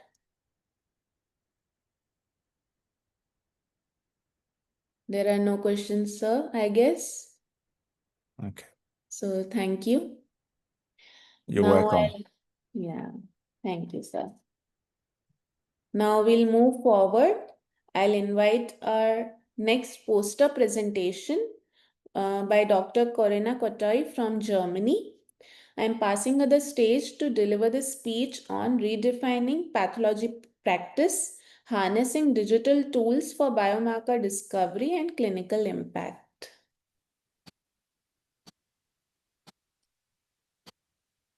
Hi, I'll just try to share my screen.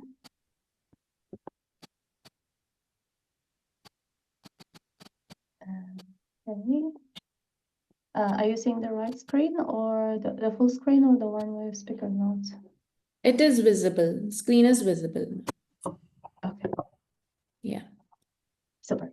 Thank you so much. So my talk today is redefining pathology practice, harnessing digital tools for biomarker discovery and clinical impact.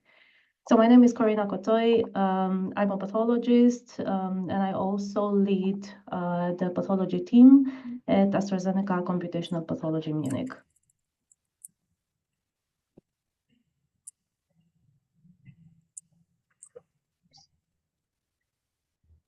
I can move the slides. Okay. So my disclosure, I'm currently employed by AstraZeneca, as I said. And I think it's, I just want to start with a quote that ChatGPT generated for me. And I thought this is appropriate as this is a digital computational pathology conference. And this quote says that in the digital era, tissue is not just seen, it is measured, mapped, and understood in a way that it can change lives. So this core idea is what's been guiding me and our team and our work at AstraZeneca Computational Pathology. So as pathologists, we're tasked with far more than rendering diagnosis, right? We're expecting to provide precise biomarker interpretations, navigate limited tissue samples, help select patients for targeted therapies. So the pressure for reproducibility and efficiency keeps rising for us, along with the sheer complexity of what we do. And today, in my talk, I will talk about my work and our work at AstraZeneca Computational Pathology Munich on how we transform the way we interrogate tissue, while also empowering you, the pathologist, to report more complex biomarkers without making the work more complex in itself. And I will just take a minute to acknowledge the strength of traditional pathology. In some situations, we talk about visual scoring, we all know examples. This is one of the examples. HER2 is the bread and butter for patient selection. So HER2 scoring guidelines have demonstrated their predictive power in cohorts of breast cancer patients, here, for example, treated with T-DXd. So this reinforces the continuous importance of our expertise as pathologists in interpreting the tissue slides in many settings. However, I think this approach may not be universally effective anymore. And when we look at biomarkers like TROP2, for example, in non-small cell lung cancer, we find that manual scoring sometimes fails to optimally identify patients who will benefit from target therapy. And the subjective nature of visual scoring and its limitation in actually quantifying expression of a protein, especially when heterogeneity is present in the sample, can prevent us from effectively and stratifying patients for certain treatments in some indications. So this highlights a clear unmet need for an alternative. What do we do in these situations? Can we find a more objective strategy? And this is a challenge that AstraZeneca has overcome with the first AI biomarker. So here, in this slide, which was presented at the World Congress of Lung Cancer in 2024, you see that in the non-squamous, non-actionable genetic alterations biomarker evaluable population of TROPION-Lung01 clinical trial, which is a randomized phase 3 open-label global study that enrolled patients with advanced or metastatic NSCLC with or without actionable genomic alterations, as I said. Positivity for a computational pathology biomarker was predictive for longer progression-free survival with Dato-DXd, with median progression-free survival of 7.2 months in the biomarker positive group versus 4 months in the biomarker negative group. So we can also see that the biomarker status did not impact progression-free survival observed with docetaxel, so suggesting that this biomarker is predictive for Dato-DXd. So objective response rate here was also higher with the Dato-DXd in biomarker positive group at 36.8 versus the biomarker negative group, where it was at 22.5. So here, this AI biomarker, we called it TROP2 NMR, enables us to better identify the patient subgroups that are most likely to benefit from targeted ADC therapy, which is a major win for precision oncology. But then you ask, what is this biomarker? TROP2 NMR, or normalized membrane ratio, is basically a ratio between the staining intensity on immunohistochemistry with TROP2, is a ratio between the staining intensity in the membrane divided by the sum of the membrane staining intensity and cytoplasmic staining intensity. So if this ratio is less than 0.56, a tumor cell in the tumor, so a tumor cell, is NMR positive.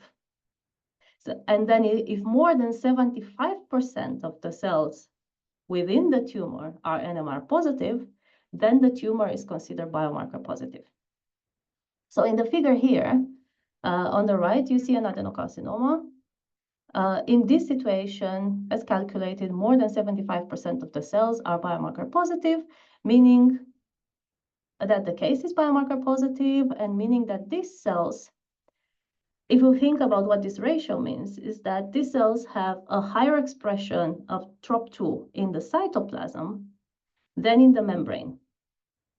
So membrane is about roughly 78% of the intensity of the cytoplasm. That's not something I can quantify visually. So computational quantitative continuous scoring, or QCS, how we call it, it's the computational tool that actually made it all happen. And this is my work, my team's work, together with computer vision and AI colleagues and data science colleagues and teams. So what does QCS do? It's a fully supervised deep learning algorithm developed by pathologists, of course, in close collaboration with computer vision and data science. And it takes an input as a digitalized light, and then it segments the tumor regions and then the cellular compartments. So you get tumor segmentation and subcellular compartments segmentation. And then it's deriving quantitative immunohistochemical readouts or features per cell under subcellular compartments. So if we look here, for example, there's a cartoon of a representation of the cell. It can derive staining intensity of the IHC marker within the membrane or within the cytoplasm. It can do ratios, as we discussed. It can show spatial distribution of the target expression in a sample, and so on. So this tool derives 7 human interpretable features at single cell resolution. So these features are then statistically evaluated against the clinical outcomes of the patients, helping us to identify the most robust biomarker signature to drive clinical development. So let's pause for a second on what QCS really means. And let's look at this image and think for a second, what is our interpretation as pathologists when we look at this image? Is it tumor? Yes, I can tell you it's non-small cell lung cancer. So it's tumor, yes, we can tell. Does it have variable staining intensity? Yes, membrane, cytoplasm, mostly strong intensity. Overall, almost all the cells are positive, right? And I can maybe throw in a percentage of that. What the percentage of cells that I think they're positive. So we could characterize this as a pathologist. But computational pathology, let us look at the tissue not just as a whole, as I describe it, but really at single cell level. And it's segmenting nuclei and membranes and the cytoplasm, and it extracts these quantitative features from thousands of cells per slide. So this granularity actually opens up a whole new dimension for analysis and also prompts us to ask what new biological and clinical insights are hidden in this wealth of cellular data. What could we discover if we examine the tissue in greater detail and with greater objectivity? And QCS can actually do that for us. But then again, an important advantage of QCS is this ability to provide a continuous score rather than a categorical. So it's not a positive, negative, but it's on a continuous scale. So instead of having having to make some arbitrary decisions about the cutoff, we can leverage this dynamic range of expression and capturing both subtle and dramatic differences among the cells and samples. So this continuity, or the staining intensity being anywhere between 0 and 255, it supports a more nuanced patient stratification and biomarker discovery. But it's also essential that our measures are biologically meaningful. And to that end, we looked at QCS staining intensity values against independent measures of targeted protein quantity using mass spectrometry, special resolved mass spectrometry. So there is a strong, if we look here, there's a strong concordance between what our computational model or computational algorithm saying and what the digital images show and what is quantified by mass spec. For example, if you look at the lower left image, you will see that the staining intensity is very low. Again, we said it's between 0 and 255, right? The staining intensity is low, is 9 in this situation. And so is the protein concentration. While in the upper left image, it shows a high staining intensity with a high protein expression. And here we're somewhere in the middle on the right-hand side. So this gives us confidence in the robustness and reliability of QCS as a surrogate for actual target expression.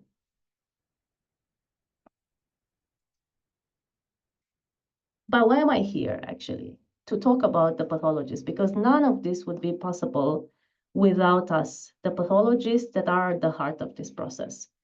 And we do everything from defining the model's intended use. So what do we want our algorithm to detect? What is it going to be used for? Then annotating the slides for ground truth, developing consensus guidelines. We lead every of these steps. We design and offer data for training, for validating, for testing the models, ensuring accuracy and applicability. We act as subject matter experts for regulatory interactions, and we bridge the communication between pathologists, data science engineers, regulatory teams, until we all almost speak the same language.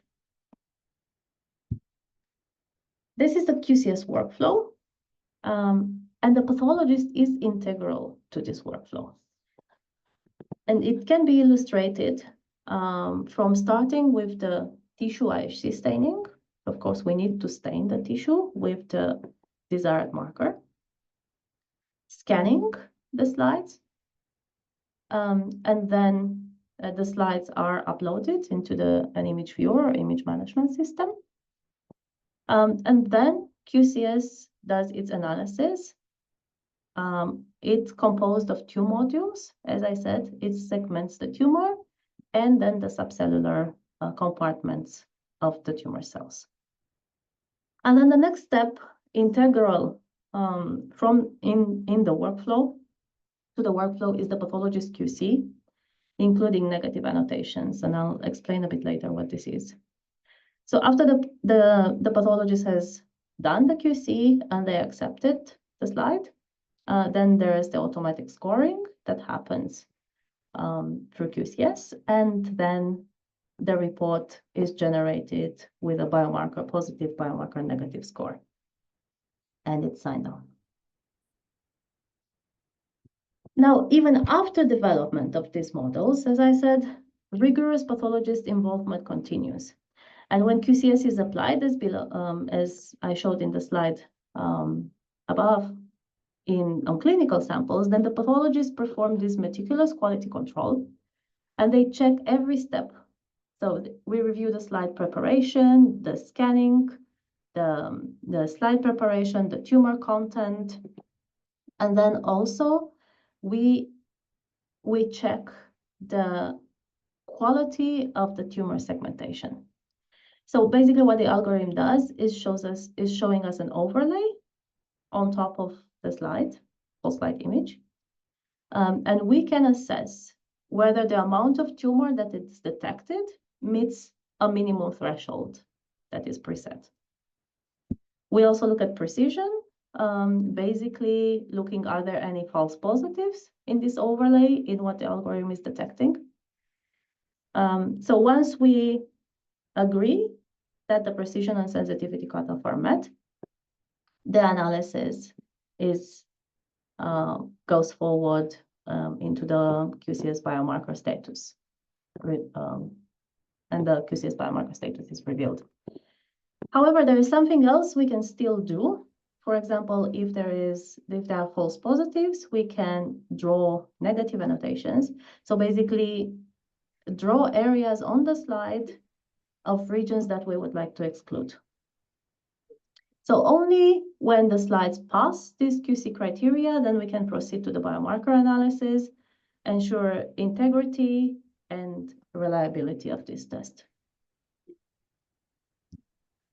However, as complexity increases, there's a shift, right? So once the tumor segmentation is accepted, the pathologists are no longer directly involved in interpreting the readouts or in any real-time QC of the computational result.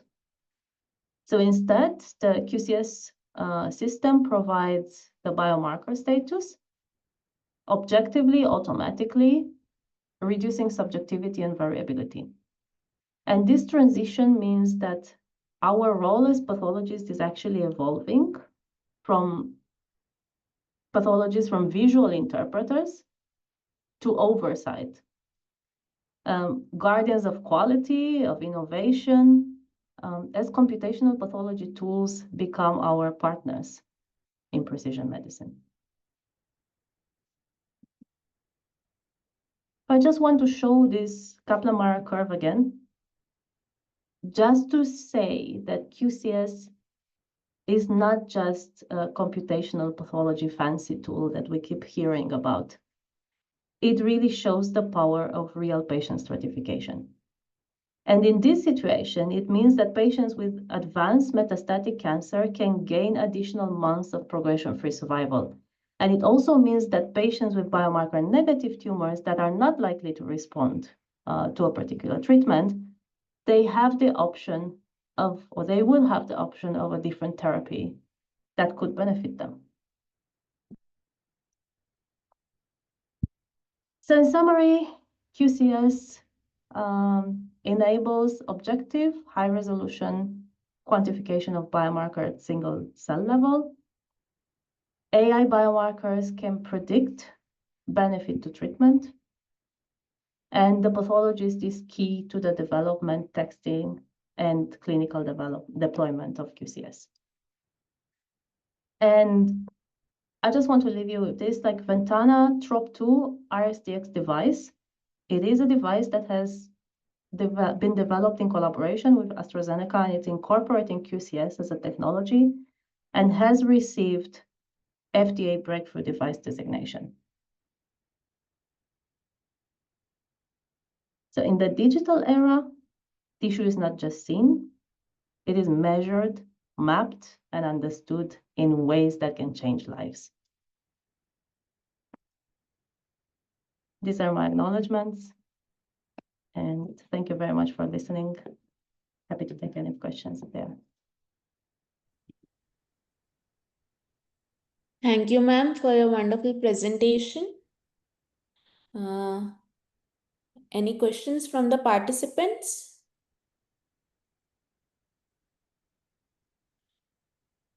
Ma'am, I would like to ask you, what is the, how much do you see practically, how many people are using QCS as of now? As of now, QCS is not on the market. We will test it again in clinical trials. Okay. Yeah. So still it we is have, in the clinical phase, trial phase. We have two clinical trials that have already disclosed the use of biomarker in QCS and their use for stratification and retrospective analysis. Yes. Okay. Thank you, ma'am, for the wonderful talk. Yeah.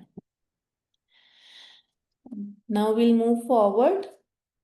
I'll invite our next speaker, Dr. Iskandar Chaudhary from UK. I'll pass on the stage to him for AI in histopathology.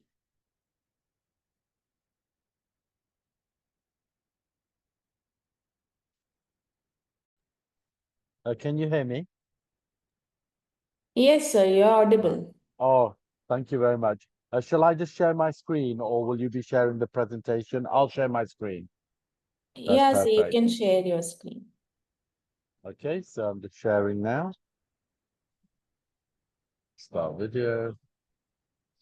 Okay, well, thank you very much for inviting me to present.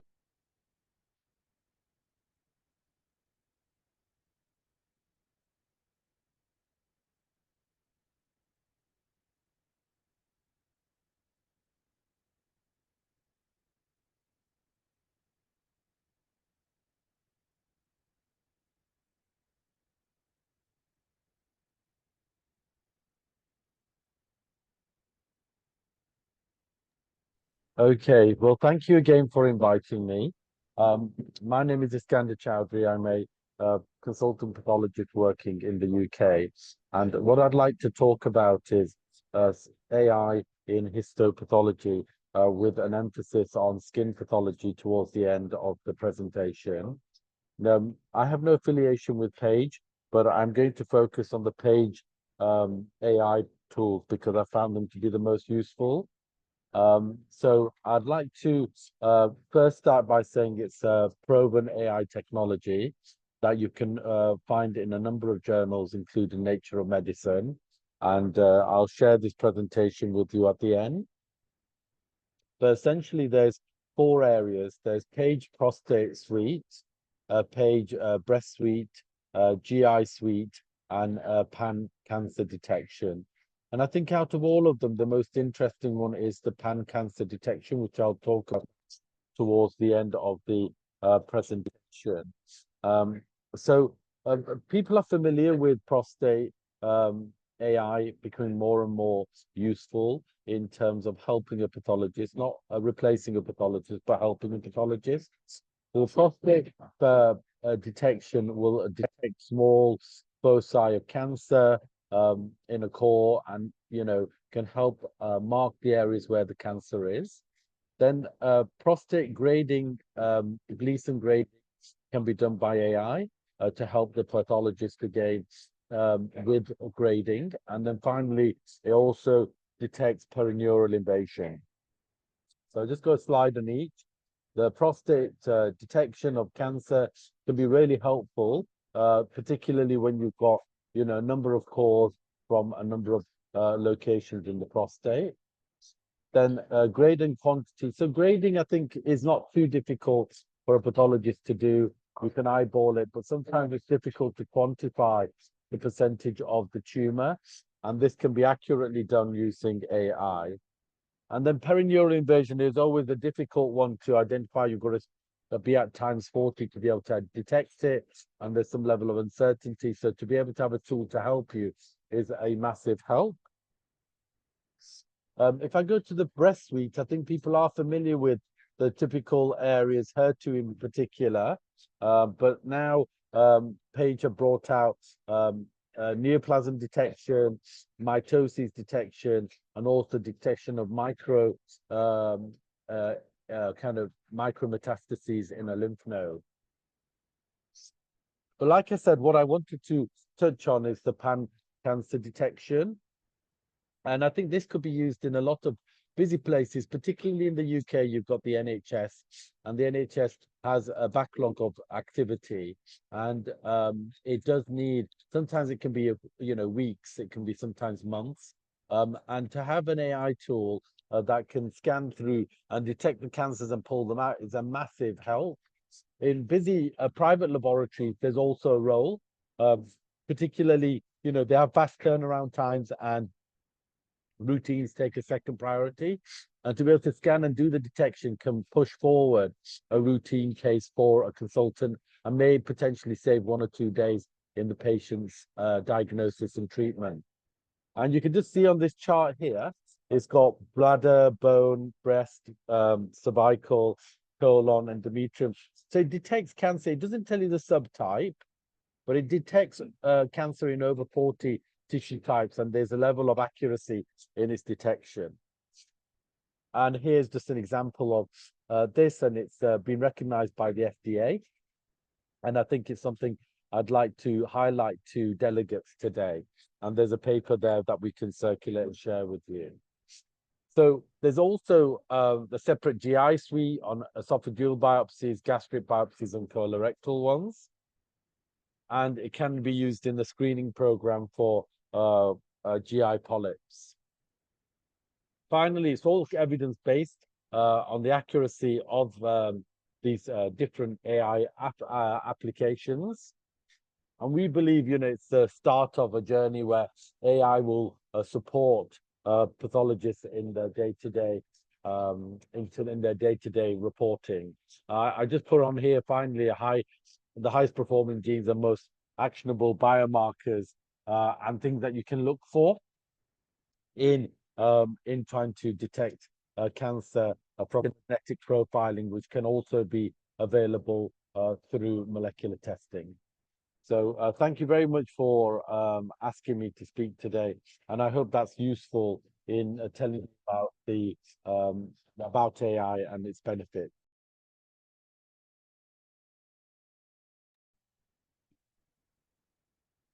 Thank you, sir, for the informative talk. Any questions from the audience?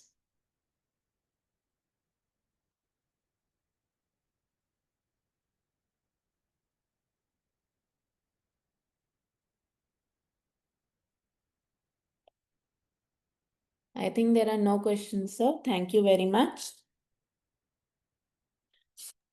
Thank you for having me, and yeah, good luck with the rest of the conference. It's an excellent conference. Well done. لا والله لأنه أنا السبيكر أقول لك بس 20 دقيقة حكون مخلص طيب. There's a question. Yeah.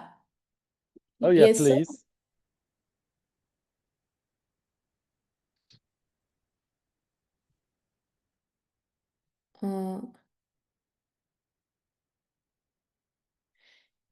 Can you please ask the question?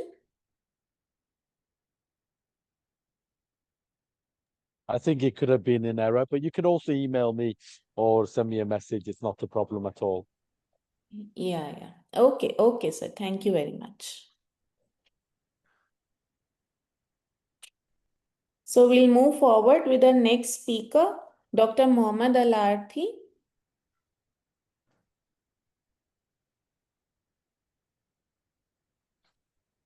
Hello, hi. Hello, sir.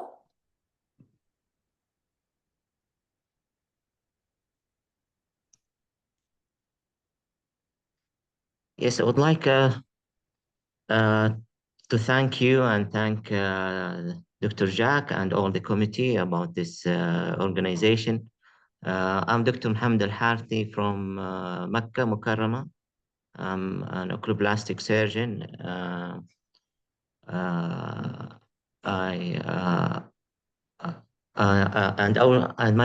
And my speaking today about the lacrimal gland tumors and overview and clinical approach.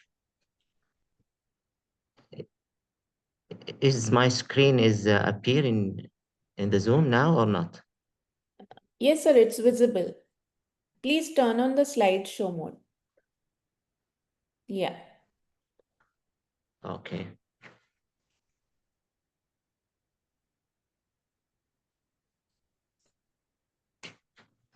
Okay, first of all, I will talk about anatomy and physiology of the lacrimal gland.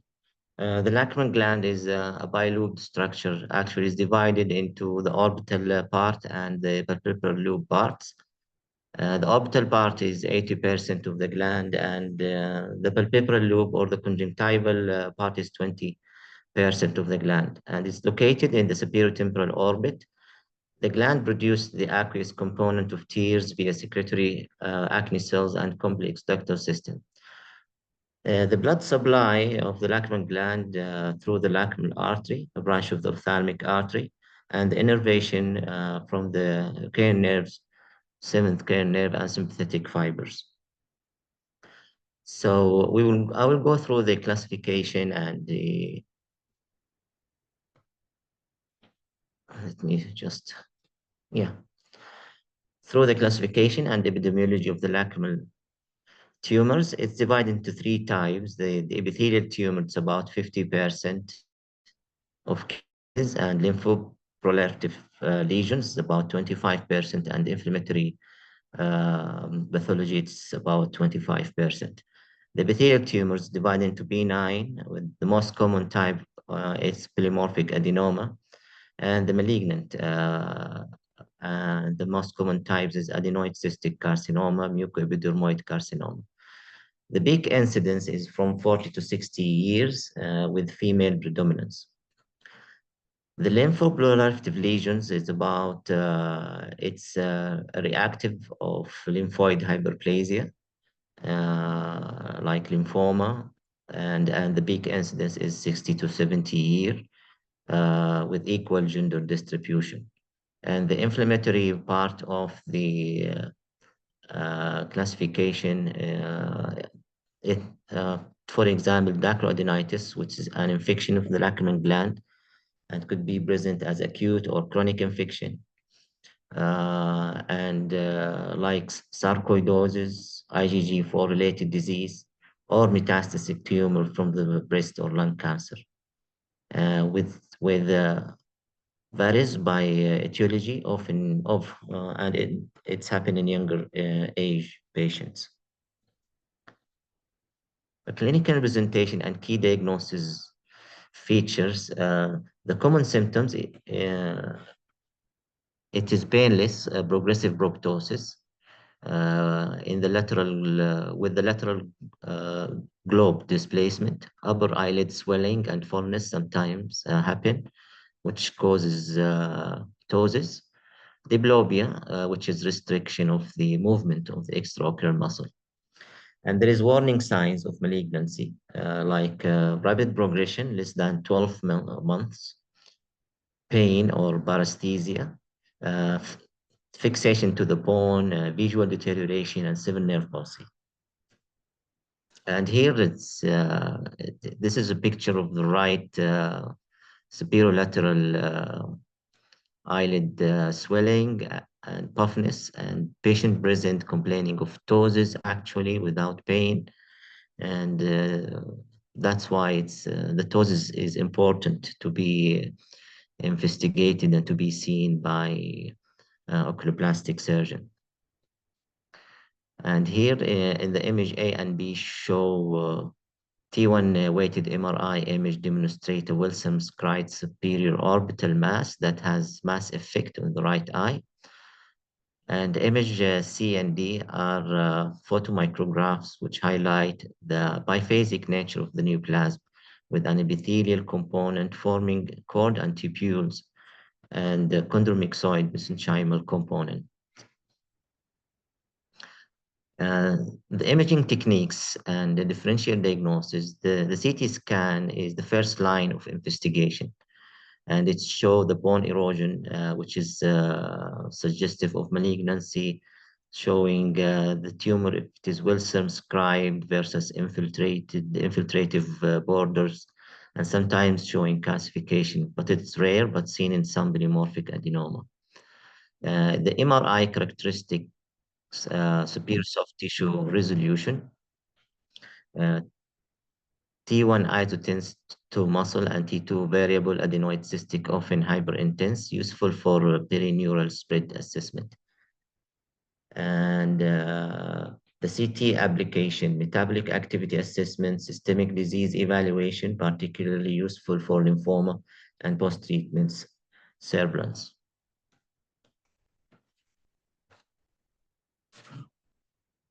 The surgical approach and treatment modality, diagnostic biopsy, incisional versus excisional based on the clinical suspicious. Polymorphic adenoma, complete excision, avoid rupture of the capsule is recommended to avoid transformation to malignant tumor. And if you are suspected malignancy, like very rapid prognosis and pain, infiltration to the bone, we do incisional biopsy first. The surgical approach, the most common or standard approach is the lateral orbitotomy, lid crease approach for palpebral lobe lesion, the orbital exenteration in advanced malignancy.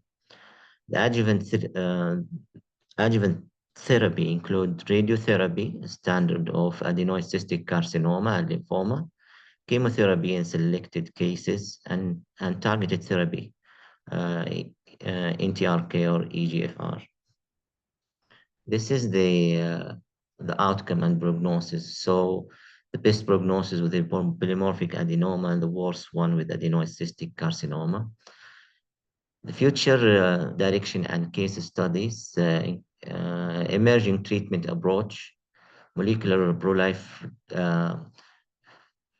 profiling for targeted therapies, proton beam therapy for reduced the toxicity, immunotherapy trials for refractory cases, intra-arterial chemotherapy delivery system, and multidisciplinary team approach. Optimal management always require the collaborations between the ophthalmic or orbital surgeon, pathologist with orbital expertise, radiation and medical oncologist, and radiologist with head and neck specialists. So it's good to refer those cases to the tertiary hospital, which has like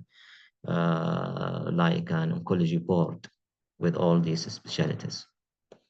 This is our case, one of our case in Mecca, 66-year male patient, deemed hypertensive with a history of orbital mass since 3 months and aggressive, rapidly growing, was diagnosed as malignant mixed tumor.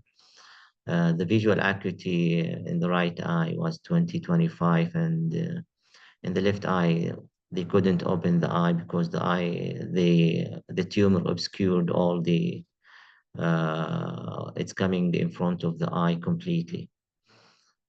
And this is the image and biopsy was taken in the primary hospital and show malignant mixed tumor. CT shown the enlarged lacrimal gland extending anteriorly and posteriorly throughout the orbit. And this is the picture of the surgery and the mass itself. We did for him exentration, and it with total radical excision of the tumor will keep the bone.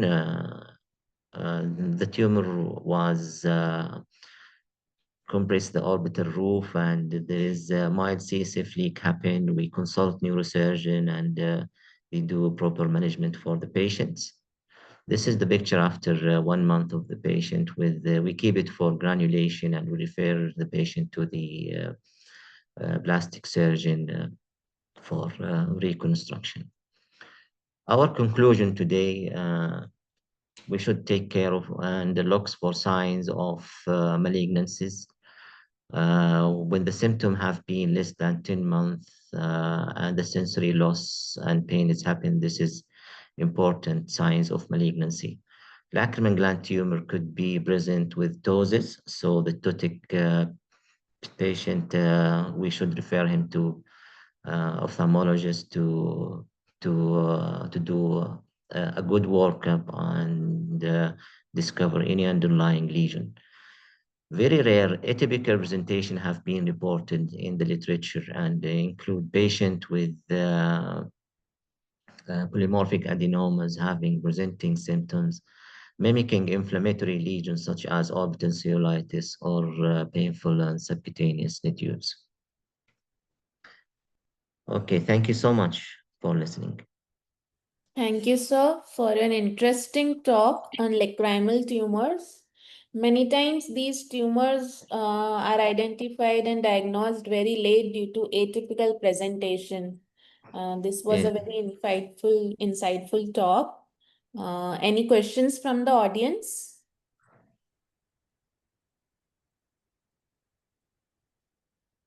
If there are any questions, you can please write on chat.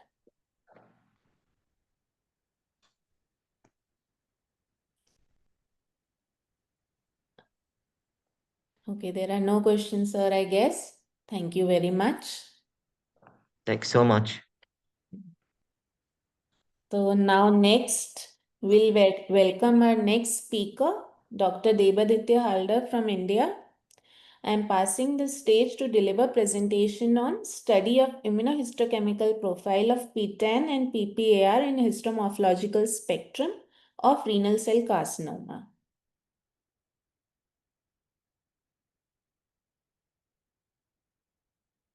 You are on mute, sir.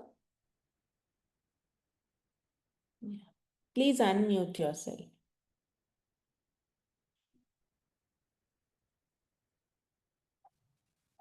Yeah, am I audible now? Yeah. Yeah. Good afternoon, everyone. Good afternoon. I'll just share my screen.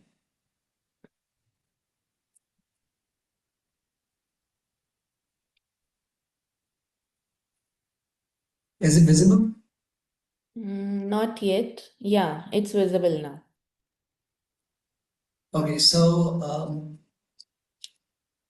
I'm Dr. Debaditya Haldar from India, and this was a study which we had conducted on the immunohistochemical profile of phosphatase and tensin homolog and peroxisome proliferator activated receptor gamma in the histomorphological spectrum of renal cell carcinoma.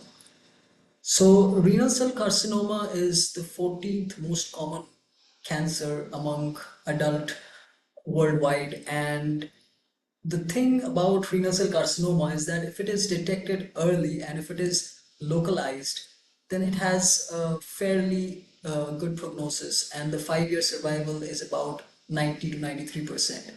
But if it gets, in the advanced stage, that is in the PT3 stage, or if it's in the metastatic setting, then the 5-year survival significantly drops to about 12%. And we've seen that about 30% of the patients have presented with metastatic disease and 20 to 50% relapse post-surgery. And the standard of treatment is radical nephrectomy followed by chemotherapy and radiotherapy, but they are notorious for being resistant to treatment.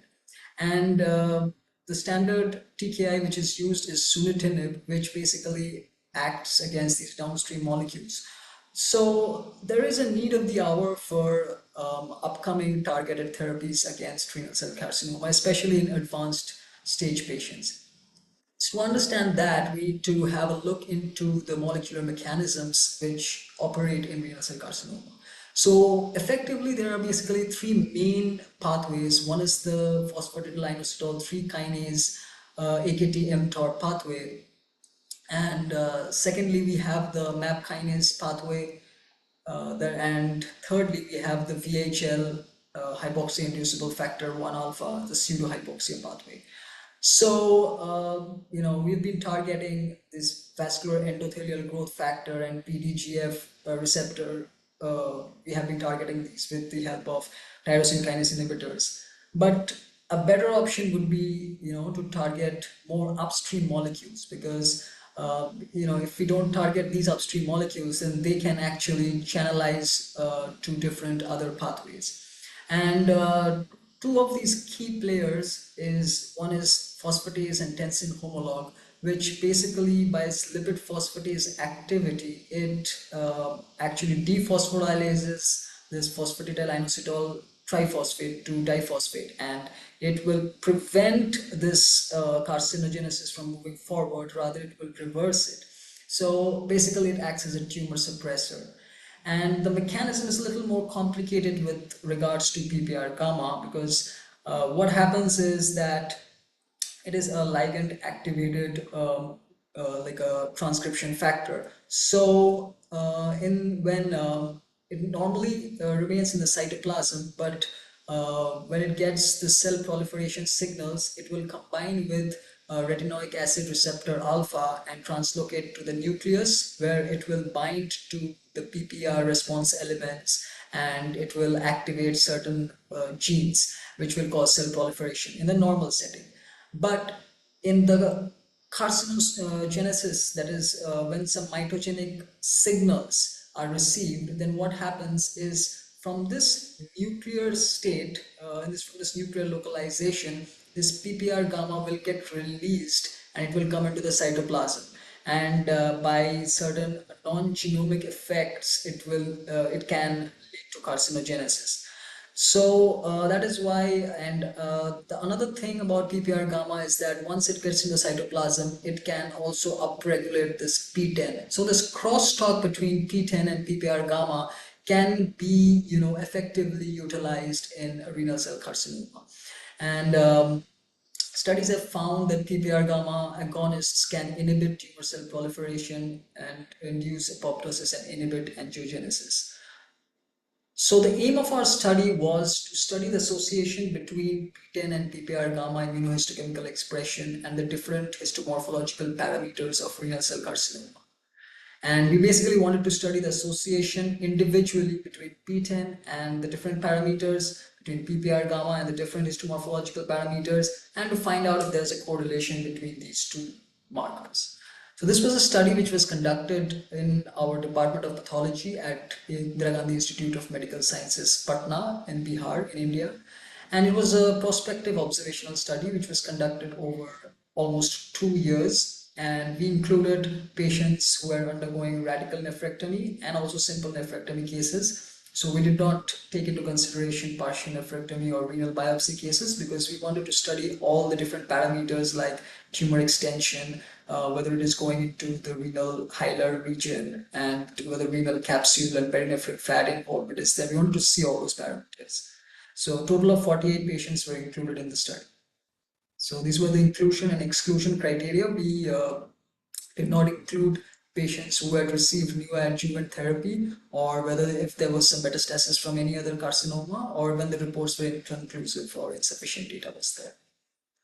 So basically, we studied the patients who were admitted in the urology ward. We collected the data, and once these patients underwent surgery, we received the specimens, and then crossing was done as per the standard protocol. So we thoroughly sampled the specimens, and we gave 1 block per centimeter of the max dimension of the tumor, and with a minimum of 3 tumor blocks to a maximum of 50 tumor blocks. Sampling extensively, looking for areas of necrosis, sarcomatoid, rhabdoid features, those high-grade areas. We took extensive sampling, and if there was a doubt about renal sinus involvement, we made sure to take at least 3 sections from that area, and if there was no doubt, 1 section was sufficient enough. And then we sent the sections for tissue processing, and the stain slides were prepared using the automatic processor ePredia Excelsior automatic stainer, and they were stained using the hematoxylin Nielsen stain. And reporting was done as per the standard CAP protocol version 4.2.0.0. And then we did the immunohistochemical analysis for this P10 and PPR gamma. So the primary antibody which we used for P10 was the 6H2.1 clone. That was a mouse monoclonal antibody, and it was ready to use. The PPR gamma, it was the clone K.242.9, and it was a rabbit monoclonal antibody. And this was a concentrated antibody which we had to dilute, and we used a dilution of 1:100. So the positive control for P10 was the normal kidney, which showed cytoplasmic and or nuclear staining. And for PPR gamma, the positive control was the normal colonic epithelium, which showed nuclear and or cytoplasmic staining. And follow-up of all the patients was done on a monthly basis. So we saw how many patients were alive at the end of our study, how many patients had passed away, and if they had passed away, whether that was due to the disease or whether that was due to other reasons, and how the patients were doing, whether there was any recurrence or any of the sort. So statistical analysis was done, and p-value less than 0.05 was considered as significant. So we compared this P10 and PPR gamma against the different histopathological parameters as per the standard CAP protocol. And apart from those, like the tumor stage, the tumor grade, the tumor extension, and all the margin status, we also studied the correlation with a revised grading protocol, which was proposed by Delahunt et al., who in their paper had shown that it had a better correlation with the cancer-specific survival. So that incorporates the WHO ISUB grade as well as the necrosis. So the grade 1, WHO ISUB grade 1 tumors, irrespective of whether they have necrosis or not, were put into the grade 1 of Delahunt system, and all the other grade tumors of WHO ISUB grade, if they had absence of necrosis, they would be downgraded by 1. So that was the proposal that was given by Delahunt et al.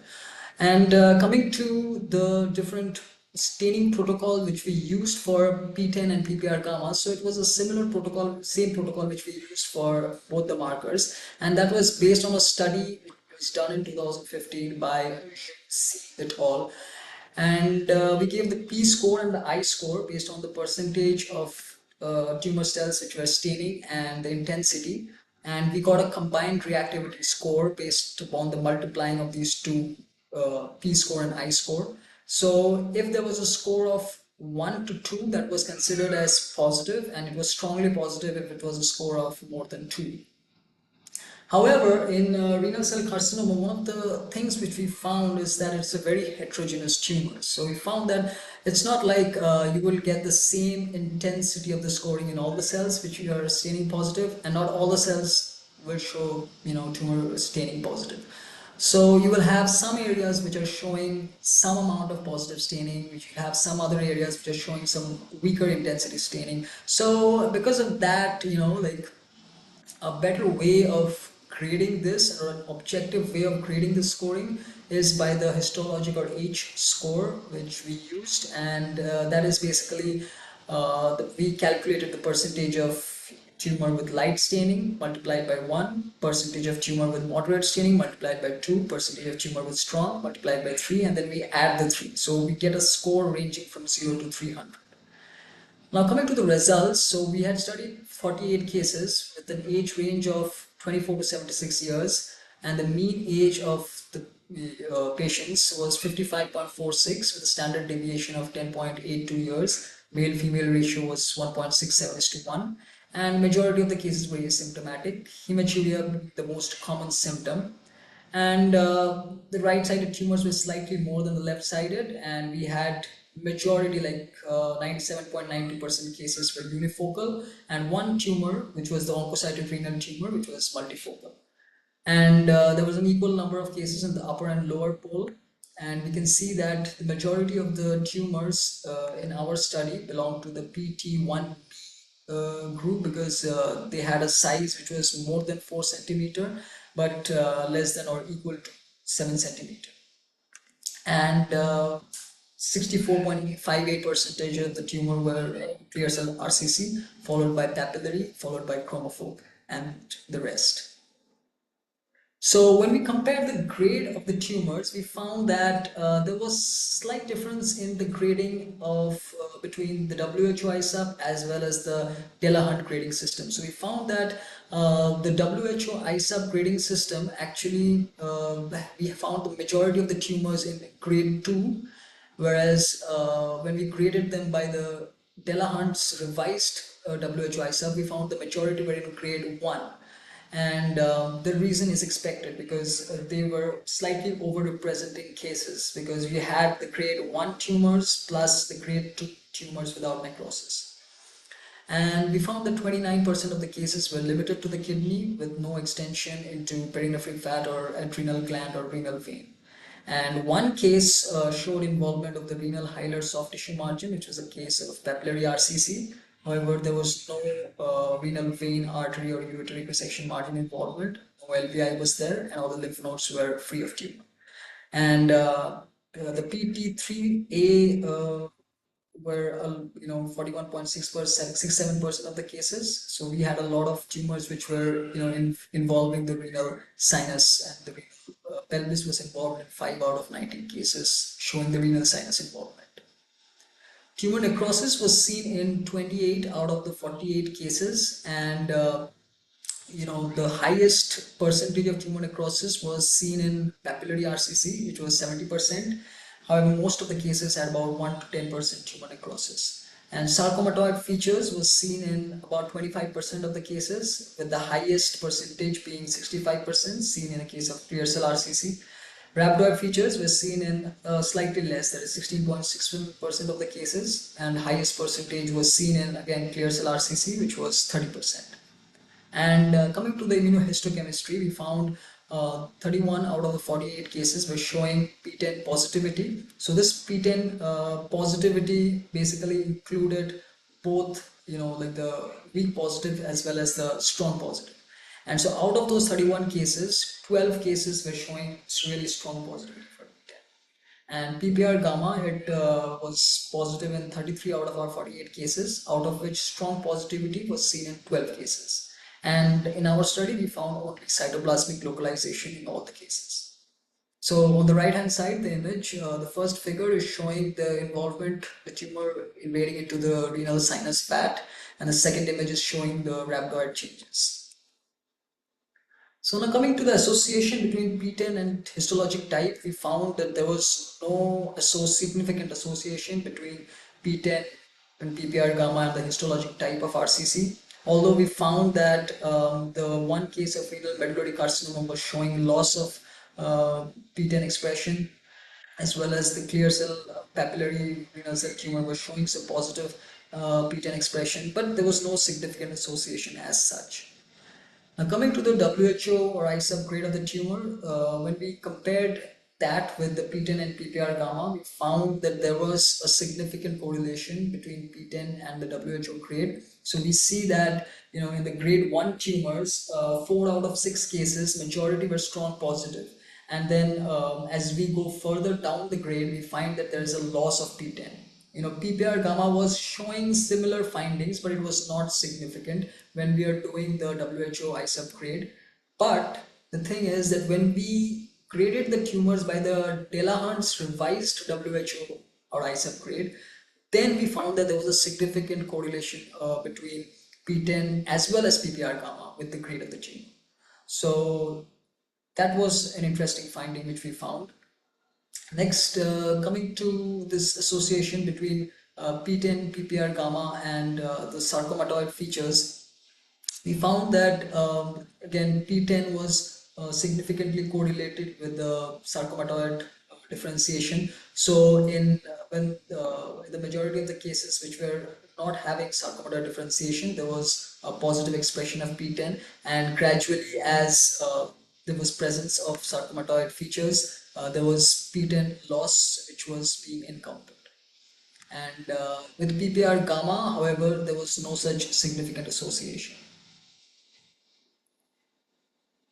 Next, coming to the association between PTEN, PPR gamma, and the percentage of rhabdoid features, we found that PPR gamma was again now correlating with the percentage of rhabdoid features. So in a tumor which was having 30% or like higher rhabdoid features, then in those cases there was PPR gamma loss, and it was positive in those tumors which were not showing any such rhabdoid differentiation. Again, both the PTEN and PPR gamma actually showed significant association with the stage of the tumor. So like we found that in the PT1 stage group and then the PT2 stage group, there was positive and strong positive expression of PTEN mostly and PPR gamma mostly. Whereas in higher stage tumors, that is in the PT3A, there was loss of both the markers. And we found that these two markers were positively correlated. So like we found that as we are having a higher grade or a higher stage tumor or a tumor with sarcomatoid features or rhabdoid features, we found that like PTEN loss and PPR gamma loss were taking place, and which was a significant correlation. We also looked into the prognosis of the patients, even though it was a limited cases in our study. So the number of overall deaths were 11, the cancer-specific deaths were 9, and the mean cancer survival was 17.75 months, with the cancer-specific survival at 6 months was 90.7%, and the cancer-specific survival at 12 months was 78.4%. And what we did was we compared the PTEN and PPR gamma H-score cutoff values with the survival of the patients. So we wanted to see or establish a cutoff value of the H score at which this prognosis of the patient or the becomes just significant. So we found that with the H score level of 40 for P10, the significance as far as the prognosis is concerned becomes just significant. And for PPR gamma, the cutoff value which we established was 35. So this was very important because RCC being so heterogeneous, this objective scoring would help us determine at what level we can say that this patient may have a poor prognosis, at what cutoff level. So these are some images. So on the left we have a normal kidney showing the positive control for P10, and on the bottom we have the normal colon which is showing the positive control for PPR gamma. And this is the top left shows P10 strong cytoplasmic granular positivity having an H score of 155, and on the bottom right we have PPR gamma strong cytoplasmic granular positivity which is an H score of 175. So we can see that granular positive staining which is seen in the cytoplasm. And this is the focal moderate cytoplasmic staining. So I want you to look at these two images, and this is how much of a staining you would consider as the cutoff value. So on the top left you have an H score of 40, and on the bottom right you have an H score of 35 for PPR gamma, and below this, if the level of expression or the H score drops below this, then that would have a poor prognosis for the patient. So it does not mean that the P10 or PPR gamma has to be completely lost for the patient to have a poor prognosis. Even if the PPR gamma or the P10 expression drops below this cutoff H score level, the patient could have a poor prognosis. So this is a summary of our findings. So we found that the P10 and PPR gamma, was significantly correlating with some of the parameters like the grade of the tumor, the stage of the tumor, as well as the sarcomatoid and rhabdoid features. We found that the P10 H score and the PPR gamma H scores were actually correlating better. And we also actually studied the different prognostic models in renal cell carcinoma, like the Leibovitch, the UISS, and the Venus score. And we found that the Leibovitch and UISS prognostic model were again correlated with the P10 and PPR gamma H scores. So there was no significant association between P10 and the histologic type, similar to the other studies. We also assigned this risk stratification, this based on the prognostic models, and we found that comparing UISS versus Leibovitch, we found an overrepresentation of cases in the intermediate group by the UISS model, whereas the Leibovitch model tends to represent cases more in the higher risk group. And we tried to put RCC, papillary RCC in by this different scoring, this different risk stratification methods, and we found that Venus score best categorizes RCC, the papillary RCC, because the other scores, they will either put your tumors in the intermediate risk group or in the high risk group.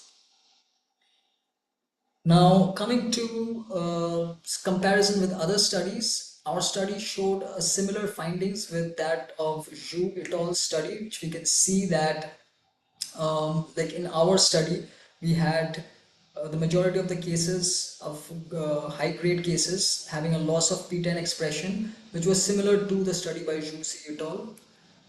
And as far as PPR gamma goes, like over here, there was some discrepancy in this between our study and Zhu et al. Study, because in our study, we found that the majority of the higher stage tumors were having a loss of P10, whereas the Zhu et al. Found that the majority of the higher stage tumors were having an overexpression of PPR gamma. And comparing the overall survival of the patients between these two studies, we found that our study correlated with the study by Zhu et al. As far as deaths in the P10 loss group was concerned. However, there was again discrepancy in the PPR gamma. So what Juicy et al. Was suggesting was that in higher stage and higher grade and poor prognosis patients, PPR gamma is overexpressed, whereas we were saying that PPR gamma is also lost, just like PTEN. And I think the discrepancy, there haven't been much studies on PPR gamma, but the discrepancy could be based on many factors, a lot of pre-analytical factors like the, staining protocol, the crossing time, and the method of immunohistochemistry. And the immunohistochemistry, we use the heat induced epitope retrieval and the pressure cooker method, so that there may have been differences in those. Also, different antibody clones were used. We used the 6H2.1 clone for PTEN and the K242.9 for PPR gamma. Although studies comparing the different clones of PTEN have shown 6H2.1 to be better, and the study by Juicy et al. Did not take into consideration high-grade features like the sarcomatoid and rhabdoid features. So it could be that renal cell carcinoma, it has a heterogeneous appearance. So if you're sampling those low-grade areas, you could get a falsely positive expression of PTEN or PPR gamma. The more you sample extensively, and if you sample those higher grade areas showing those sarcomatoid or rhabdoid features, then in those sections we'll find that there is a loss of PTEN and PPR gamma. The limitations of our study was that it was done on a small sample size, and this was a short period of study, and there was a lack of molecular workup, so we couldn't actually correlate this with the molecular profiling of the tumors, and it was a univariate studies. However, the biggest strength of our study was that we established a cutoff level to have a prognostic value for PTEN and PPR gamma, and we compared the different prognostic models with this expression of PTEN and PPR gamma. So in conclusion, I would like to say that it's the need of the hour for newer targeted agents, and PPR gamma modulators have been used in numerous conditions. And we found that the loss of expression of both these markers have been seen in high-risk cases with poor histopathological prognostic parameters. And we have established a cutoff level. And it is important that when we encounter renal cell carcinoma with these higher grade, higher stage, or these poor prognostic parameters, these histopathological parameters, when we encounter these, it is imperative, or it's important to advise an immunohistochemical analysis of PTEN and PPR gamma for these patients. And if there is loss, we could go for molecular workup to see the expression of these, whether there is some mutation or whether there is some alteration or aberration there. And then we could go for targeted therapy again, specific to these regions. So these are my references. Thank you.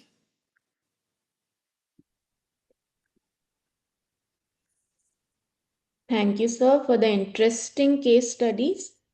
I would like to ask you one thing, sir. What were the difficulties you faced in standardizing PTEN and PPR gamma IHC?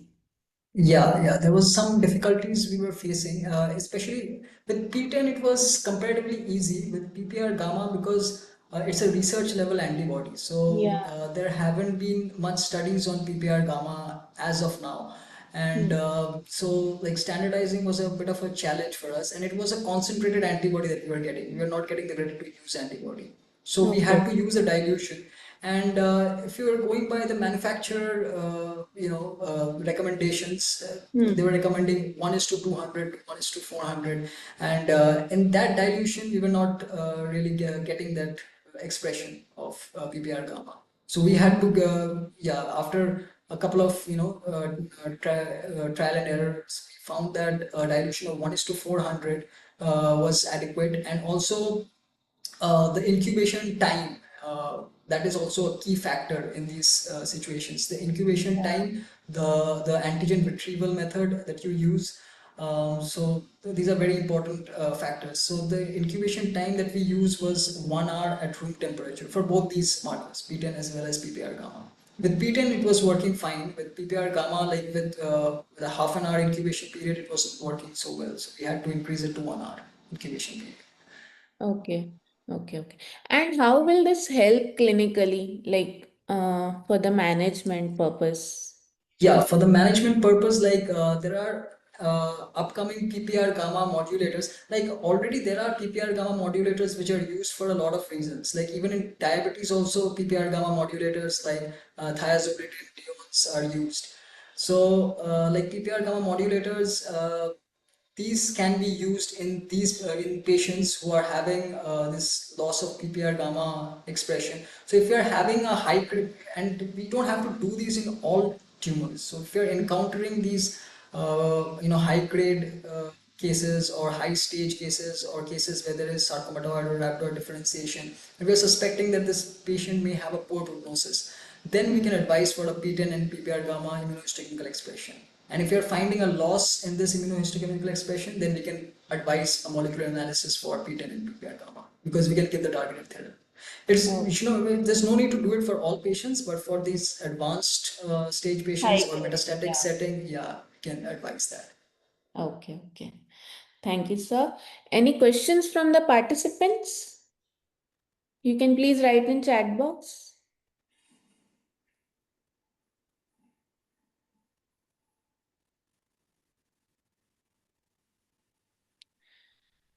There are no questions, I guess. Thank you, sir. Thank you so much for the presentation. Thanks. Thank you. Now, our next poster presenter is Dr. Ankurita Kupasad from UK. But due to some reason, she is not available with us. Her poster was on infiltrating epitheliosis of the breast, a case report on an uncommon, challenging, complex sclerosing lesion. We'll just look around for the poster. We'll just have a look.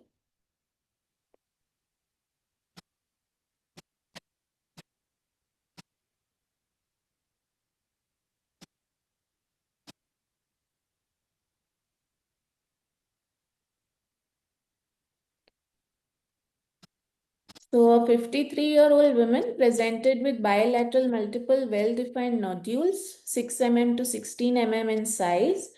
Initial biopsies from multiple nodules reveal spectrum of benign findings, suggesting pleomorphic adenoma to complex sclerosing papillary lesion with florid usual ductal hyperplasia and possible adenomyoepithelioma. Wider excision of the nodules eventually revealed infiltrating epitheliosis.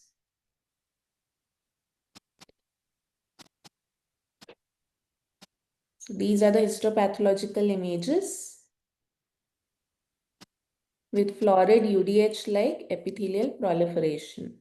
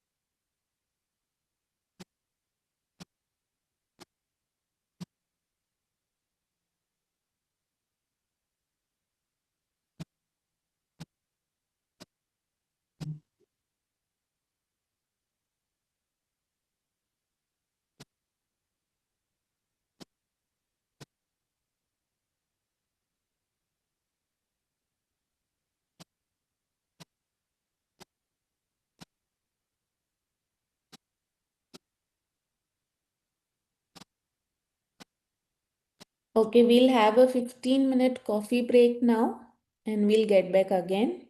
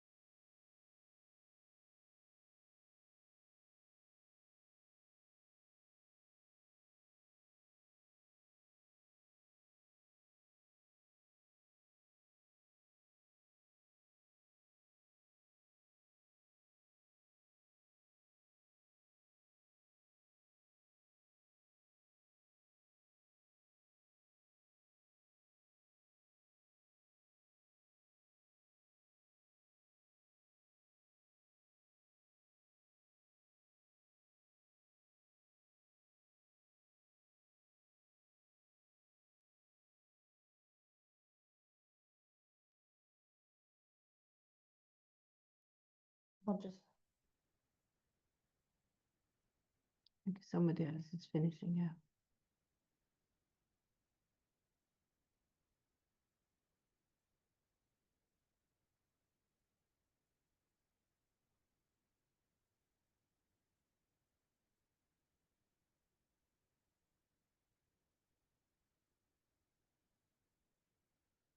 So my presentation is there, they're going to put it in? Yeah.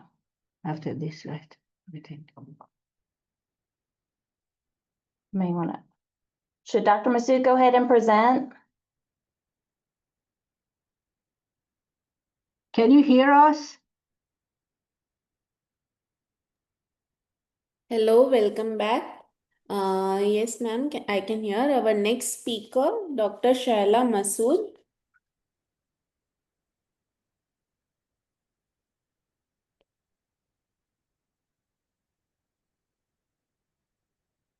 We welcome you, Dr. Shaila Masood from US.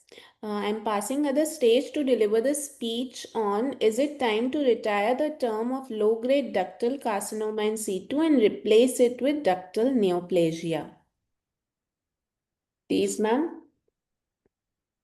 All right, thank you very much for inviting me, and I'm sorry that I'm not there in person. However, it's good to be able to connect with you today. So, hold on.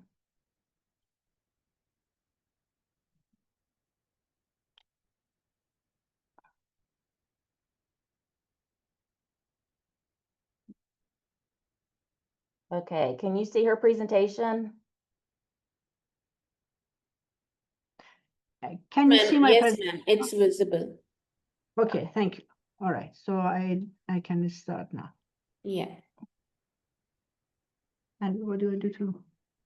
Just this one. All right. First of all, I have no relevant financial or non-financial relationship in this presentation and this program. And my plan today is to highlight the continuous dilemma in distinction between atypical ductal hyperplasia and low-grade ductal carcinoma in situ, and suggest alternative terminology and different strategies for follow-up management of these entities. So let me begin by talking about why the emphasis on low-grade ductal carcinoma in situ.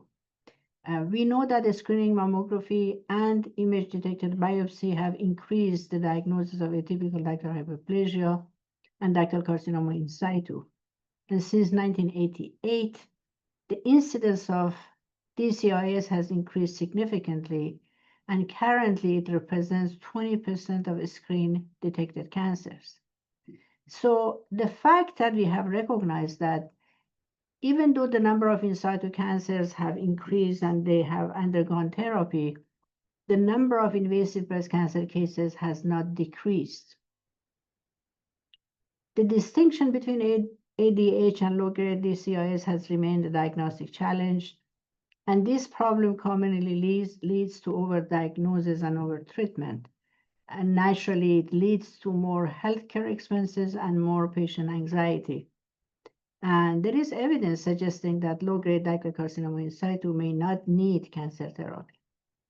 So when we look at these two entities, the definition that it is existing is this is an entity which has some, but not all the features of low nuclear grade ductal carcinoma in situ.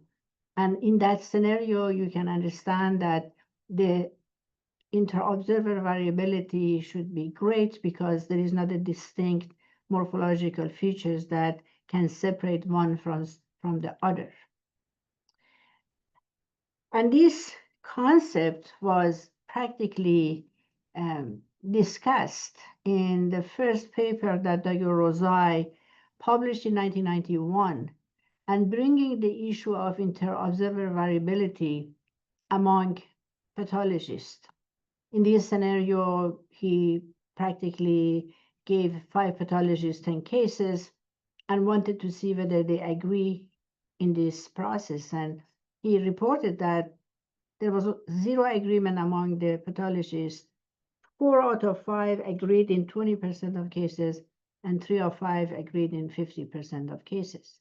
So naturally, that brought the issue very much in surface that we have diagnostic issues.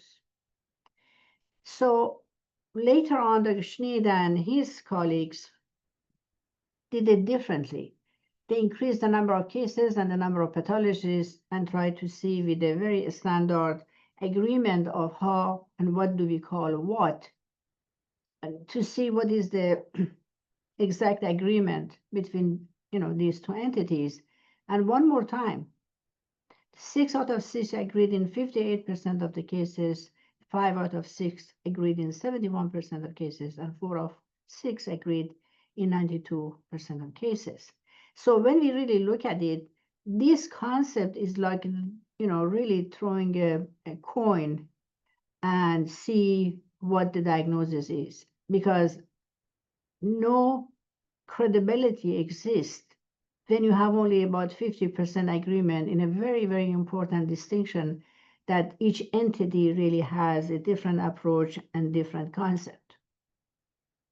Later in 2015, Dr. Elmer and his colleagues, they did something more. They really increased the number of cases, the number of pathologists, and mixed it as academic pathologists versus the community-based hospital.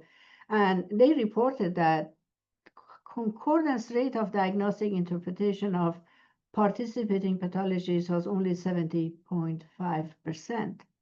And of course, this was with the highest level of concordance seen for invasive cancer. However, one more time, there was a lower level of concordance seen for low-grade ductal carcinoma in situ and separating from atypical ductal hyperplasia.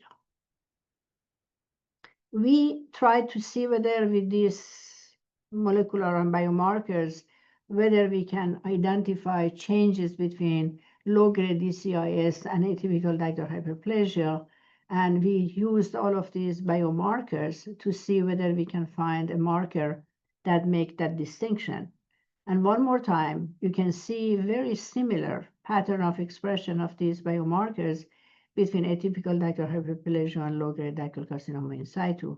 And of course, there is a reverse pattern of expression in high-grade and intermediate-grade DCIS. So the question that, excuse me.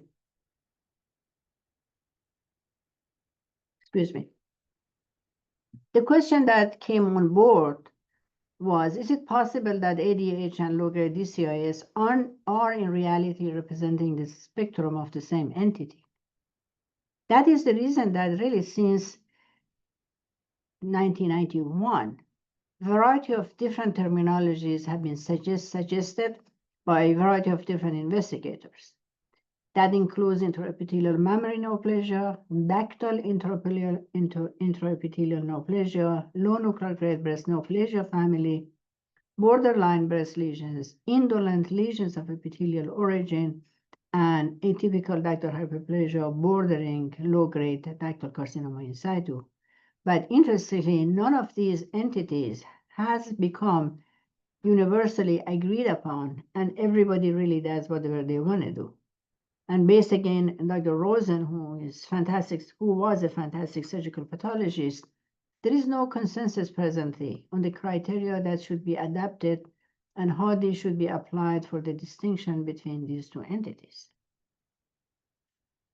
Furthermore, he went on to state that morphological distinction or criteria for the diagnosis of atypia implying increased breast cancer risk and in situ carcinoma may be improved when it is possible to relate proliferative lesions to specific genetic or biochemical markers. And up to now, we really have no magic marker to make that distinction. And in many ways, this distinction is like photography. For good photography to happen, you not only need a good photographer, a good camera, a good light, but you also need to have a good subject. And this distinction is not a good subject because we really have nothing specific to 100% make the distinction possible. Why there is such inherent obstacles? These obstacles are not because of the fact that pathologists can't make a diagnosis of these entities. This is because there is limitation in understanding of the biology of these entities, and that is because of inability to conduct long-term clinical trials to study the morphologic and genomic alterations leading to subsequent development of invasive cancer. Furthermore, limitation in access to breast tissue for real-time assessment of changes leading to cancer has been a major issue, and that is in contrast to cervical cancer, where because of that accessibility to cervical area and cytopathology there and pap smears, the role of human papilloma virus, HPV, in the initiation of cervical cancer became a reality. And of course, a lot of effort had been in place to try to use non-invasive procedures, try to see whether possible to sample breast tissue or breast fluid through fine needle, nipple fluid cytology, breast tactile lavage, to try to see whether access to the tissue in high-risk individual is going to make it better. And that is by itself is a different subject and different topic. But suffice to say that we really do not have anything in our hand. And of course, when we really look at breast cancer and look at neoplastic progression, you see a progression of normal to hyperplasia and atypical hyperplasia and DCIS and invasive cancer. And of course, while the morphological changes occurs, there is genomic alteration and cellular changes, and also there are anatomical changes which leads to radiological changes that we see in screening mammography. And for us to be able to make an impact on reduction of invasive breast cancer, we need to first identify this atypical ductal hyperplasia, and that again has become a limitation that exists. Let me talk to you about the story of a patient because that will illustrate the impact of what I'm trying to say. This was a self-referred, newly diagnosed breast cancer patient who was scheduled to undergo mastectomy and lymph node dissection. And I'm talking about maybe 12 years ago. The patient was 32 years old with no risk factors and discovered the mass when she was showering. The breast mass was sampled by corneal biopsy and was diagnosed as an invasive cancer. A palpable lymph node was found and was assumed to represent a lymph node metastasis, and the patient was advised to have mastectomy and axillary dissection followed by chemotherapy. This patient, at the end of a day before surgery, got a little bit anxious and wanted us to take a look at this biopsy and see what does she have. And of course, the original diagnosis done in another hospital was invasive, moderately differentiated ductal carcinoma, as we are seeing it in here. And of course, low-grade ductal carcinoma in situ. And of course, when we took a look at it, we saw that there is this sort of a tubular appearance of this proliferating ductal element, but we really didn't see anything that we would call it cancer. So we asked the tissue blocks to be sent to us. We canceled the mastectomy and axillary dissection, and we reviewed the biopsy at our institution, and we applied immunostaining for myoepithelial cells in this sample. As you can see, the presence of myoepithelial cells everywhere in here, confirming the fact that we are dealing with an adenosis rather than a neoplastic process. So we advise the patient to undergo follow-up excisional biopsy because of the significance of that discrepancy. And of course, one more time, when the case was excised, we saw nothing as DCIS or invasive cancer. And again, these are just, apocrine adenosis concept that is there. And again, myoepithelial cells show us the absence of any invasive or DCIS concept. So basically, the primary pathologists who had made the diagnosis of cancer asked us to send it to someone else. And I said, by all means, we send it to two pathologists, two breast pathologists, one in the California area, the other one in East Coast, and ask them without any information to make a diagnosis on this case. So the first one called it atypical apocrine adenosis with sclerosis and associated fluid sclerosing adenosis. Number two called it low-grade apocrine dactyl carcinoma in situ with focal sclerosis, pedactyl and radial involving multiple cores. And of course, when we really look at this reflects to the statement that I say that we really have significant issue in trying to make a right diagnosis of patient with these entities. And of course, our own opinion was also this is just an apocrine adenosis. So what we did, we recognized that we have taken these patients, and the patient's experience was within really a week or two, this case was diagnosed as invasive cancer, metastatic breast cancer, to in situ lesion, to atypia, to benign. And we took really the patient and her family to a roller coaster without really having any specific recommendation for this patient. So what we did, we basically talked to the patient and said that you really don't need anything else, and we will just follow you up. And the patient underwent follow-up for a few years, and ultimately she came back and said that I'm tired of it, I'm fine. I've got married, I have a couple of children, but at the same time, during this time, I have gone and talked to a lot of other people that they have been diagnosed with these entities.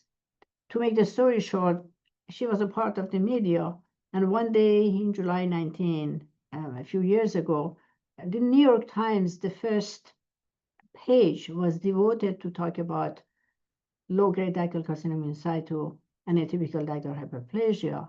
And fundamentally, the concept was the fact that we have problem in making that distinction. And there were a lot of other patients in the country that they shared their experience with the reporter, and it was all written there. And of course, basically, my opinion in this process as an individual involved in this case was the fact that we definitely have a diagnostic issue, and we need to come up with something that would preserve rest of the patients with these entities that they may not be malignant. And of course, that was a huge statement, that was a huge component, but really nothing changed. I mean, the people started to send their cases, to a consultant, but nothing has changed so far. So the question that I have right now is, whose fault is it? Are we overdiagnosing breast cancer? Do we know how to accurately distinguish between atypical dactyl hyperplasia and low-grade DCIS? And of course, the answer to this is we really do not know how to do that. And at the time that we think that we are fine and we have really done it, I mean, there are cases that naturally they are being misdiagnosed. And again, distinction between these two entities are very, very important. Atypical dactyl hyperplasia is a morphologic risk factor, and low-grade dactyl carcinoma in situ is being viewed as cancer. Therefore, the therapy is very different. We also recognize that high-grade lesions are often associated with unfavorable biological markers. Genetic alterations differ according to DCIS pattern and grade.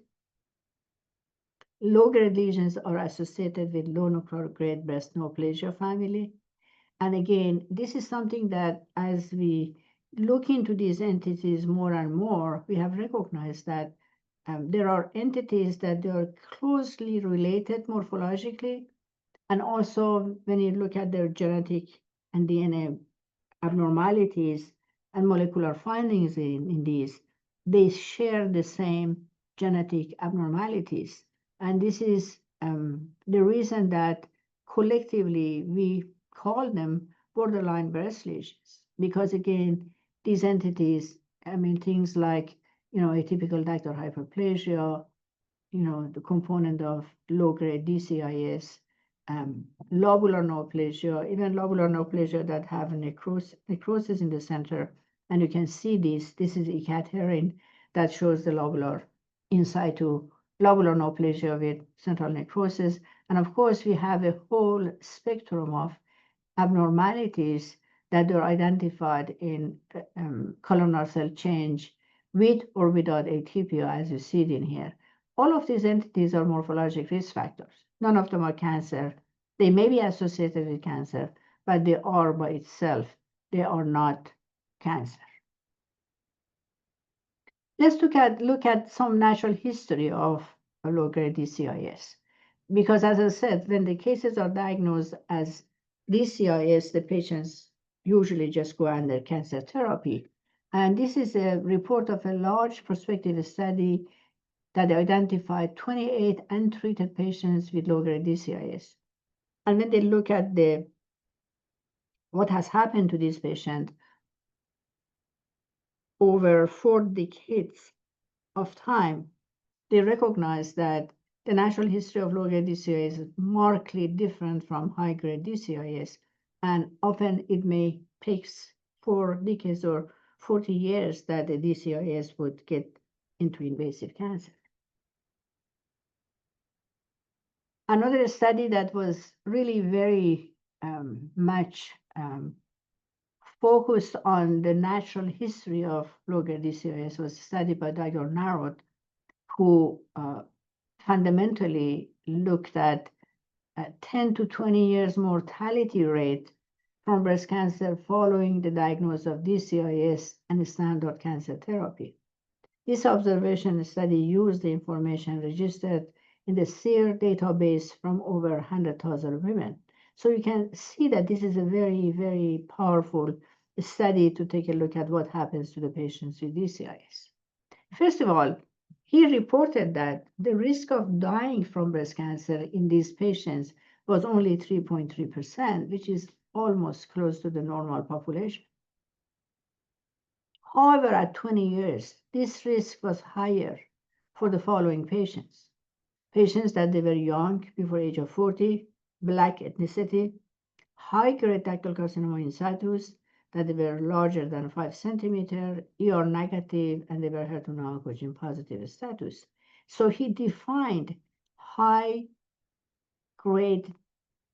ductal carcinoma in situ to be the one that is different from low-grade ductal carcinoma in situ. So what he really brought on board was, or the issue in the question was, do patients with low-grade ductal carcinoma in situ need to undergo cancer therapy?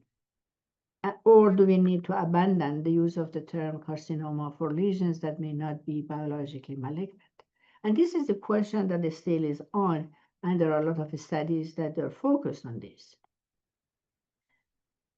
What are the current data suggest?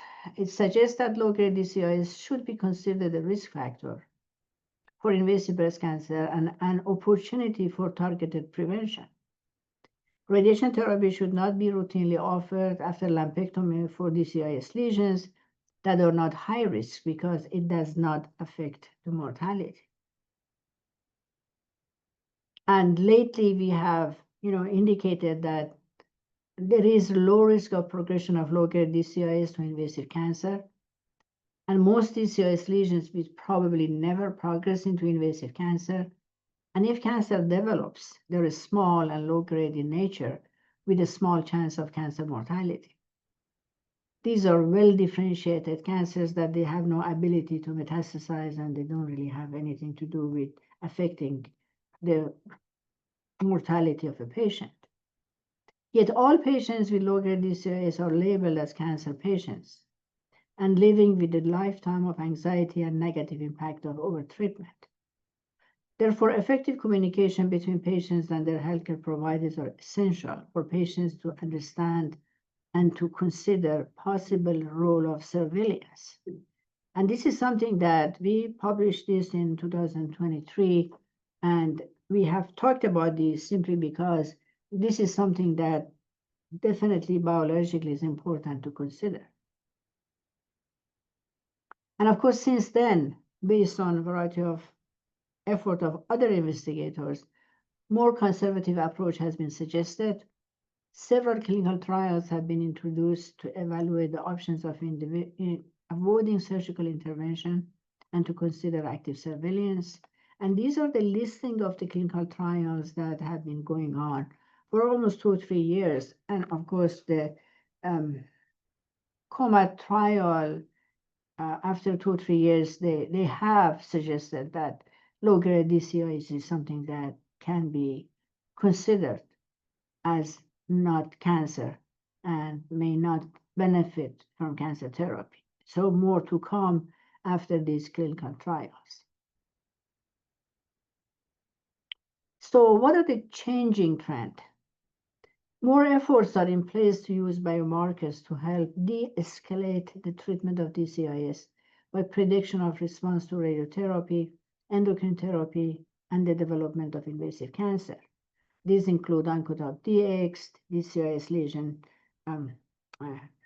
radiation therapy, decision score, we should call it Prelude X, and Oncotype 21 gene recurrence score. These are all the biomarkers that they are right now offered, and there are people that they are working on that. We still really don't have a very solid way of trying to use this in the routine practice.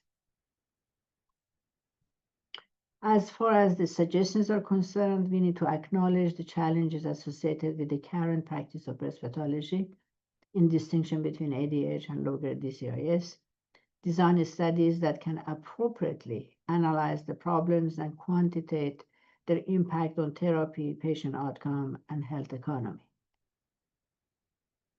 We suggest that we need to abandon the term of low-grade ductal carcinoma in situ, learn from the experience of changing the term of lobular carcinoma in situ to lobular neoplasia. If you remember, this was a huge issue in the past. A lot of women, especially young women, they lost 2 of their breasts with bilateral mastectomy for lesions that was called lobular carcinoma in situ. And later, Dr. Hageson was the one to really brought on board the similarity of atypical lobular hyperplasia and lobular carcinoma in situ, and introduced the term of lobular neoplasia in order to reduce over-treatment of lobular carcinoma in situ, so to speak. So we need to learn from that experience. And these days, really, lobular carcinoma in situ is not even included in the, sort of cancer staging. We recognize and advocate to consider the use of the term ductal neoplasia to reduce the possibility of overdiagnosis and overtreatment. We also suggest that we may consider the option of wait and watch, similar to prostate cancer. As you know, PSA testing and the practice of submission of 10 to 20 biopsies of the prostate have resulted in overtreatment of prostate cancer. And the negative impact are unnecessary side effects, patient anxiety, and increased cost. Follow-up screening by PSA and chemoprevention may reduce overtreatment of indolent tumors. And again, this is an entity, or this is a concept that there are a lot of urologists and pathologists that they are looking at, try to really bring the wait and see concept into the picture. That is right now is an alternative for patients for low-grade prostate cancer. And it appears that we are going to be hopefully following this trend. So what are the responsibilities of the scientific community?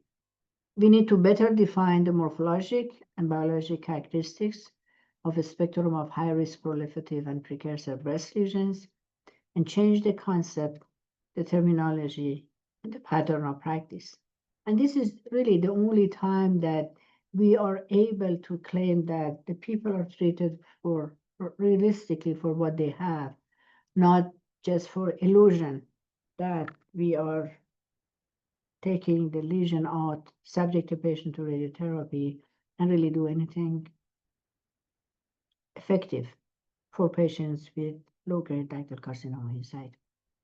And I know that we have a long way to go. I think this is something that is in everybody's radar, and everybody's trying to really sort of consider or become a part of the process of this change.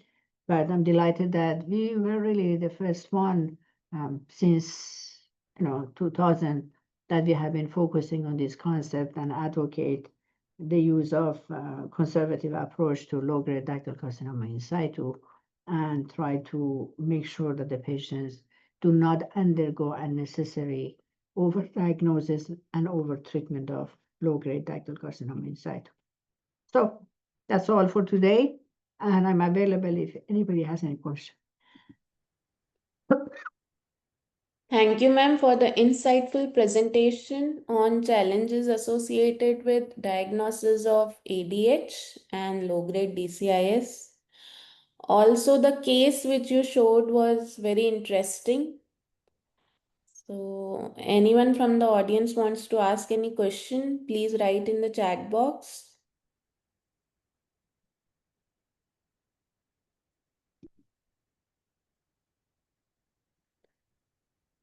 There are no questions, ma'am, I guess. Thank you so much. Thank you, and have a great meeting. So how is the meeting going? It's come to an end, ma'am, now. Yours was the last talk. Well, I'm sorry that I wasn't able to, come in person. It's a long way from Jacksonville to Dubai, even though I love to come to Dubai and visit you all some other time. Thank you, ma'am. Thank you so much. Thank you. Have a good day. Yeah, thank you. So it was a delightful feast of knowledge with all the insightful sessions we had. I congratulate Emirates Pathology, Digital Pathology, and Cancer Conference to organize this outstanding gathering of distinguished pathologists, cancer professionals from around the world. This conference was a powerful reminder that we can achieve a lot through collaboration, innovation, and sharing of knowledge. It was a platform where all the expertises met each other, and wisdom inspires progress in our field. Thank you so much. Thank you, organizers. We'll depart now.